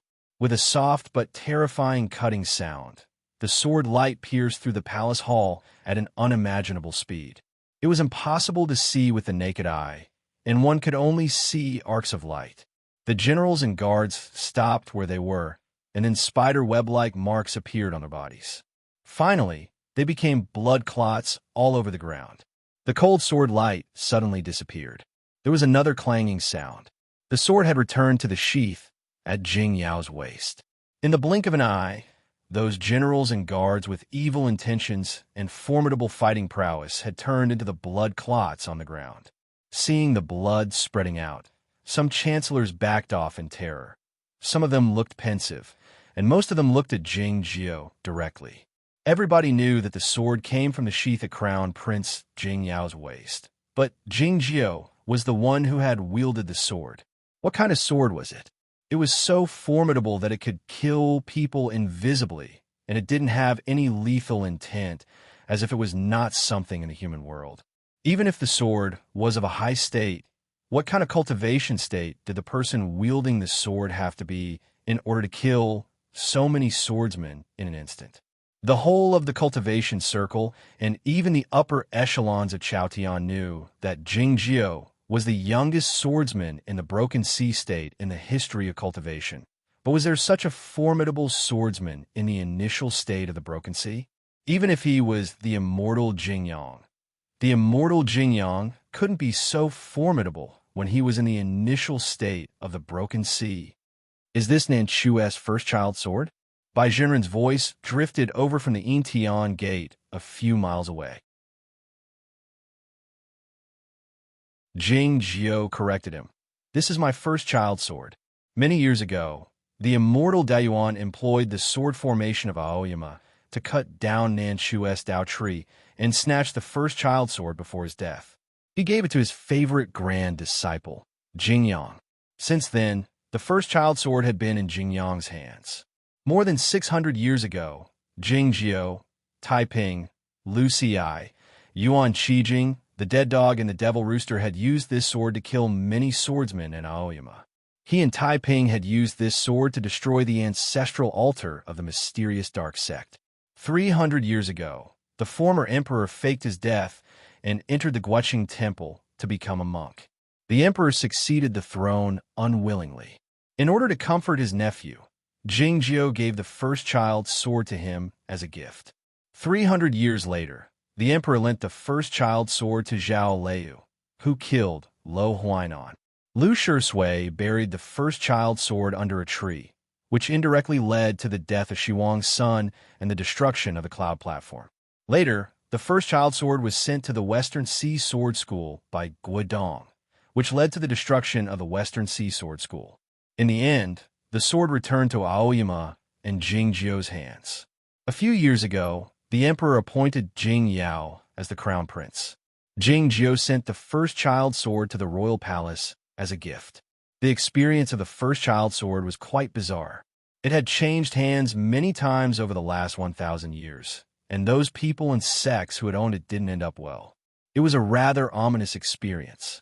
Jing Jiao didn't think so. It was because those unfortunate people were his enemies, and it was just like what he told Bai Jinren. This was his sword to begin with. It was even the sword he had used for the longest time. As such, he wielded the first child sword as his first sword in the battle for the throne in Zhaoga City. He had to see blood when he wielded the sword, and he had to see joy. Jing Yao walked to the front of the throne. Nobody could stop him from sitting down now. Jing Jiao didn't sit down. Instead, he looked at Jing Jiao at the door of the Grand Hall. Jing Jiao took 2 steps to the outside of the Grand Hall and sat down on the stairs. He placed his right hand on his knee in a casual posture, as if he were fishing by the water. He and his nephew of the emperor had sat and chatted here a few days ago, and they had done the same thing. Seeing the scene, Jing Yao's eyes were a bit wet. He sniffed a few times and sat on the throne. As he sat on the throne, his energy suddenly became different from before. It was not more sacred and majestic, but calmer and more determined. Led by Duke Liu, many chancellors and generals knelt down on the ground, cheering "Long live the Emperor." Some chancellors stood on the same spots in silence, neither moving nor speaking. The cheering "Long live the Emperor" reached the outside of the Grand Hall, startling the birds that had gotten up early. They flew higher and higher in the morning wind with their wings fluttering. The square in front of the Grand Hall was very wide to begin with. After the great formation of the royal palace was activated, it felt even more boundless. The edges of the square couldn't be seen, as if it were dozens of miles wide. There was not a single person in such a vast and boundless square. Only a small green curtained sedan was placed there all alone. The morning clouds outside the royal palace grew thicker, and the morning glow appeared gradually. A dozen cloud boats could be seen more clearly, exuding a sacred beauty. The boat of diligent study of Yamatai was a bit further away. It was quiet in Xiaoga City. In the sky outside the city, a great many cultivation sects and swordsmen were on their way. Sitting on the stone steps, Jing Jiu watched all this in silence. Then, the immortal Tan arrived. Jing Jiu didn't get up to greet him this time.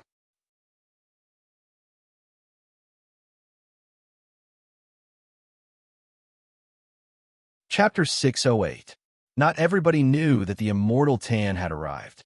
As Jing Jiu saw him, the immortal Tan was in the high sky, a black speck in the eyes of the people on the ground. The immortal Tan couldn't enter the empty realm with Jing Xin, so he didn't travel very fast. As a result, the small green curtained sedan, led by Shui Yu Nunnery, got ahead of him. It was also because his escape method of heaven and earth wasn't famous for its speed, which was similar to loose seas in this aspect. The immortal Tan landed on the ground. More and more people noticed his arrival, uttering many surprise screams. Some chancellors walked out of the grand hall hurriedly. The divine crossbows on the city wall changed their direction automatically. The great formation of the royal palace reacted the fastest, emitting a deep green glow in an instant, as if it had turned into a solid ceramic piece.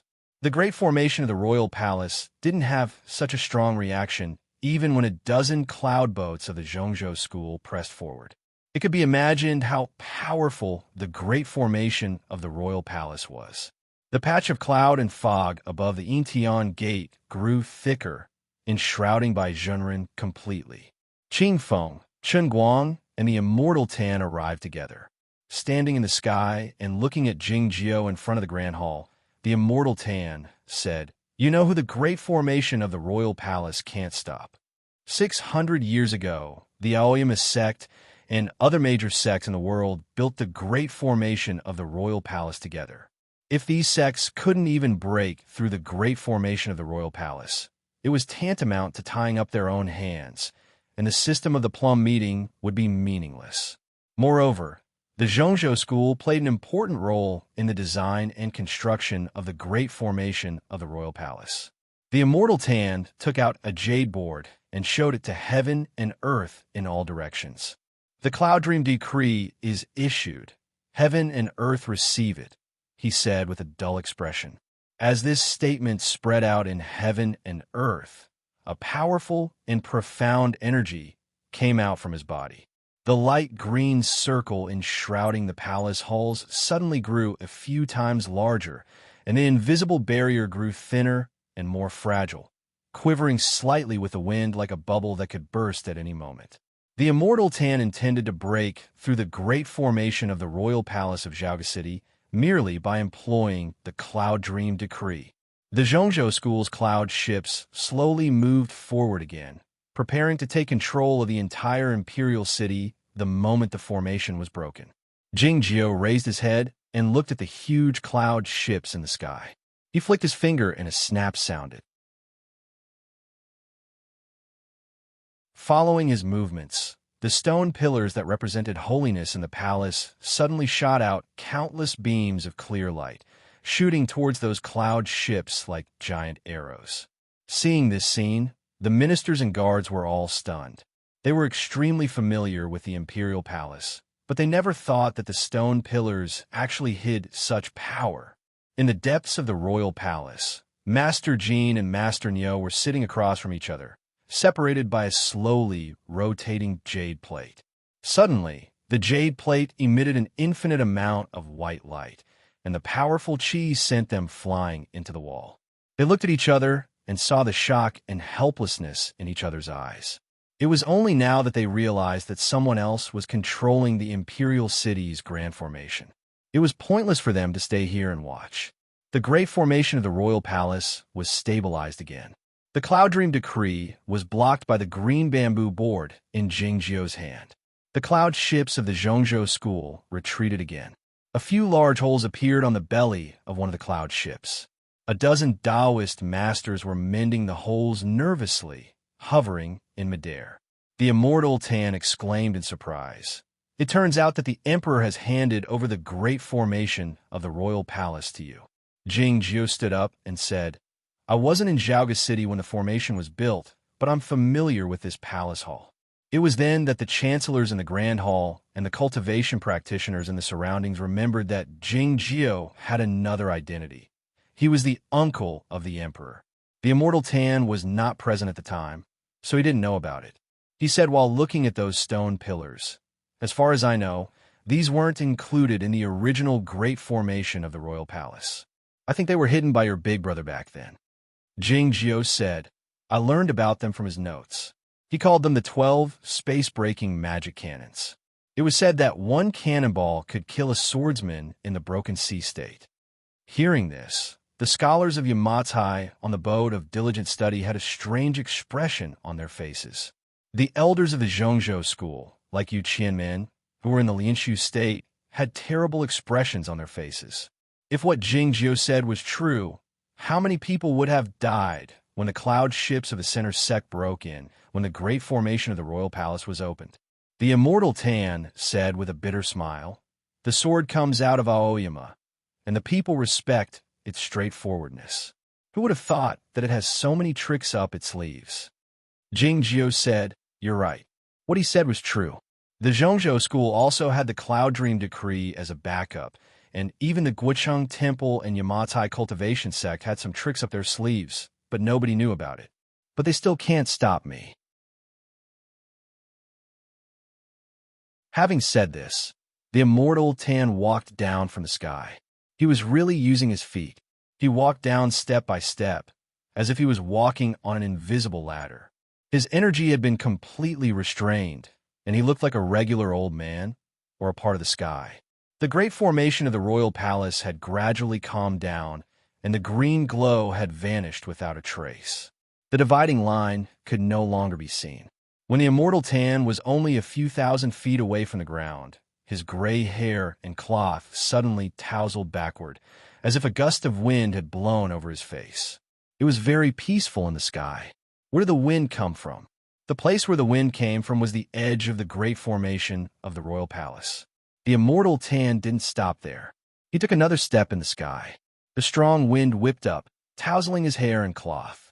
The straight lines of his hair gave off a crisp and moving sound, like the fairy music. In the next moment, the wind stopped. The immortal Tan had already arrived in the great formation of the royal palace, and he brought Jing Exen, a regular person, with him. The great formation of the royal palace couldn't stop him, the same as the great formation of Shui, Yu Nunnery, couldn't stop him. 600 years were enough for the Zhongzhou school, which had countless believers in Zhaoga City, to learn about the great formation of the royal palace and the methods employed by other sects. But it was still incredible that the immortal Tan could stroll into the great formation of the royal palace. It was probably the highest state of the magic methods of the Taoist sections. Seeing the immortal Tan land on the ground, there was a commotion in the royal palace. Dozens of officials rushed out of the grand hall and knelt down before him, calling him the immortal sect master. Some old chancellors bowed to Jing Xian from a distance, their old tears streaming down their cheeks. They looked very sad. Jing Yao got up slowly and left the throne. He came to the outside of the grand hall under the gaze of Prime Minister Qin and the others, looking at Jing Xian in the distance. The two brothers eyed each other, speechless. Jingjiu didn't pay any attention to the chancellors running past him. He said to the immortal Tan, Your heaven and earth wrong steps is indeed the best in the world, and it's the best in the last 1,000 years. You flatter me, immortal, said the immortal Tan. It's because I like to travel in heaven and earth that I know a thing or two about it. Jing Jiu said, though heaven and earth are vast, it's still too small for you. The immortal Tan said, though the human world is small, it's already a wonderful place. There is a deep meaning behind these two sentences, but not many people could fully understand them. Jing Jiu suggested that he shouldn't focus his attention on the human world and the throne, but should aim for a higher place. Yet, the immortal Tan advised Jing Jiu that he shouldn't go against the will of the human world and the throne, and that it was not a good thing to bring chaos to the human world. A sorrowful cry of a bird broke out in the sky in the west. The cold signal bird of the Kunlun sect had arrived, and so had some other sects, but there were fewer of them than expected. Judging by the situation in Jiaoga City that day, the Zhongzhou school and the Aoyama sect, the two leaders of the orthodox cultivation sects, would probably start a war. Many sects who didn't think they were powerful enough didn't even dare watch the battle, for fear of being caught in the crossfire. None of the sects in the south were present. It was customary for the Mirror sect, the Platonist sect, and the Ozawa sect to be absent from the cultivation circle. What the people didn't understand was why the Aoyama sect didn't send anyone here. According to the rules of the Plum meeting, the Aoyama sect couldn't interfere with the succession of the royal family. But who didn't know what the Aoyama sect had done over the years? Even if the sword boat of Aoyama didn't come, what about Yuan Qijing? What about Fang Jingtian? At the moment, Jing Jiu was alone in the royal palace. Some people thought that Jing Jiu, who claimed to be the immortal sect master of Aoyama, had been expelled from Aoyama. Did the Aoyama sect have no intention of starting a war with the Zhongzhou school? You can leave with the Prince Jing Yao and the royal concubine Hu, or go to Aoyama or the West Ocean. I swear as the sect master of Zhongzhou that I won't pursue them, and I can even guarantee their safety. The immortal Tan continued calmly while looking at Jing Jiu. What I can also promise is that the Plum meeting will remain the same, without any change.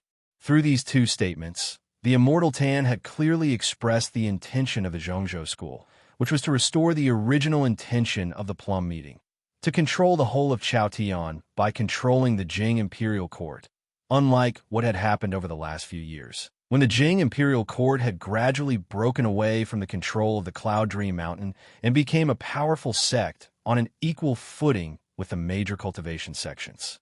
The chaos in the world, the destruction of Jiaoga City, and the lives in misery and suffering are not what I want. Looking at the cultivation practitioners around him, the immortal Tan said, "Please testify for me, cultivation friends." His expression was still as dull as before, and his voice was still as dull as before, but he gave off a feeling that he was trustworthy. The scholars of Yamatsai on the boat of diligent study said something, but Bu Xiuxiao remained silent. The lotus sedan in the distant morning glow in the south was also quiet. Though the Guoqing Temple had always been close to the Jing imperial court, they had never participated in the fight for the throne, which was a rule of the temple. The only reason Zen Master came here that day was Jing Jiu. As long as Jing Jiu was fine, he wouldn't have any objection. It was unclear if the Zhongzhou school had learned its lesson from the last few years, or it was because it was the immortal Tan who was in charge of the affairs this time instead of Bai Zhenren that the way they handled things had changed. Like what Tong Yin had predicted, they did things in an above-board manner. In the folk dramas and the common people, what the Zhongzhou school had done could be regarded as a rebellion, an extremely evil and wicked act, but it was not the case for the people in the cultivation circle. The major cultivation sects had always been the guardians and masters of the order in Chaotian. The imperial power had never been the highest, but the situation had changed slightly in the last few hundred years. If the Zhongzhou school wished to appoint an emperor, they only needed to discuss it with the Aoyama sect and other cultivation sects, no matter in terms of reason or reason. It was deathly quiet in the royal palace. Countless gazes were fixed on Jing Jiu, waiting for his answer. that you're tuning in to the Warrior Lore YouTube channel.